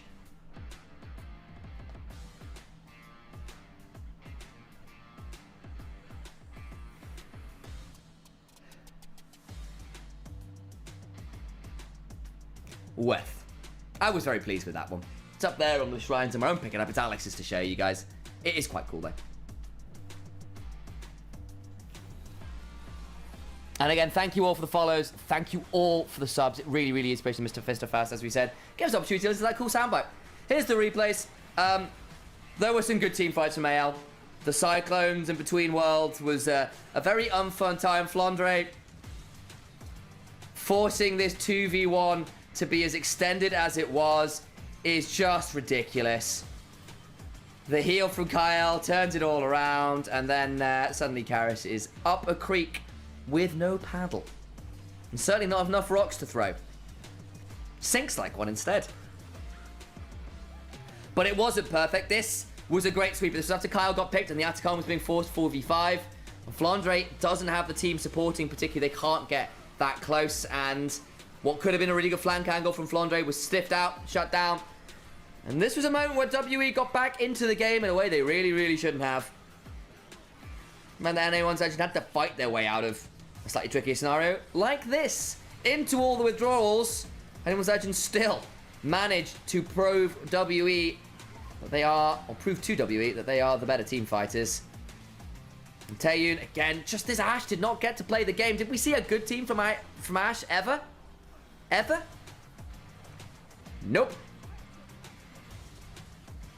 Karis went flash and try and find Shanks, couldn't find it. Oh, rough. This was the fight where you began to wonder a little bit more.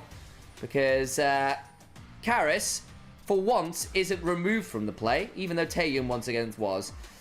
And it got a little bit ugly. And I feel like I've said that a few times about anyone's edge, and I want to like this team. I do like this team. But there are some very glaring flaws. WE, I don't think, are the team to really exploit them truly. But I give them credit for trying. Monkey, again, subbing in. Doing a pretty good job here so far.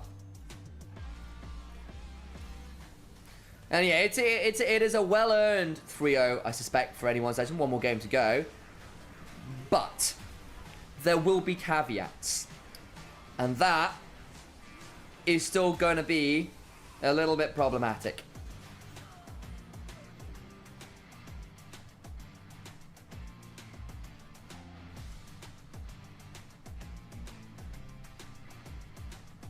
There we go. Alright, I'm going to run some ads, because we need to. So we don't get them in game. Sorry about that, folks. On Twitch, if you don't want ads, make sure you subscribe. That's how you avoid them. That's how we get them. We'll run those ads so we don't get them in game. I'm going to run. Make sure I've got water topped up. I'm going to make sure my PC is up and running because I'll be streaming after this. So those who stick around on Twitch, be raiding over to me afterwards.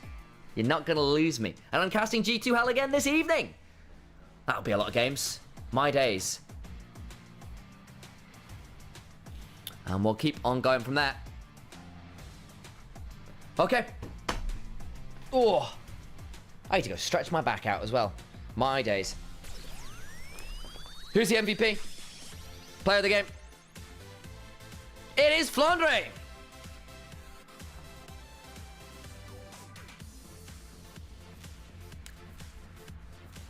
Of course it's Flandre. He had a really good Ambassador game. It feels like we've seen a lot of Ambassadors not quite hit the mark. How many times have we seen Ambassadors drafted and then not do it in team fights? This time Flandre, oh boy. For me, this fight was kind of started by Tarzan, but Flandre finishes up the layup with style. He really, really became a problem. Even into Talia, who normally makes her life really difficult. Ambassador B. Drakehound stepping. And again, these public executions onto Taeyun were so annoying. But yeah, for me, between Tarzan and Flandre, I probably would have gone... You know, I would have been really torn.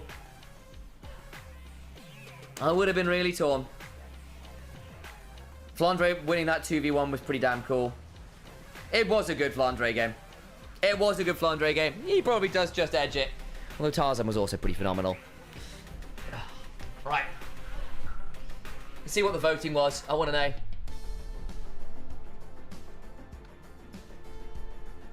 What was the voting? Tell me your secrets.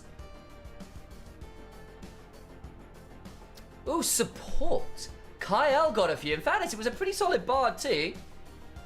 Interesting. The observers really rated the bard. They often do, because they catch what the bard is doing when he's not on screen.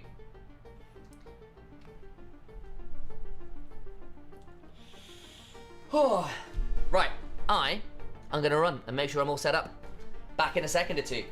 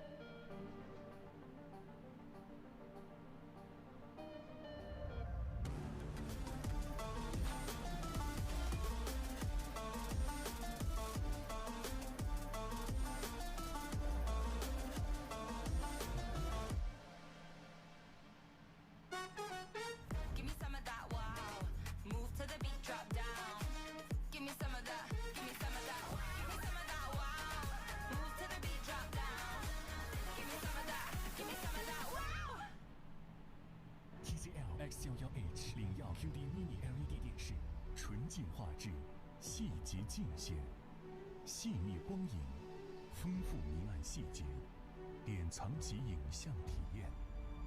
TCL 皇冠战马，更受中国电竞用户喜欢的能量饮料，更受年轻人喜欢的中国能量饮料。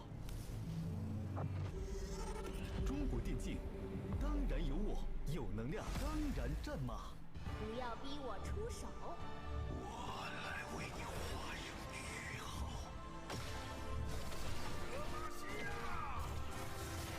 这个拍子真有力，跟上节奏。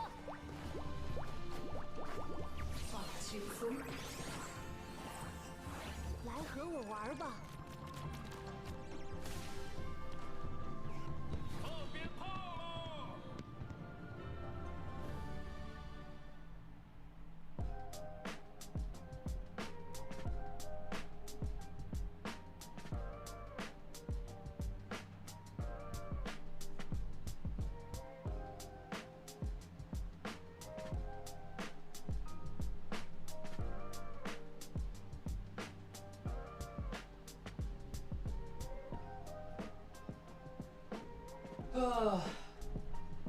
I return.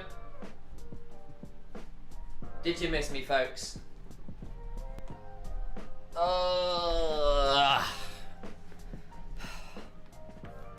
Alex has his chair surprisingly lean back. Alex lives at an incline. Do you know what? I can't deal with this. You know, I know it's his chair, but oh, much better. Proper lumbar support. There we go. Time to get back to work. See you around, Alex Strauss. Thanks for coming in anyway. Good to see you. Am I a weeb like Alex? What's the base anime based on a video game? Ooh. So video game based on anime? Okay. I would argue Fate Stay Night. By far the best anime based on a video game. Because of course that's originally a visual novel. If you count those as video games. That absolutely counts. That's from the YouTube chat. I see Vermoon. Any suggestions? But yeah, if you want to watch Unlimited Blade Works, it's probably the best one from that. Oh, what else is there? Castlevania is not an is a sort of anime, but that's on Netflix, and that's kind of a Western-based one, but that's also pretty good fun. Highly recommend that one. Is there anything else that's an anime one for video games? Those two are really good. They're kind of from video games. But yeah, but anything that Ufotable will do is just awesome. It's beautifully animated too, so highly recommend that. Index is a great show. Really enjoy the setting for that one. Railgun's also good fun if you like your slice of life. It's the same universe. What else is we? Karen no Kyokai is great. That's same universe as Fate Stay Night actually, but it's weird, really weird. Get through to episode 2 before you give up because it is odd. Down to Down's a lot of fun at the minute. Anything else has been really good. Dora Hedero is weird as hell, but great fun and really, really interesting. There you go, there's a few good ones.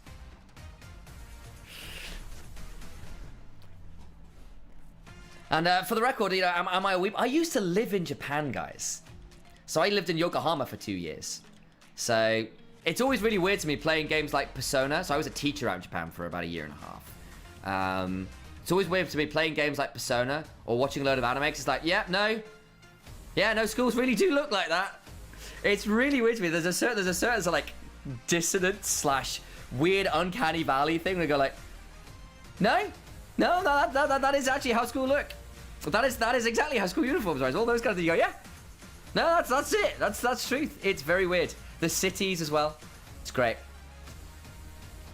It's a bit weird for me like playing Yakuza. So the Like a Dragon series. Yakuza 7, Like a Dragon, was based in Yokohama. And it was based around a part of town that my company's office was in. And I used to go out there for food and drinks quite regularly because it's a great part of town for food and drinks. And it's really weird because like, no, I know the street. I know those bars.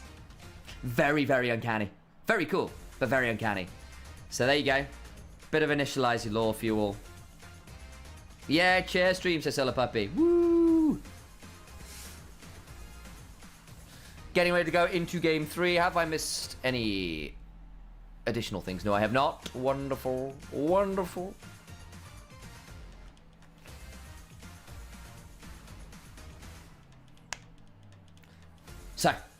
Hello again to Onivia's chat. I hope you're enjoying the restream over there. Hello, YouTube. Again, good fun chatting you with Moon. But enough from me. And hello to you as well, Twitch, of course. The OGs. Into game 3. Anyone's Legend 2-0 up. Back on red side again. The Skarner, the Cassante remain banned. The Corki remains banned. And the bans from WE remain the same. They do not want to have to try and play Callista. They don't want to have to give it up. Shanks will never be given a Kali. And the Nocturne comp is pretty strong at this point too. And by removing Nocturne, a lot of the champions that go with it are less potent. Yone first pick. Strictly a flex, but likely towards Karis. Misfortune. Champion that has been a bit of a question mark. Been very strong at some points and very, very underwhelming at others.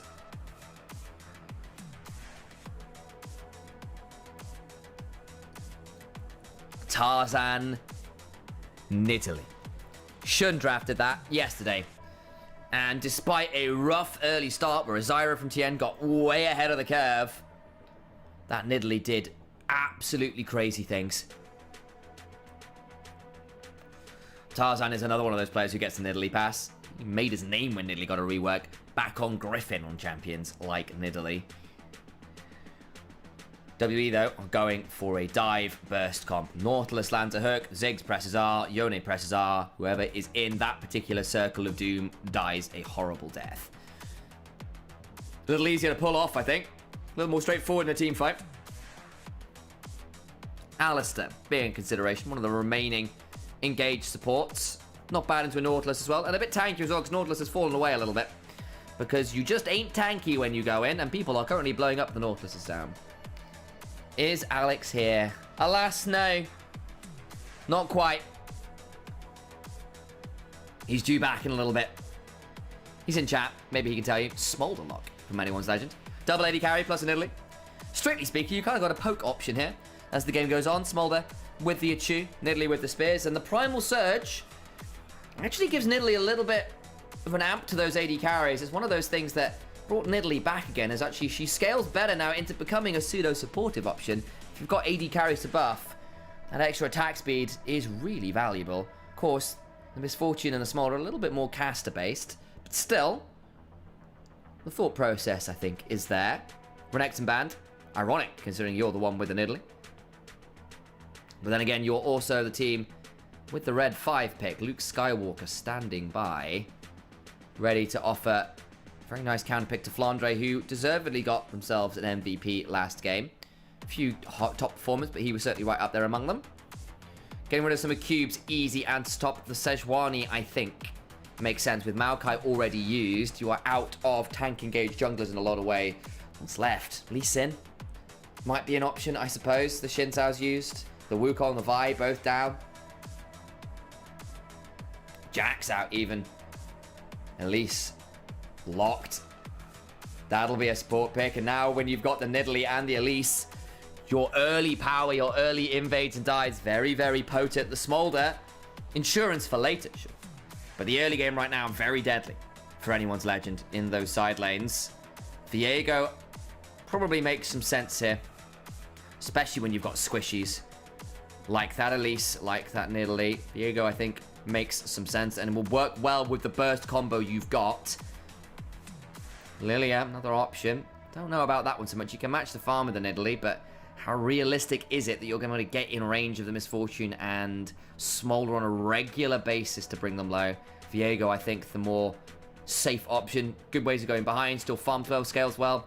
And whoever you blow up with the Ziggs Yone, you can steal their body and run down. Now the Ornel as well. You know how that comp works. The CC lands, the bomb, and the Fate Sealed follow. Flandre picks up whatever remains. Debating a set here. It's good into an Orn. It's locked in. Flandre, another one of his weirder options. Brings it out. Been a long time since we've seen set top be a regular mainstay. Really, really fell away. Things like Gore Drinker dying hurt him a lot.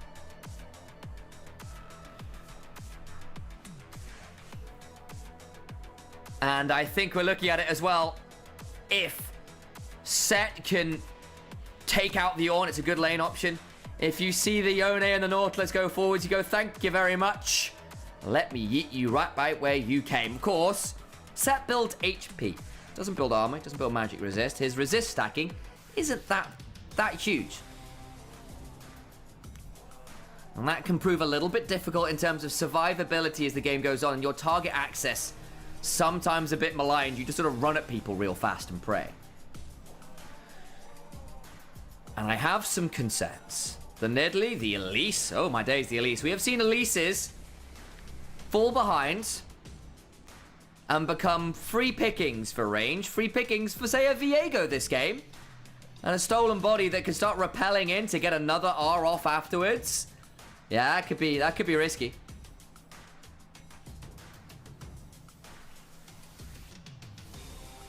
This set needs to do a monster frontline.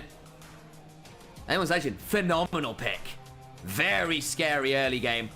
You can play around this set just fine as a dive target. Kind of does a similar deal to the Renekton. Got a Smolder for options back, but I think it is, from Anyone's Legend, a much harder to execute comp. WE, more stable. Listening to the chants.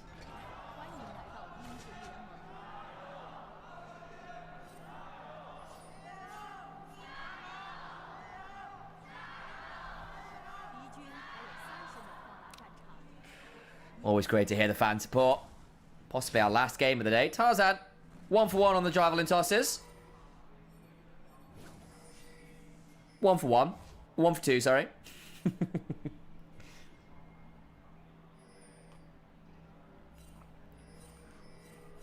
So, Nidalee gone for a conqueror build. Wants to be brawling. That tells me he wants to get in, join the set, join the Elise, and run at people. That's not Poke, that's not Comet. Might be a Lichbane angle at that point. We'll see what they decide to go towards. Leandry's also a pretty standard build on the Nidalee. Gives you a bit more survivability, a bit more HP, which is in short supply on Nidalees these days. Lane swap from Anyone's Legends. And when you've got the Elise, that can be really nasty. Part of the reason you lock it over something like the Lux is your tower diving potential has always been strong on that champion, and you don't need jungle options to it. Start with the Cocoon. And Cube loses half their HP at the level 1. Flandre gets the W start. Trying to get in range of as much of that XP as they can. Gets a ward down.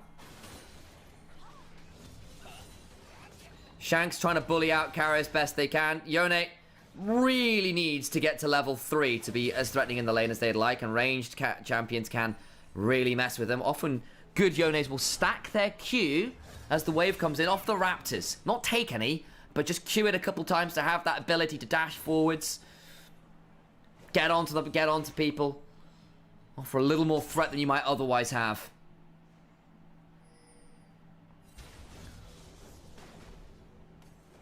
Be a little afraid, guys. It's Vampire on Nautilus. He has had some games of all time on that one. Had, honestly, an okay Braum game. That sweeper play, very heads up. I don't think he was the problem, really, last game. Oh, boy. Here's a dive. Elise, Nidalee. Cocoon flashed. Elise rappels up. Gets out of range. The Igniter's on. They'll time out the aggro. Tarzan back to human form. Starts off the damage, and his fortune is donated first blood. Pounds away, goes down. Well executed dive. You want the Nidalee to be rolling early. You want the Elise to be doing this. Anyone's Legend are obligated. That's a term I think fits this best, to make sure that the Nidalee Elise do things early, or it gets a lot trickier to execute for them. So far, so good.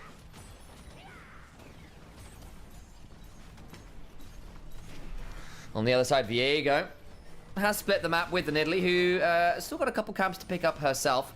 Went for the dive, so not been as efficient. Last time we saw it was ZDZ, apparently. OMG versus Anyone's Legend back in 2023. Been a while since we have seen a set top. ZDZ, there's a name. Of course, it is Anyone's Legend again, ironically. Different player.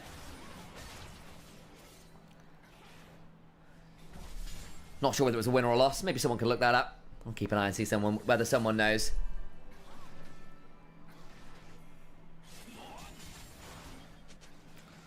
Karis slides away. I will say, this is a complete side note.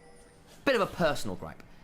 The Ocean Song Yone, when he unbinds his soul, has this weird Ninor like siren sound when he unbinds his soul, and it's really annoying. I just can't stand it.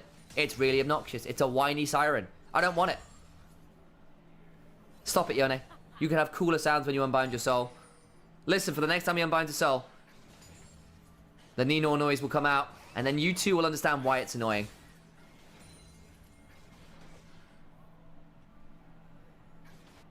We looked at him, he didn't do it.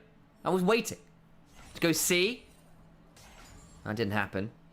Monkey's come down bot lane, has a red buff.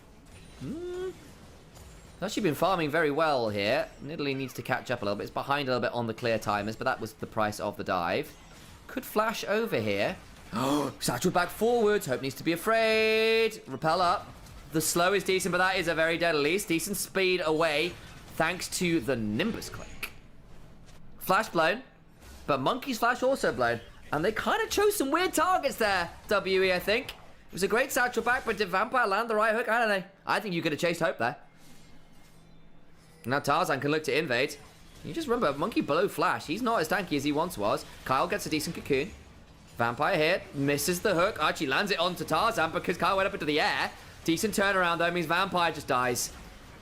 Tarzan takes it better. Oh, the javelin lands. That means Tarzan goes swiping and pouncing it forwards. Auto Q, auto flash on forward for the last two. Karis is here, but I don't think you're going to win this. Decent soul cleave. Fate Seal gets onto one, trying to buy some time. Unbinds the soul. Hope still turns it around. Somehow Taeyun gets two.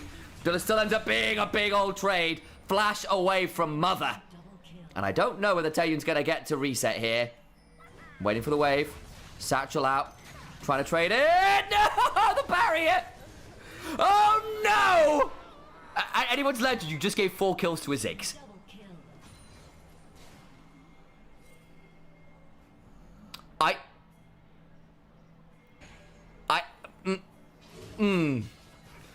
Well, 4 for 4, and all 4 kills went to a Ziggs.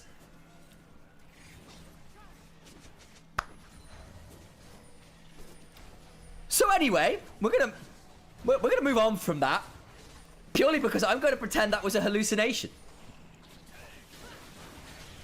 What? Why? Why? What was the... dear. And he picks up 3 tucks. Okay. Well, this starts off really well. Vampire lands onto the Nidalee, but it's not really the Elise who was lower and a better target. Vampires then split off from the team. Monkey can't join, has no flash. And over the wall they go, and Monkey is in deadly danger. Hope sees the option, flashes on forwards. And then Karis flashes on over, but there is no vision in the bush for a very long time. Tarzan Primal surges, and the burn is just enough to finish off the Nidalee. Burn gets another with the red buff, and that's good news. And then Taeyun flashes Mom being called in. At this point, you've done the work! The satchel back actually is pretty valuable. Hope takes an initial turret shot, but it's too deep. It's way too deep.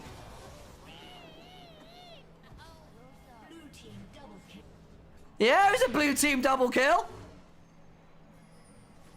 That's exactly what it was. I have many questions. Oh my god. Okay, the thing is, it's not like Hope still got 3 kills. It's still in a good spot this game. In the individual matchup, the Misfortune's still scaling relatively on par. It should just never have been on par. And again, this is a comp that wants to snowball and stay snowballed. You know how you deal with getting anti-snowballed? Giving the Taeyun, who's having a horrible series, really struggling to have access into this game, into this series. 4 kills, and a much better platform to play the game from. Claim 3 grubs to anyone's legend. Whoo! Burn. Not going to be a shun moment from last game. Monkey didn't have smite, I'll note. So that could have been pretty ugly. They could have just pushed away from their only 3 ranged minions. Yeah, the other thing was, like, Vampire had respawned. So they were on a very short timer. But the point is, 2 for 1 there is not worth. And yeah, you could have just shoved out the wave and then just interrupted the backs multiple times. If Vampire shields it, that's fine, but you just delay the backs and force Taeyun to lose the wave. Instead, he doesn't have to burn TP, because to walk back, still has that TP to reset, and is now going to be immovable with this last chapter. What happened topside? Did Flandre get a kill? Tries to go for something, just gets the flash. Set into Ornn, always been a miserable matchup for Ornn. Gets that, still has the teleport back. Cube does not, has to sit there and cry a lot. That'll lose the wave. Flandre's coming back, has themselves the early Hydra. Not Tiamat, sorry, will build into a Hydra of some capacity. Shanks, actually going to be jumped on. That was a bit bold. Well, ult popped. Shanks is fine. Garrus lands a nice ult. I just don't know whether it was going to lead to all that much. Shanks not quite at TP. Would like it. Grub spawning in a minute. So Shanks still has time to wait out that teleport cooldown. Stick around in lane. Kyle is here to ensure that he's safe for now. Spirit Cleave comes out. Cocoon and a bit of neurotoxin. You know, at least just sharing the love. Flandre gets 2 plates. And this is now a 1v1 matchup. After the Ornn was obviously denied a lot in that lane swap. That isn't going to get pretty for a while. Set mullers this matchup. At least early on. Not going to be building up Blade of the Ruin King or anything, though, is Flandre. So not the true anti-Ornn build, but I think this game would have been a bit risky. You end up a bit squishy in the team fights if you go for that pure 1v1 option.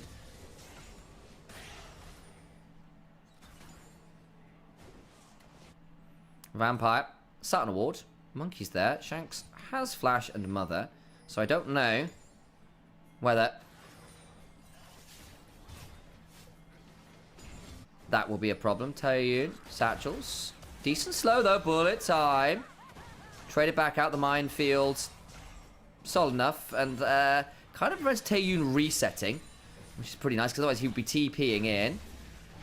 Tarzan claims one of the grubs. Sorry, no, sorry.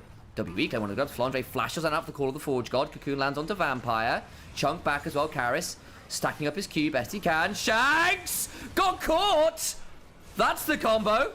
And now Tarzan's gonna have to hop over the wall. Monkey's flashing on in. Another reset. But wait, the Cocoon is pretty good. We'll get another body. Kyle gets on over and AL fumble a fight in dramatic fashion.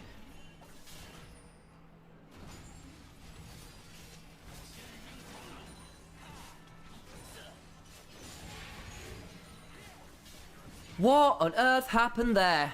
Set had to flash, couldn't join in even with the call of the Forge God used. And then Shanks got caught, gets his body stolen, and then Monkey nearly goes down. But Cocoon is good. They don't quite have the burst. Gets another reset, and that's all 3 grubs over.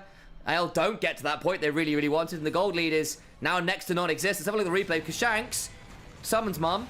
Monkey goes in here, and then Vampire just hooks him. He's got Flash! You can't be doing that.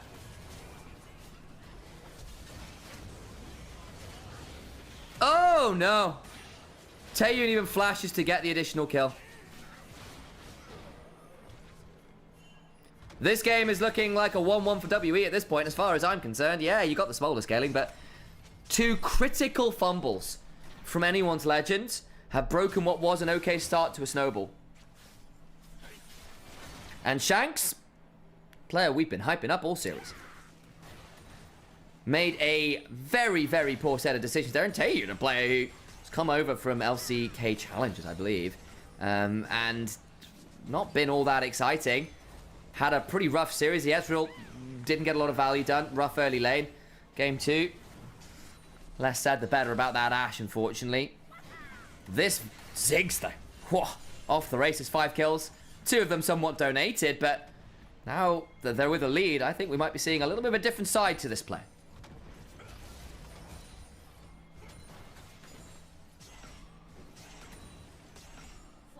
Hope, still 3-1 and 2 with a Bloodthirster. Can be very scary. You're still at a decent point of power here for anyone's action, don't get me wrong, but this could have been a massive lead. Instead, you're sort of even. And you shouldn't really be even. Flandre has the Stride Breaker. Gets beyond the wave.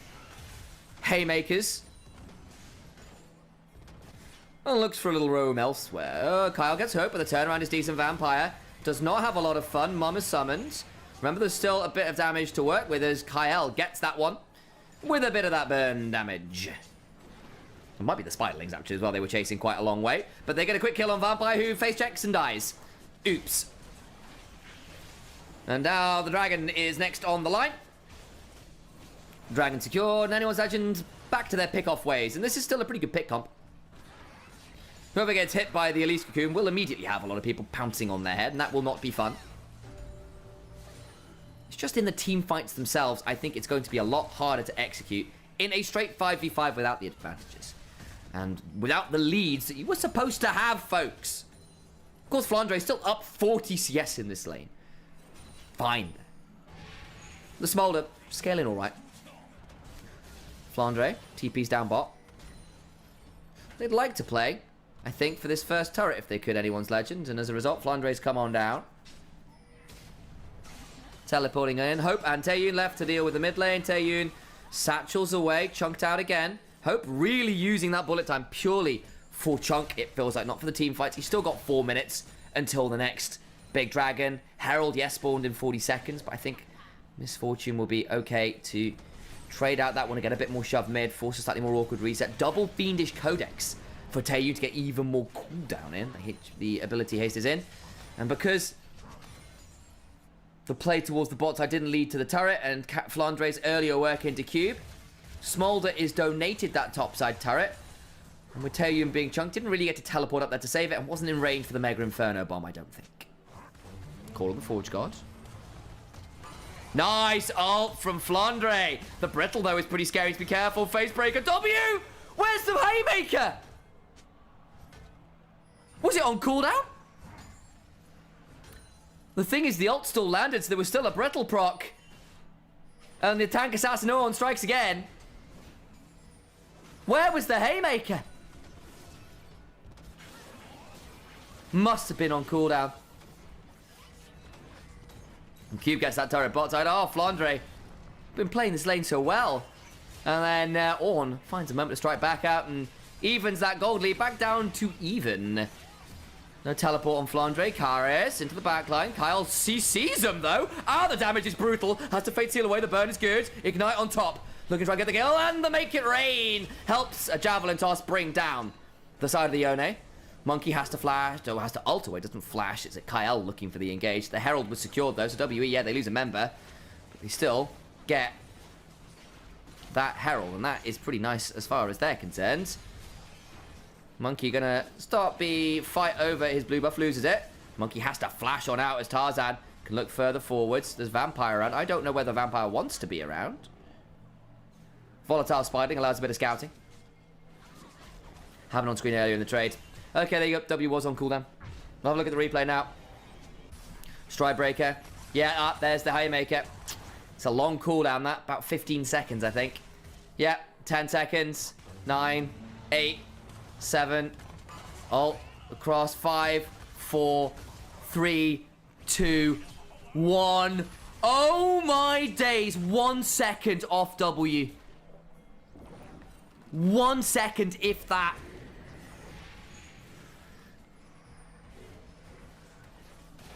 They literally brought up his ability timer so we could see it. He has that Haymaker who wins it. That is very, very close stuff. Couldn't quite buy enough time.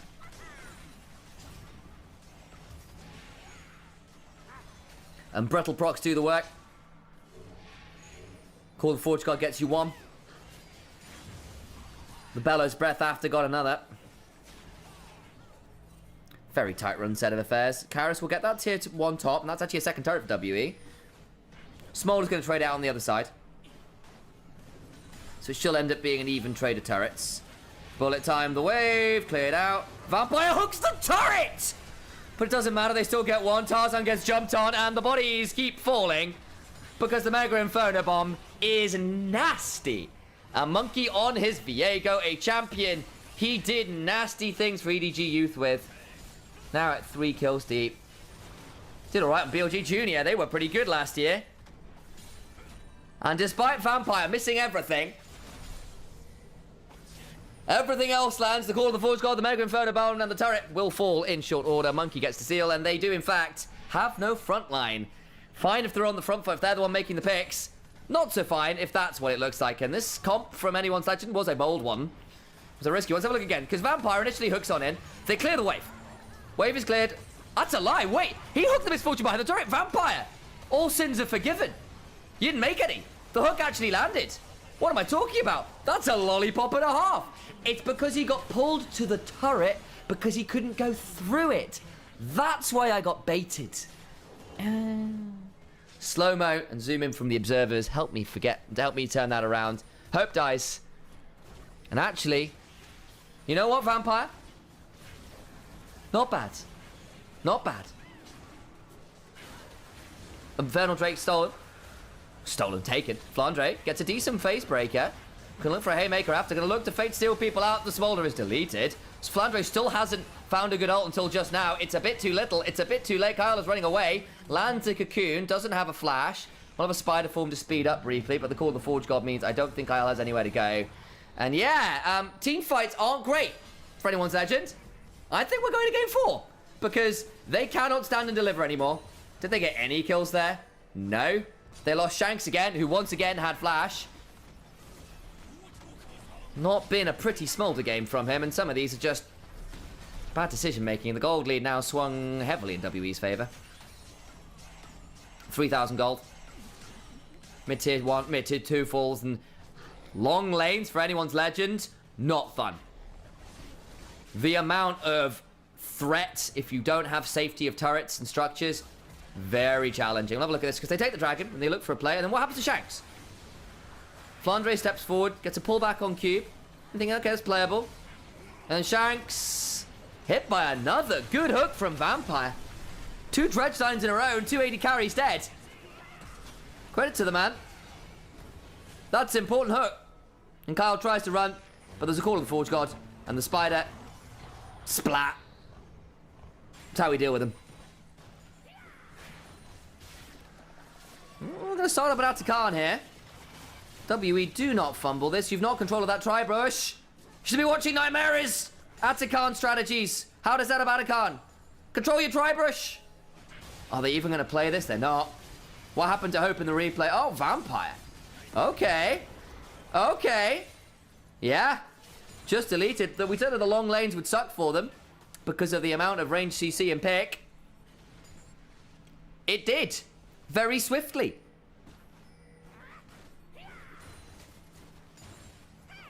Three great plays from Vampire in a row.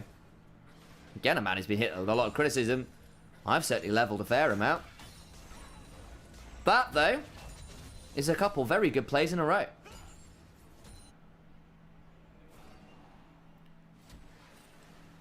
Two for two on murdering Hope. 1 for 1 on murdering Shanks.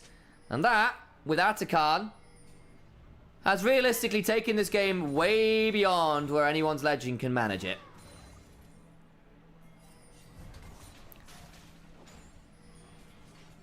The moment that Taeyun ends up with 4 kills, I think it was going to be challenging. But Anyone's Legend, what on earth has been the decision making this game, I tell you? They've still got a lot of burst. And they have got a smolder. The scaling's going to be alright. Shanks hops away. Call of the Forge God splits the uprights.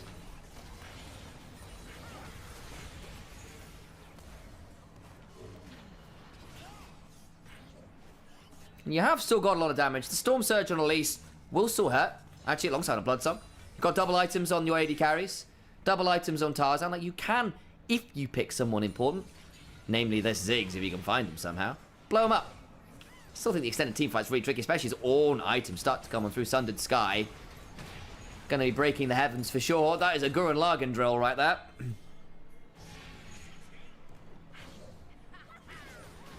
Ooh. Vampire. Gonna be alright. Bullet time. Again, uses a wave clear tool.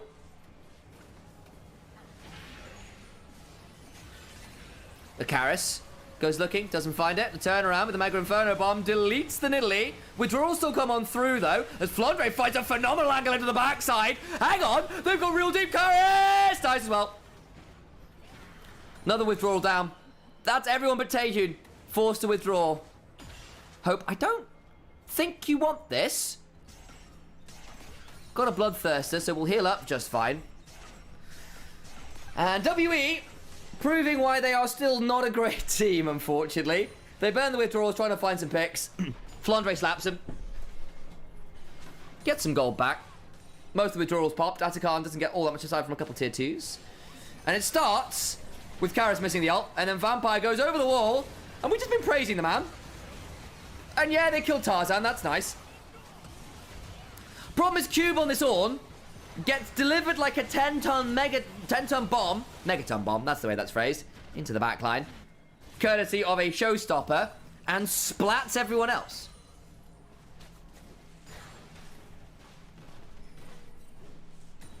Am I saying the Hope doesn't walk up that far if Vampire didn't sprint it in the first 2 games?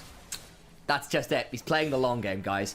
He's just getting in their head so they think they're safe because the first 2 games were, and now he's in their heads. That's it. That is the mega brain plan.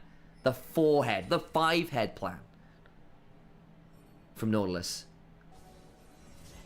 Ziggs, though, just picked up a death cap. Vampire hits a wall. Is fine. Cube's around as well. Shanks needs to not be there. So teleports back to the base. Oof, bit of a rough one to have to TP out. But hey, survives. Take those. Upgraded Swifties. And again, they do have the feat of strength to anyone's legends. A little bit of those upgrades there. It's kind of nice. Helps sort of offset the Ornn item value a little.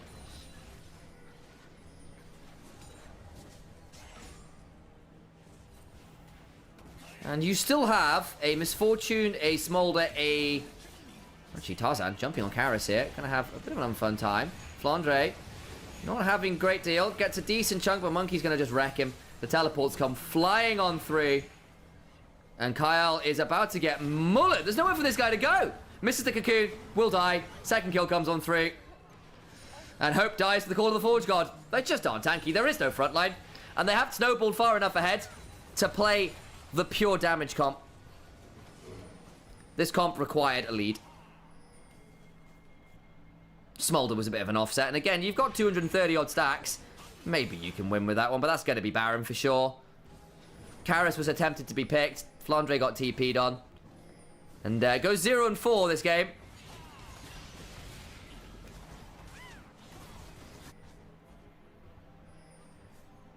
Tarzan. Oh boy. Watch out for that hook. Doesn't land that time. Ooh, hang on. Soul Unbound comes back and does a bit more damage, but Tarzan's still got a Primal Surge. They can keep chasing this if they can stop it while the Baron's happening. Oh no! Flandre! What? No! No! Oh my god! He got the kill, got the Baron, and nearly got out. Oh, God almighty. Can they interrupt the backs? Taeyun could kill Tarzan here. Oh boy, he's dead. They were trying to get more there. I understand, I do. As Karis got over the wall. As the double AD Karis will try and get this out. It's a 3v4 currently. Call of the Forge God comes on down. Hope does not have flash, but the stun is decent. Karis just jumps back over the wall though! And Hope's dead. Shanks is hopping to try and kill Taeyun and just walks away! What is this game? What is this game? Okay, execute one. Repel. Q. Hey! Shut down! That was bite. It's an ace. The Baron's not here anymore. Nobody's legend. Nobody's a legend this game. How the fuck did Flandre steal this? Showstopper. Smite at 2 HP, Monkey, no!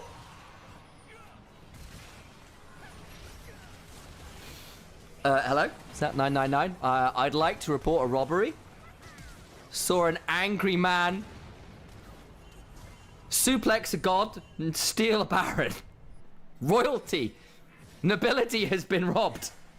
The Baron is stolen. They got them in tier 1 with the Baron afterwards. There's that. What is this game? If anyone's legend win this game, I might need to just like retire. Like I'm not sure that League of Legends will ever reach this kind of level of cinema again. I got a 2,000 Baron power play. Okay. Okay. Congratulations, guys. I'm gonna be be very upset if they win. There's actually a couple good javelin tosses. And the thing is, this Smolder's 3 items.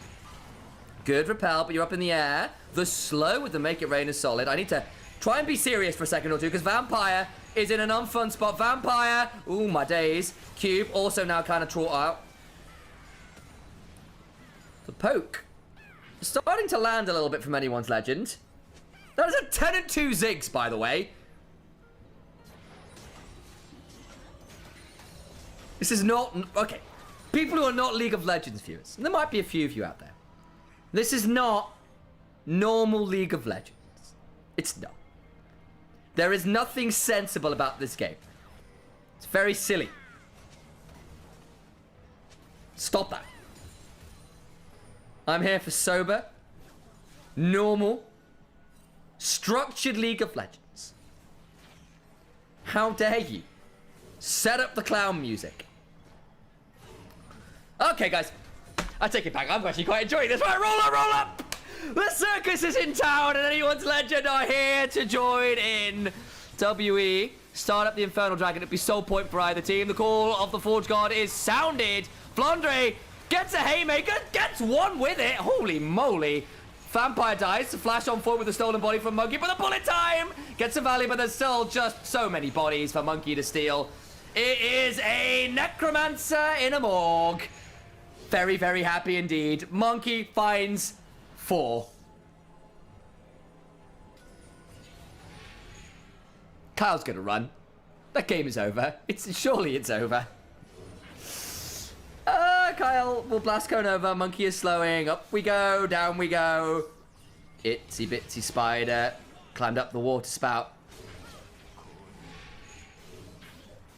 Whee! Okay, well the game is over. We're going to 4. Taeyun got 12 kills on Ziggs. 12. A normal, non-silly, completely serious game of circus antics. What?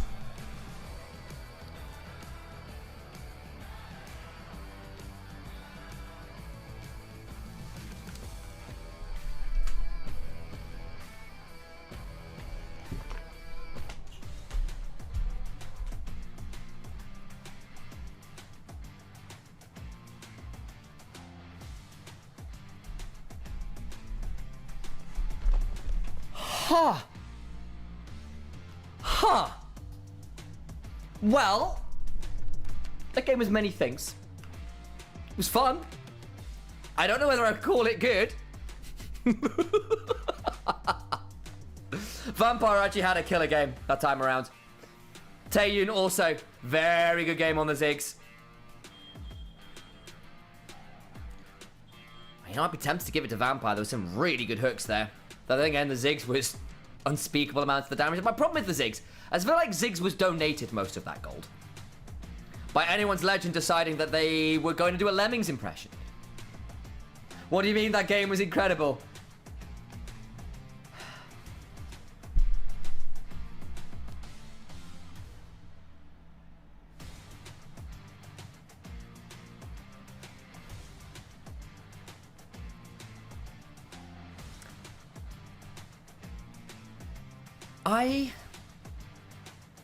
Yeah, we were told it was going to be a Vampire Masterclass. It kind of was.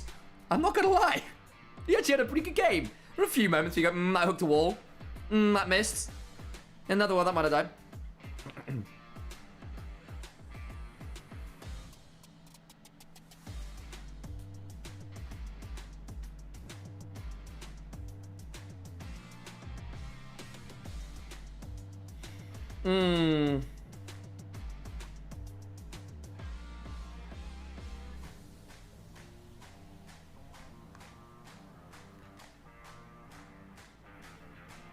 Monkey did have a really good Viego game too. I think it's probably, for me, I think it's Taeyun, Vampire, Monkey in that order. I think the Nautilus hooks in mid games were pretty silly. He got like back-to-back kills, or like back-to-back kills on Hope, Shanks, and Hope again was pretty impactful. Though I grant you, the Ziggs was so much of the damage. Monkey miss-smiting the Baron might be held against him.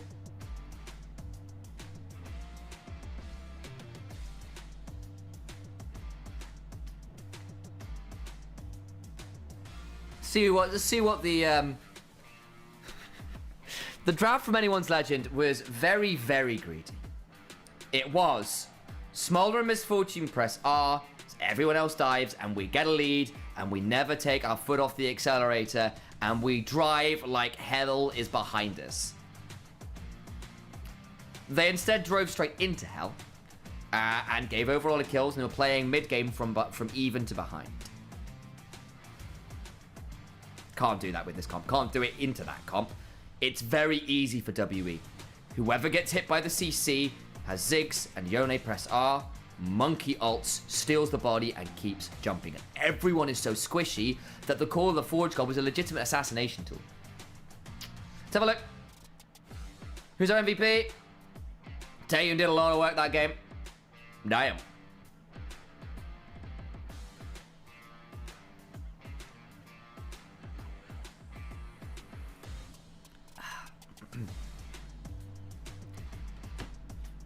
Let's have a look. I think it's probably Taeyun. I could see Vampire getting a few votes in. We'll see.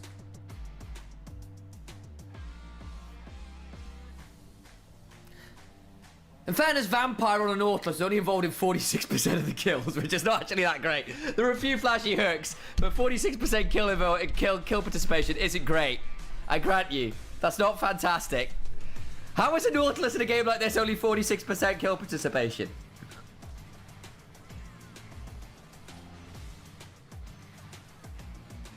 That's a bit of a question, I grant you.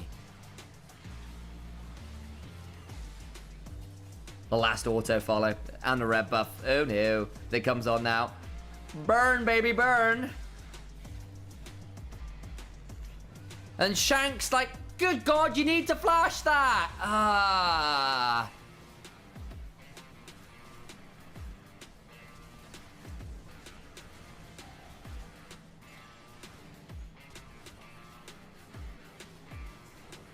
And Vampire has no haters, I have died. This was close. Less than a second. Less than a second left on the Haymaker. Brittle proc. 1. Brittle proc 2 with Bellows Breath. 2. Nice. Well played from Cube there. That's a really good hook. That's a better Call of the Forge God. I will also, actually, you know what? Cube also had a monster game on this Ornn. This was a really good Ornn game. Into a counter matchup, no less. Flandre did not really get to play the game very much. Nearly did. But Shanks had a bad game. And Elise is Elicent here. Oh. Another snipe. You know. Okay, Cube, you can't miss that one. We were just seeing so many highlights. I was like, I wondered why that ult didn't come through. Like, I thought it'd been interrupted. I was like, wait, no, that's Nautilus. It was just off screen when we saw that in game. Oh, Shanks. Oh, Shanks. Repel.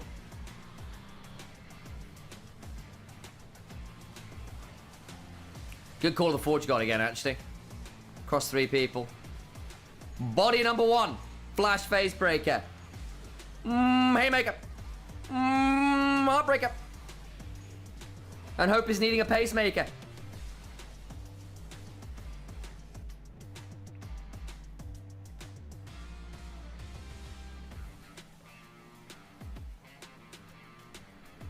Alright, let's see who's MVP.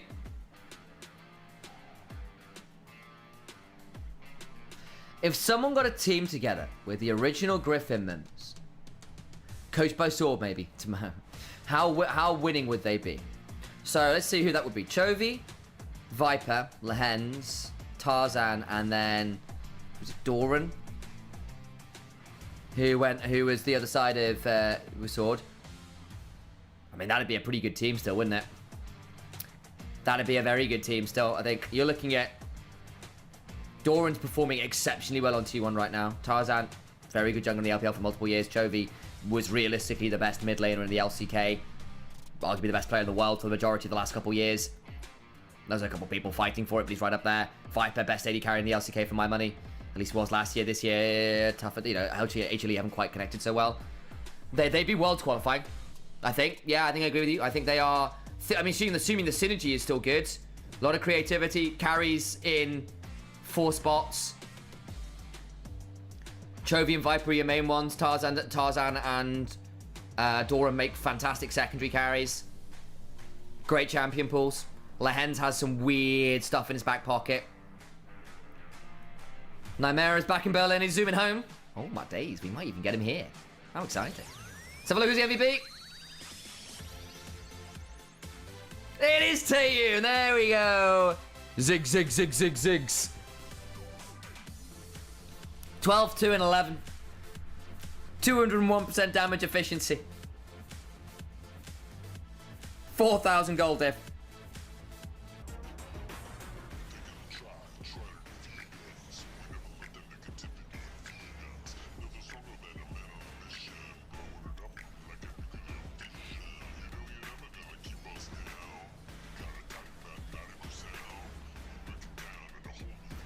Vampire got robbed, says Esterificate. Esterificace. That's how I pronounce it. There you go. Wow. It's nice. In fairness, this is a nasty amount of damage. Boom. Boom. The comp was a pretty straightforward one, but they had to execute it in WE. Not going to be taken advantage of in a way that we worried they might be.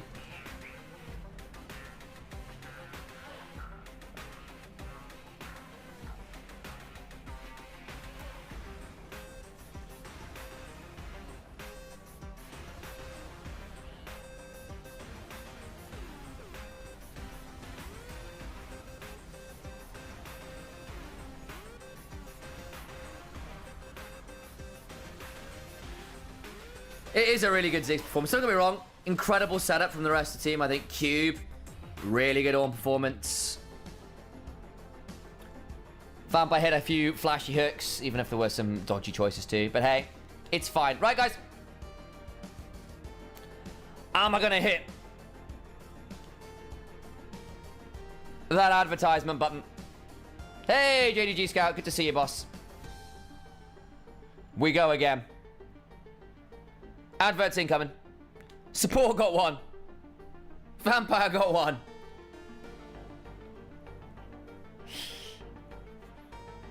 And we shall hit some adverts. Get ready for game number 4.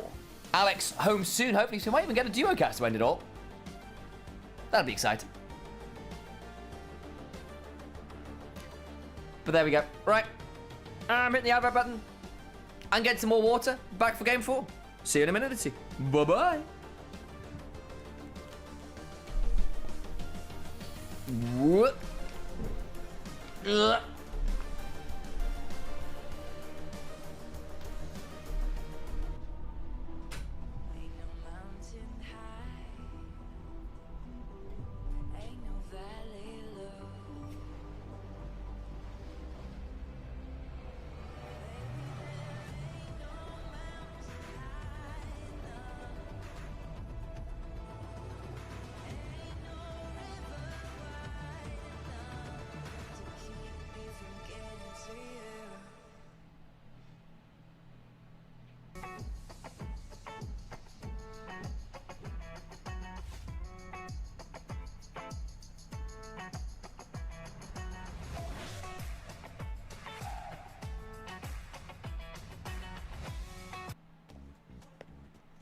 把生活玩出新意，自由自在，灵感随行。用个性的方式画世界，让眼界突破边界，让远在天边，近在眼前，让每一刻精彩不再等待。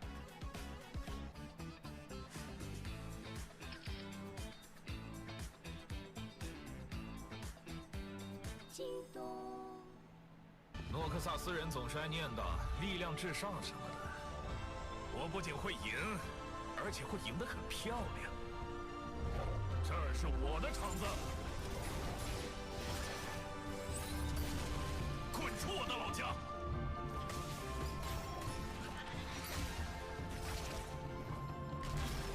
跟那些烂人打斗的场面不全是演的。新年快乐，妈。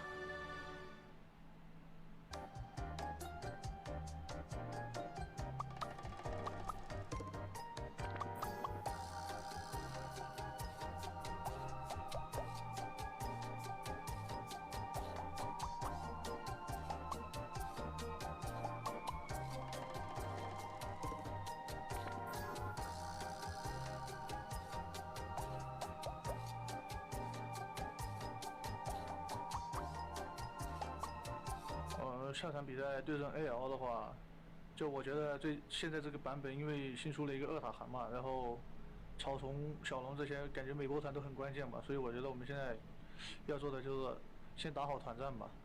就 AL 这个队，我觉得 I come bearing the blessing of water for myself. 我觉得它是一个很全能上的这个版本，就这个。Thus speaketh the Lord, drink thy more water, hydrate ye chat. 就我觉得。 就这版本 And be blessed. 有换线这种东西吧，就我觉得上路应该都是发育等团战吧。Prage.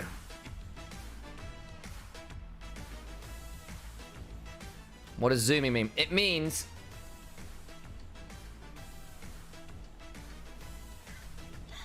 that Alex is trying to embrace the younger side of his generation and be a true zoomer.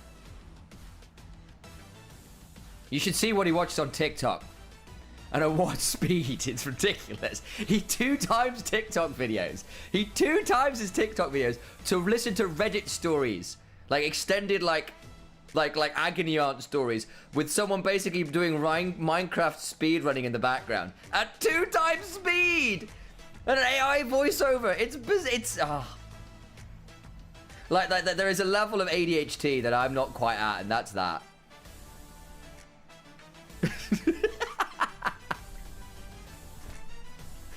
Oh, it's very entertaining.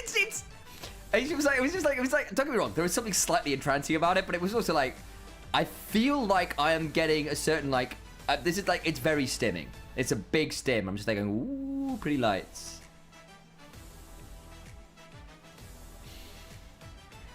But yes, fun stories I have about Nymaera.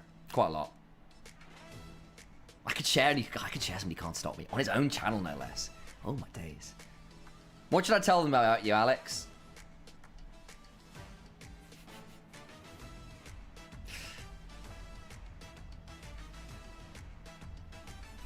If you have to 2 times think I watch, I would just not watch it, like my online lecture videos. But watch your lecture videos. Hey, hang on, might be going to draft here for game 4. We're gonna have to stop the memeing for a second or two. Nymaera stories will wait for another time, because the draft is coming, and that will be valuable. So they say. Game 4 coming on up. Anyone's Legend had a very unserious game 3. Very unserious. You gave 4 kills to a Ziggs and a tower dive. The Ziggs went on to get 12 kills. You then stole a Baron by flashing over as a 0-4 set. And trying to play out the game anyway. It did not, in fact, win you the game. And Shanks had a shock. However, we're back. Anyone's Legend on the blue side for once. Nocturne, Cassante banned. Skarner Kalista banned. Blitzcrank as a pocket pick ban against Vampire. What's the last ban here then? We are of course into game 4, so there's 30 additional bans that have come on through. What's still up and available? Maybe a Varus ban here might be worthwhile. Gotta be a consideration. I don't think there's anything else that's super high tier. Ash already used. Corki still remains the same, of course, the Corki. Don't want to give that one over. Hope has done silly things on it. Shanks also a great player. Lulu first pick. Okay, anyone's Legend have a plan. And it involves the Lulu first pick. Oh my days. No, and of course that would explain the Blitzcrank ban as well, because Blitzcrank mashes Lulu. You get hooked in, you get silenced, you have your shields broken. Lulu dies. Pantheon a consideration. One of the few remaining AD skirmishes out there. Flex between jungle and support. Monkey has played it before, if I remember correctly. Let me remind myself of the man's stats, and I'll tell you if it's true or not. I feel like he has. Of course, big Viego player, most played champion. Had a great time on that one. Hasn't played it. I was lying to you.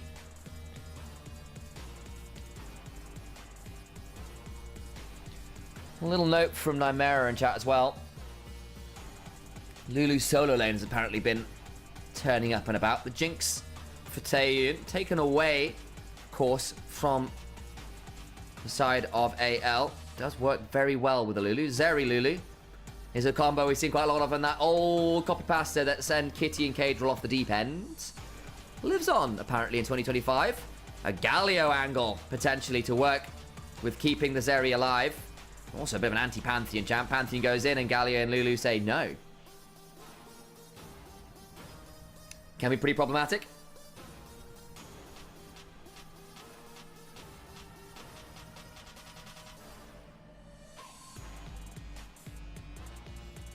Thresh.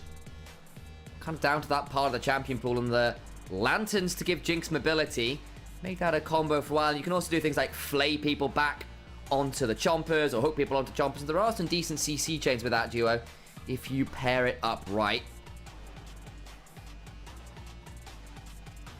Make it a little harder to get the Jinx without her being able to reposition. Narband, Renekton Band, two of your staple AD top laners. You can sort of do a little bit of it all, even if they are the masters of none.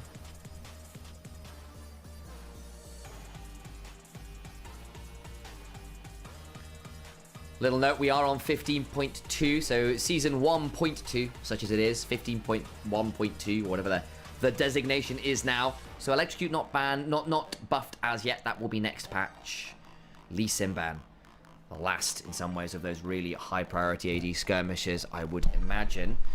Still things like the AP junglers to work around, and you have already got the Zeri to be a hyper carry AD threat. So your Zyras, your Brand's a little ways down, but Karthus and Lilia's maybe an option here, I suppose.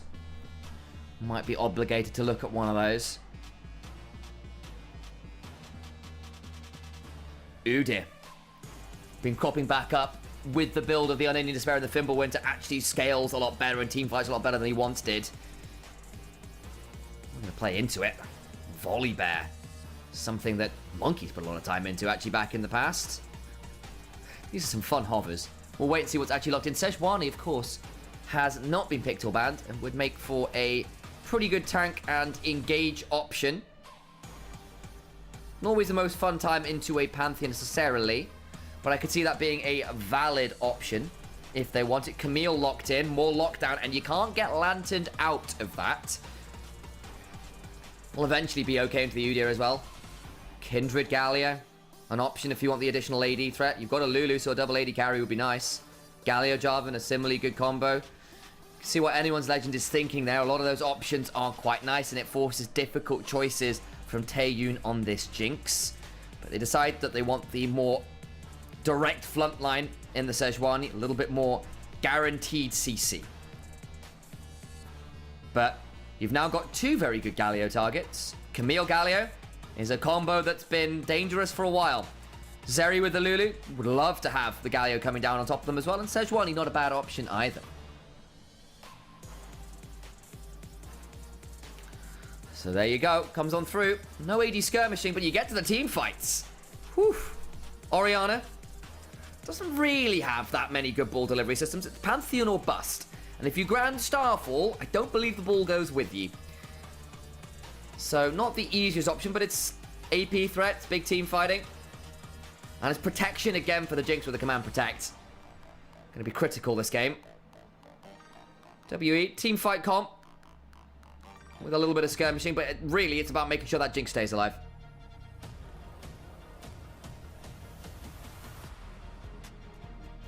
No fumble from the coaches this time in terms of the handshake / fist bump.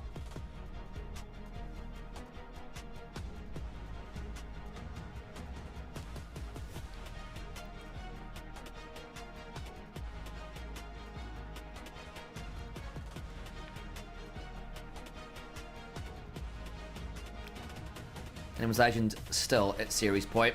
WE won game 3. It was messy. It was poor decisions from Anyone's Legend and a weird draft that required you to go snowballing into a very quick win. Didn't happen. WE gratefully received Anyone's Legend's early game fumbles and made short work of it after that. Getting out into game 4, the draft starts to get a little bit weirder. I think Anyone's Legend, a bit more of a cohesive draft for me than last game, at least. A couple nice dangerous threats and some serious backup for that Zeri and Camille. As everyone's going with a bit of a winter theme here. It's a lot of blue hair running around, or at least a blue horn for Sejuani.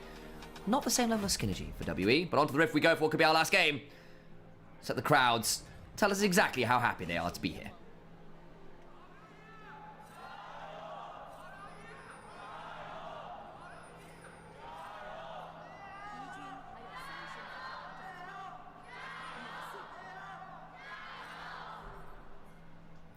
WE, one of the most storied organizations in the LPL.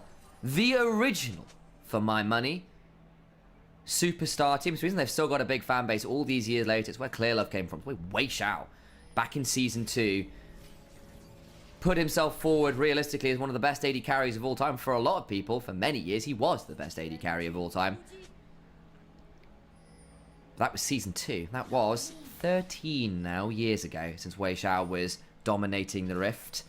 And WE are not the team they once were. A lot of players on there are LDL call-ups, are people trying to remake their careers after falling out of the Korean system as well. Lane swap from Anyone's Legend. Going to try and abuse the fact they have got a bit of shove, and there's a bit of a note from Nymaera and Chad as well that, according to him, Lulu can struggle a bit into Thresh because you don't really deal with the hook very well. You don't outrange it. And so Thresh hook can be a bit of a menace for you to manage in the early lanes. Flandre will find Vampire. Starts with the Flame. Powers the autos, of course. Gets their 3-hit combo off. Turn around with the hook shot. As Cube ate a lot of damage topside. Didn't even get any minions. Is going to have to reset very early here. Doesn't even get to try and stick around.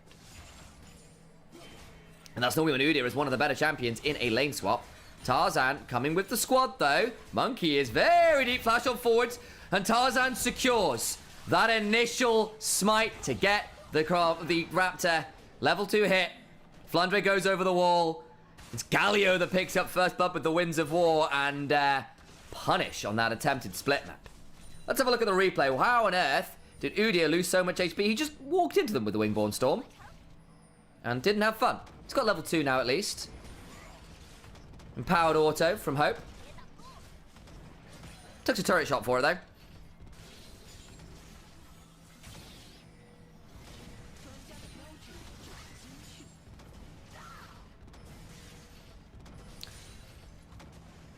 Flandre farming up just fine. Look to reset surely. Did get the assist, so a little bit more gold in inventory. I think it'll probably be either a longsword or maybe some boots early on to try and mess around with the range and have some ability to dodge around the Thresh hooks, which could be a little problematic. Tarzan is here, but Cube is looking to return the favour that AL turned on the other side. Monkey at level 2, though, gets level 3. In goes that Galio. Massive shield of Durant. Teleport in! They're playing absolute fire. Permafrost lands. Cube is going to go down. Surely they finally lose the Sejuani. Try to run it out. How long until the next hook shot? Flandre waiting. Needs to find an angle on in here. Can't quite get it. A 1-for-1 as Cube got to run away. Still waiting. 1 second on the hook shot. Taunt lands down. Shanks goes on in with Flandre looking for that last auto. Can't quite get it. The precision protocol's not enough. Cube's got to stun. Gonna try and get the autos. They can't get either kill. Udyr and Karis survive. How? Oh no.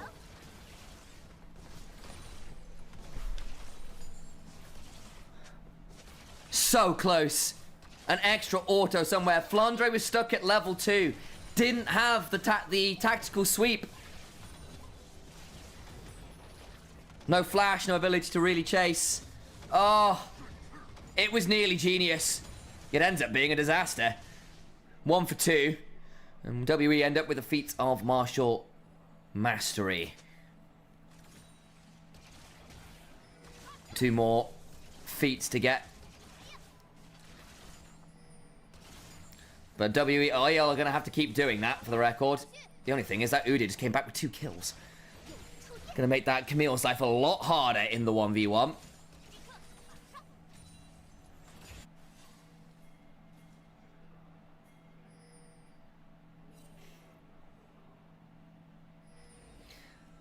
For the record, I see you in LPL chat. It is in fact Nymaera's brother. Hello, it's Initialise here.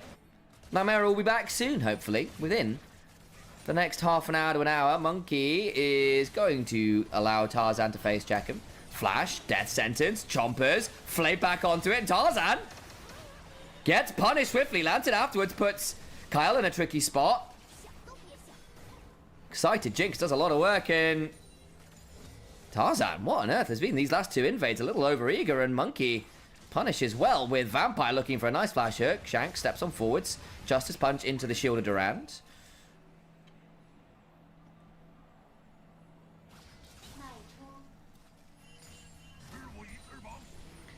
Anyone's Legend, I like that invade on red buff, especially when the teleport came on through. I thought, damn, that was cool. We can play that. You should be really good here with the double melees plus permafrost combo, and couldn't quite secure the kill, and Cube gets to run away with the Iron Ball.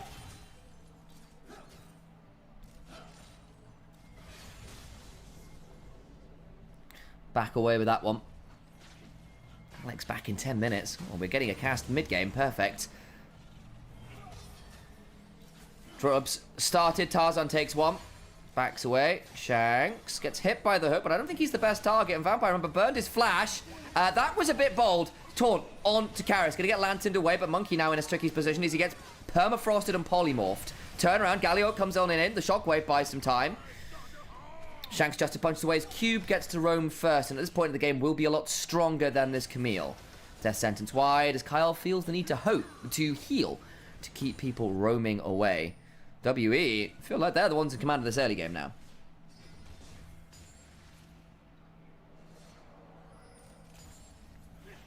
I don't owe you units of measurement. I'm a literature student. I like some mystery in the world. Not everything has to be quantified. You won't know whether it's minutes or hours when Alex is back. Questions in chat being sassy. You won't get that from me. Stop taking the magic out of the world, huh? Huh?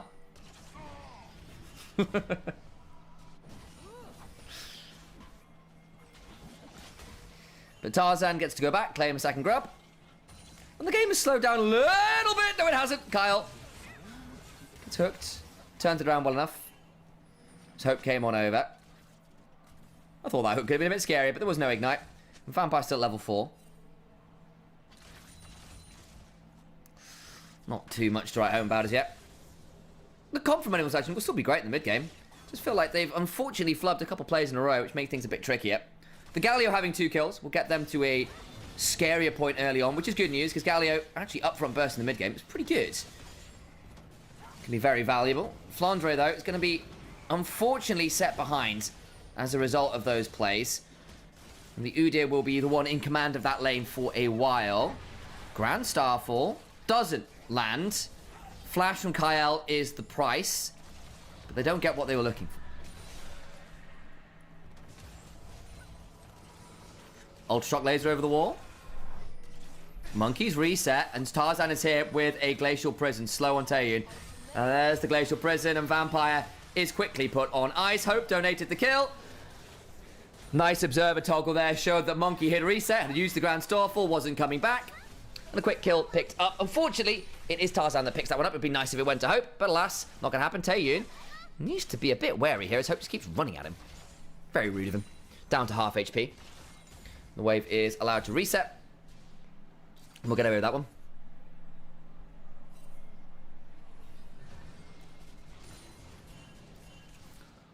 Okay. So. Teleport going north. Camille goes up. Got a phage now. Monkey going to try and pick up this Hex Dragon. 0, 2, and 2 has died a couple times. Once on that invade. Once down bot. No, sorry, once in his own jungle. But on the whole, this game is in an okay spot for WE. It really is. It could have gone a lot worse after that early game. Udyr getting ahead will make them a nice front line. Will manage the Camille a lot better. Of course, Udyr can't run away from a Hextech Ultimatum. Then gets knocked up by a Galio, and that combo could prove really annoying. Galio Camille is a pretty dangerous combo. When Camille was last really meta, that was often the combo it was drafted with. And this stage in a Fearless draft, I think it's pretty sensible. Having a Lulu as well to back up that Camille, also empower that Zeri, who would love a Galio ult and everything else, is pretty good value. That combo makes a lot of sense from anyone's legend. It is, however, very required, or very ultimate reliant. And we sometimes see comps that get like that fall into difficulties if it gets late. Look back to Game 5 yesterday, where despite Shun missing, what was it, 4 critical smites in a row, lost 2 dragons, a Baron, an Elder. It didn't matter because the extended DPS from 280 carries outweighed a wombo combo dive comp eventually. Zeri will help manage that, of course. She is pretty good at extended DPS, but still going to be doing that into the Jinx with a lot of mobility. The Orianna will be a bit of an outrange option as well. What is it? 3 of those members are going to have to go right on in deep, and the Lulu will have a work cut out to keep those all alive. Whereas an Orianna or a Jinx might be a little bit more valuable in an extended play. Maybe. But we'll see. If you overdive, if you mess up that combo, you can sort of see what happens. Once or twice already this game. Grand entrance. Not grand entrance. Hero's entrance. Now available for Galio.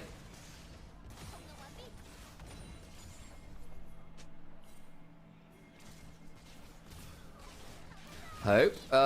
Just about gets over the chompers before they are. Monkey and Vampire were waiting on a control ward in that bush. See if someone overstepped. They didn't. Half wonder where the Monkey looked for. I might look for a flash shield vault. Really all in that. There's a polymorph. There's a wild growth. Tarzan now goes over the wall, looking to try and punish Monkey. Gets permafrost. Not quite stacked enough. And Monkey gets lanterned out to safety. But the control ward's now on in, and anyone's legend the one in control of the river. Cube has gone for a very swift roam, though, because they will have shove into this Camille for the foreseeable future. Tell you, though, got chunked before Grubs spawn. That's a bit frustrating.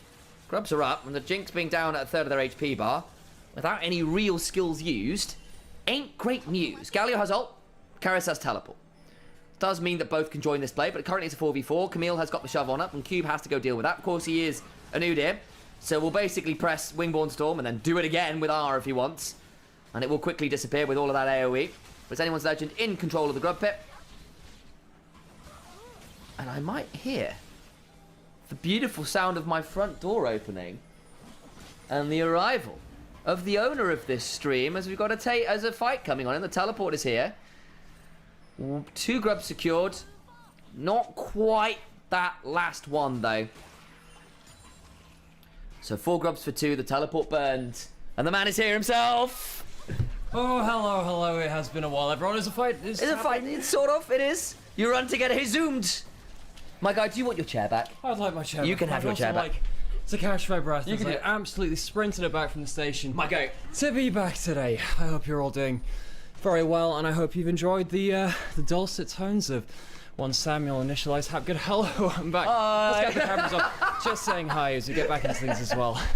Flandre, they had a bit of an attack down there as Cube getting those 2 kills early on that little jungle fight has meant that he's just had shove in this lane permanently at this point. And a bit tricky. All chats open. You can say hello if you want. And game has stabilised a little bit.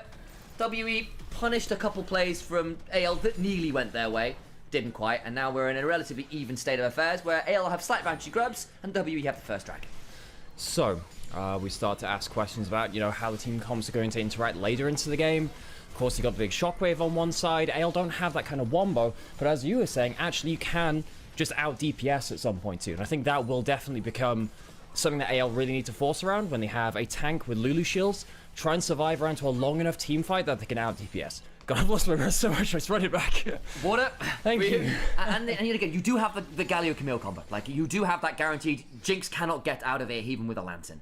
And that really will be the key for WE. It's like, look, if you get the pick with the Pantheon, that's all well and good.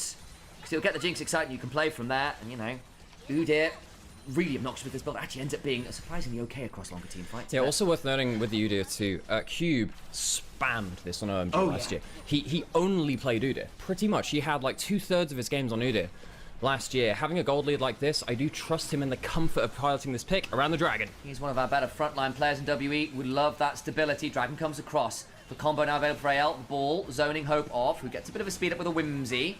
Dragon still being started. Shanks and Tarzan over. That means the front line's not there. They can join quite fast, though, of course. Remember the Glacial Prison now landing. Monkey was the target. Dragon secured. Shielded Duran. Going to ensure that Pantheon has nowhere to go. And Zeri begins to bring down the lightning. Galliol in alongside the Hextech Ultimatum. And they burn a load down. 2 members dead. Cube survives. Kara survives. Doyun survives. But the top side of the map, or rather Vampire and Monkey, die to that. That was not, in fact, the top side map. Oh, it doesn't really count. I love the way that AL just waltzed into the objective pit there and managed to walk away with it. The big thing about this series, if you take away anything from this, I think AL have been deeply unserious today, but they are still very good team fighters, and they're still very, very clutch in the right moments too. They did drop that 1 game to WE, which we have to hold against them. WE are guaranteed out in group stage at this point, but it doesn't matter at this point. They waltz up towards the objective, and the front line really helps. Like, there's no worry of Tarzan getting burst out like in the last game where you just have like this jungle support which really would just die as soon as they started walking towards anything. With the extra bulkiness, it gives them so much more room to just walk down the enemy. And credit to Cube, like, he interrupts Flandre's initial hook shot. He tries really, really hard to prevent the Camille getting in, to allow the Galio into the backline, but eventually it proves too much, and there's only so much you can do. And now, Zeri, great spot this game, matching the Jinx, but again, I think it's going to be easier for the Zeri to output damage, because the Jinx is going to have to disengage a lot this game. And in the same vein of conversation too, much easier to be a tank when you have an Enchanter Shield on you. So much easier, you know? This is a game where Kyle is not in a position where he's going to get immediately burst out. He's going to go for that redemption. He's got a lot of ability to just kind of keep Tarzan alive, and it means that Tarzan can position as he tried to cancel a lantern there. Monkey does get out, but Tarzan was playing a little bit with him there. Just a little, and, you know, Monkey subbing in for this. Grand Star for Kyle. Put his way to a safety. What the hell was that? It's what Lulu says when she uses Whimsy. Oh. Put. That does make sense. Glacial Prison! It's beautiful! Taking just about surviving. Flash away. Hope in danger. The big wild growth knockup, though, means Monkey is dead to right. Flash on forwards. He really wants the extra one. Can't quite get it. But Camille gets a turret all the while. And anyone's legend with a redemption are right back to where they started. Tarzan goes wall riding a little bit there. Can't quite find the angle. Try to show Zeri she can do it too, does Seswani. But how much? Well, it's not going to kill. It wouldn't kill. I saw it. I was like, he'll be okay. Makes his way out. Couple of kills. The gold league now going towards AL. This is a first pick Lulu, and you can see exactly how valuable it is. I think as soon as you get into the late stages of Fearless Draft, especially in a best of 5 setting, we're in game 4 now. There's an extra, 30 bans? 30 bans, it's 10 per game. Stuff like a Lulu can make a composition by itself. Of course, they throw in the Sejuani as well, but just look how much value Kyle gets from just allowing everyone else to play more brazenly. Yeah, they don't quite kill off Taeyeon with the initial play.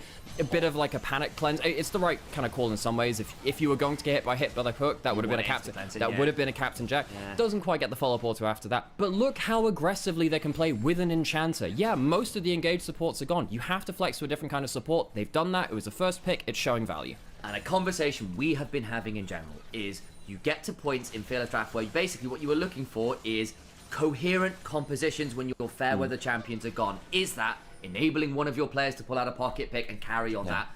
Flandre Camille probably counts in that one. But it's also things like, we have drafted a Galio Camille comp with a Lulu Zeri. This comp makes sense. I'm aware that we have a minute till Dragon, and we're sure to get another big fight soon, but I just want to take a moment to really thank Sam for this weekend of casting. You've done a great job of casting here on the channel while I've been away for the weekend. Of course, you've cast hundreds of games here before as well. If you're watching us over on Onivia's highlights channel as well, we were very fortunate to be reached out to by them to help bring you guys this kind of gameplay. Yes, some games like this, maybe the one before this, you start to raise an eyebrow at, but you know what? I am still entertained. Who the hell sees a set steal a Baron with an auto attack of all things?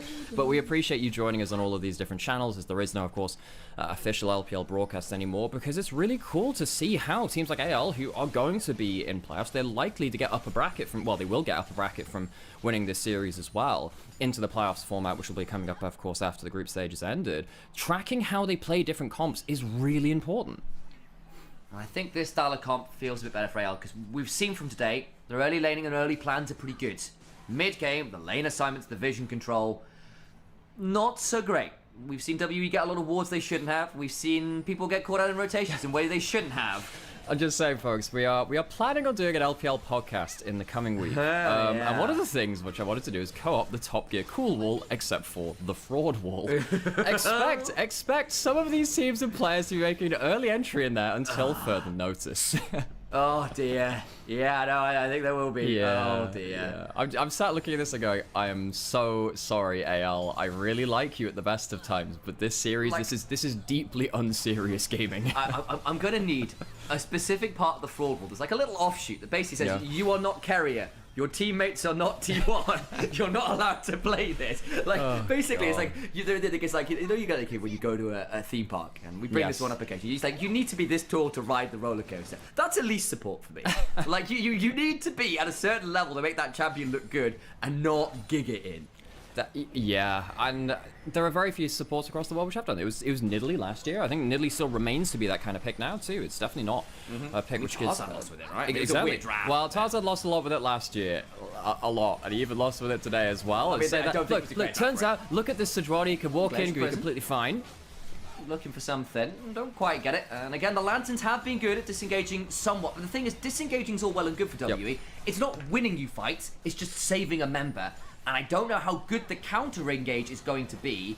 They're fine if they're in the objective first. I just don't think with the way the game state is that they're ever going to be in that position. They will have to face check. It's really quite worrying that Hope is just hoovering up waves and getting to a port towards a point where you must hit the perfect shockwave combo onto Zeri, potentially while Lulu's not there. I'm trying to think of the checklist of things that need to happen, and each time you mention something new, it's very hard to see a play where that works, because Hope, it can just be the center of a death ball now. WE, they're going to take top lane turret, they're going to take the Atacon as well. This is some of those poor resets and lane assignment, which hasn't surprised me. It has surprised me. It's not made me particularly happy about this series. Luckily, WE don't have the damage to completely just rail through the Atacon this time, and they will be able to get back out onto the map. But that is the kind of play which lost them the previous game. Yeah, I think...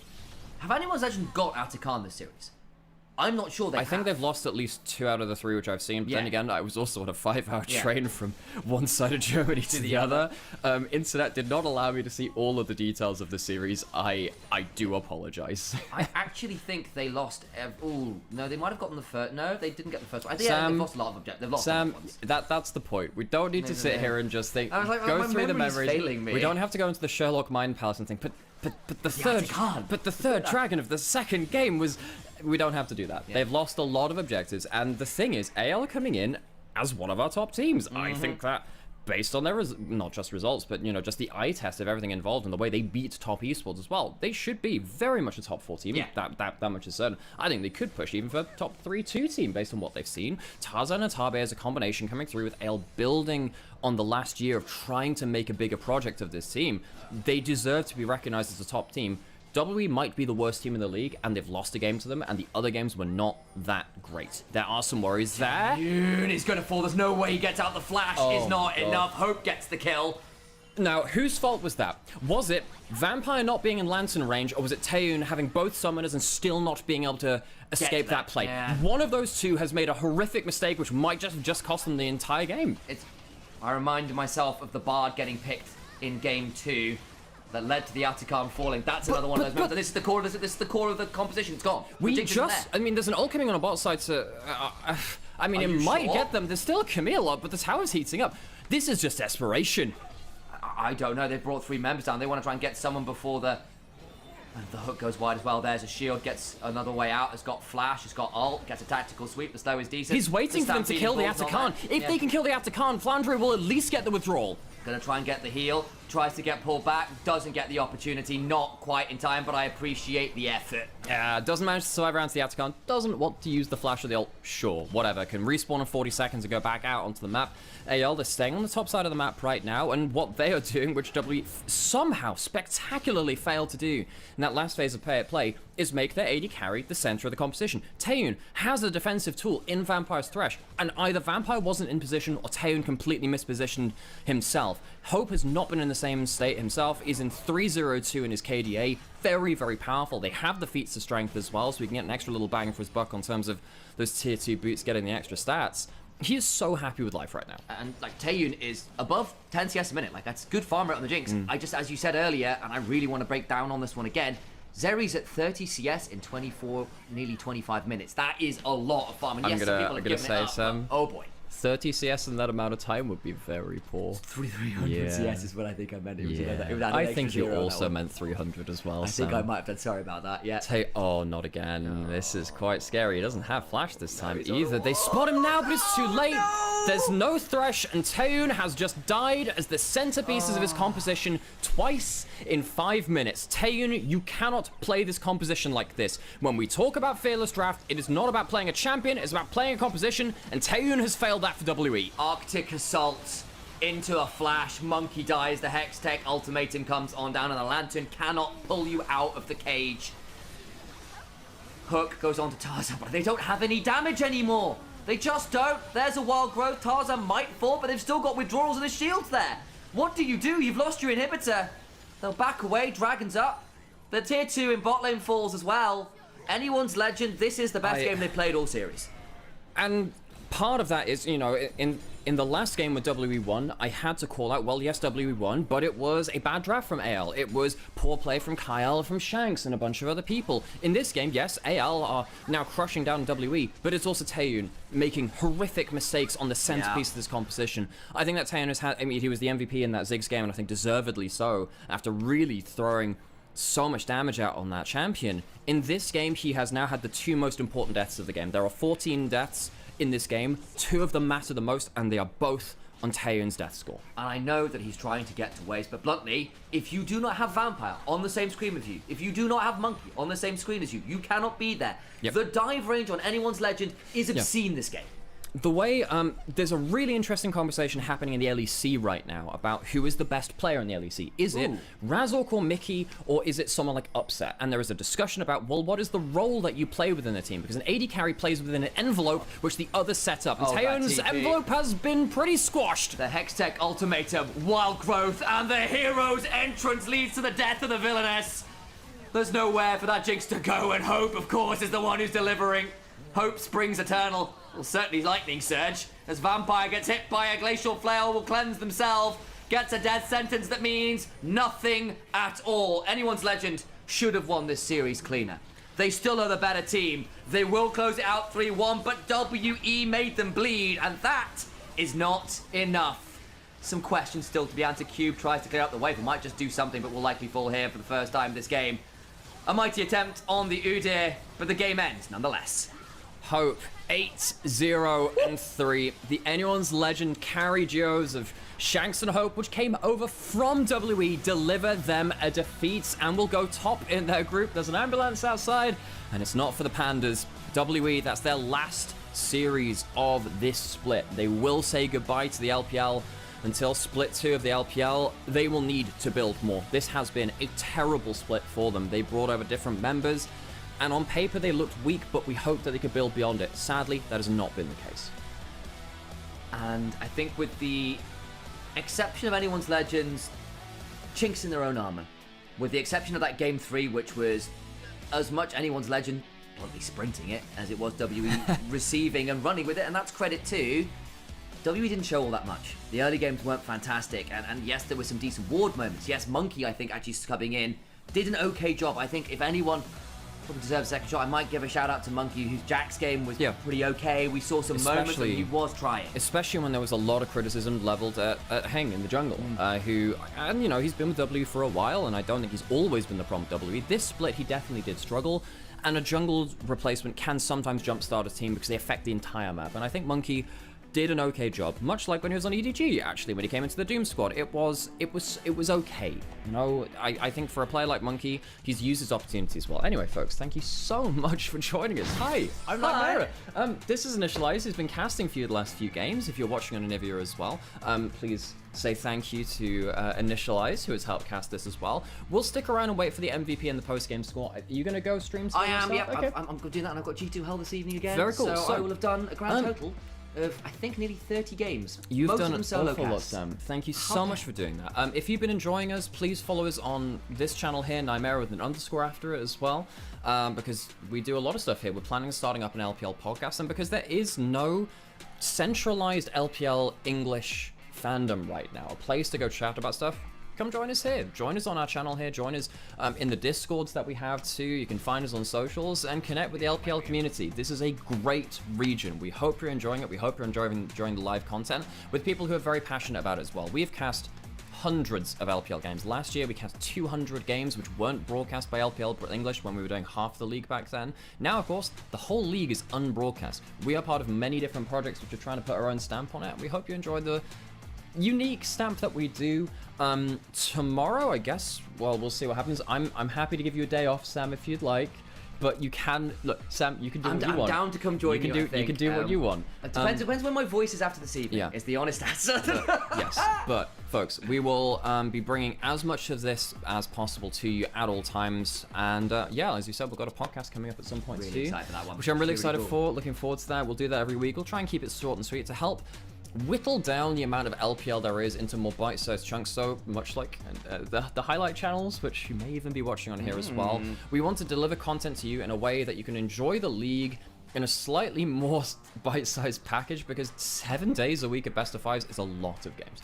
There's just a lot of teams in the LPL. There's how many teams are we at? 18 currently? So, like there's 18 teams. So we will be so many games. We will be hovering. We will be highlighting games to watch effectively. Either individual games or series will come in each week and say, okay, out of the last week, these are the series and the teams that you want to watch. These are the players that impressed us or disappointed us. Heroes and we'll and zeros, we'll have some fun with it as well. So please tune into that whenever you see it. I think we're thinking about doing it on Tuesdays. I think that's the day where it's kind of coming in through right now. I think we've got ourselves an MVP. This might also be the post-game stats as well. Yeah, it is. Okay.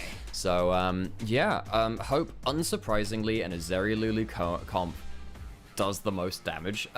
Serious shout out to Cube. He dunked on Flandre multiple times this series, actually. I think Flandre had a couple of weaker games. That set wasn't it. That set was quite poor, and Cube showed him what's what. Cube's also been very much a journeyman as well. Cube, Monkey, those two have really been around the shop, really, in LPL, and it's cool to see them have some moments. This W roster, though, probably does need to be rebuilt again. I don't know if W have the resources to cut and change pieces again. It wouldn't surprise me to see multiple players here not be seen again on this particular roster. No, and I think there is, especially now with the way that splits are moving around. The Tier 1 leagues are now aligned once again with the Tier 2 leagues underneath, so there's a lot more room in terms of contracts for players to move up and down, not mid-split from the lower leagues, which is a big, big deal. So this play here was the moment you went, oh dear, AL, you've gone a bit deep. The Wingborne Storm covering 3 people for the entirety of it. Yeah. Cube getting a run away. They can't quite get Cube. They then can't quite get Karis. It's a bit of a frustrating one for anyone's legend, that. That felt like bits of this game. That felt like a lot of this game. It's a hell of a fun kind of turnaround in there. Yeah. I'm surprised it took until game 4 to see Orianna. Orianna is a very strong champion right now. It was a fun series. I'm not going to say much more than that, but it was a fun series. AL, like I said, deeply unserious gaming from AL this game, but they know how to lane and they know how to team fight. The other stuff, sure, against a better team, we'll prep for it, we'll lock in harder.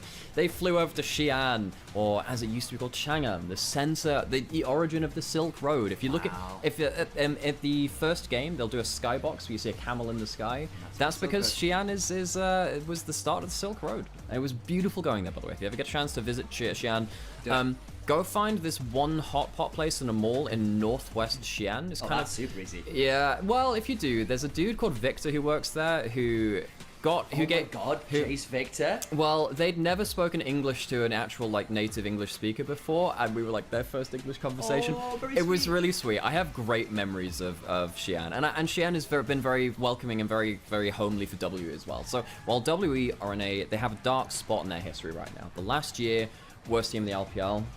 This year might be on course for that again. They are still one of the classic teams in the LPL. I love the city which they're based in. Their fan base is very strong there too. I hope they can bounce back. Let's see who the MVP is. I wonder who the MVP is for this game. I feel like I mean, I think it probably. I would actually argue it's Kyle for the. It's probably Hope for the ridiculous amount of damage, but the problem it feels a bit fraudulent when you're doing that with a Zeri Lulu. It's like how wow, I've done so much. I was like, yes, of course you have. As everyone else is like lifting you up, standing on the shoulders of Yordles. I mean, they can wild go, so it could be a giant Yordle. You never know. True. Standing on the shoulders of the Yordles that make you giant. Yeah. That's quite good. No one mentioned that. Who is that one American? No, I can't remember that guy's name, and I'm not going to mention it.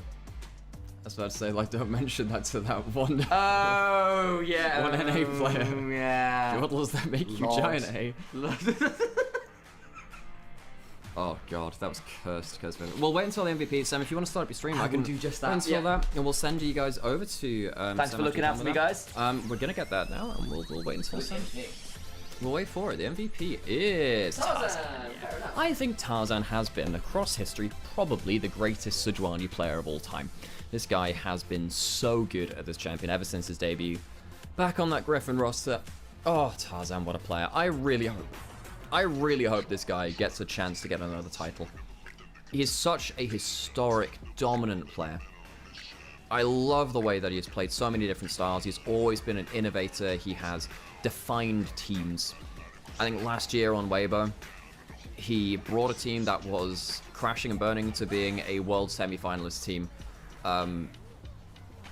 This guy's incredible. This guy's so incredible. I love to watch him play. Every time I get to see Tarzan like determine games like this, I feel like I'm witnessing just another little bit of league history. There are a couple of players like that, obviously. It's great seeing Doon be back. It's great seeing, you know, all of the great Korean players which play in the LCK day in, day out.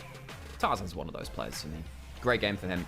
Not against the staunchest opposition today in Team W, but hey, definitely someone which I like and respect as well. So, folks, thank you so much for joining us here on the stream today. Can wait until Sam's live, of course, and then, yeah, well, thank you so much to Sam, and thank you so much to all of the subscriptions and to the follows, the likes, the views. It means an awful lot. How many votes do we get for that? One for Botland. Yeah, well, it was Zeri Lulu. Does it really count? And thank you so much, everyone. I'm gonna wait until Sam's got a stream live. And then we'll send you over to him. Thank you so much, everyone, for joining us. And we'll see you next time.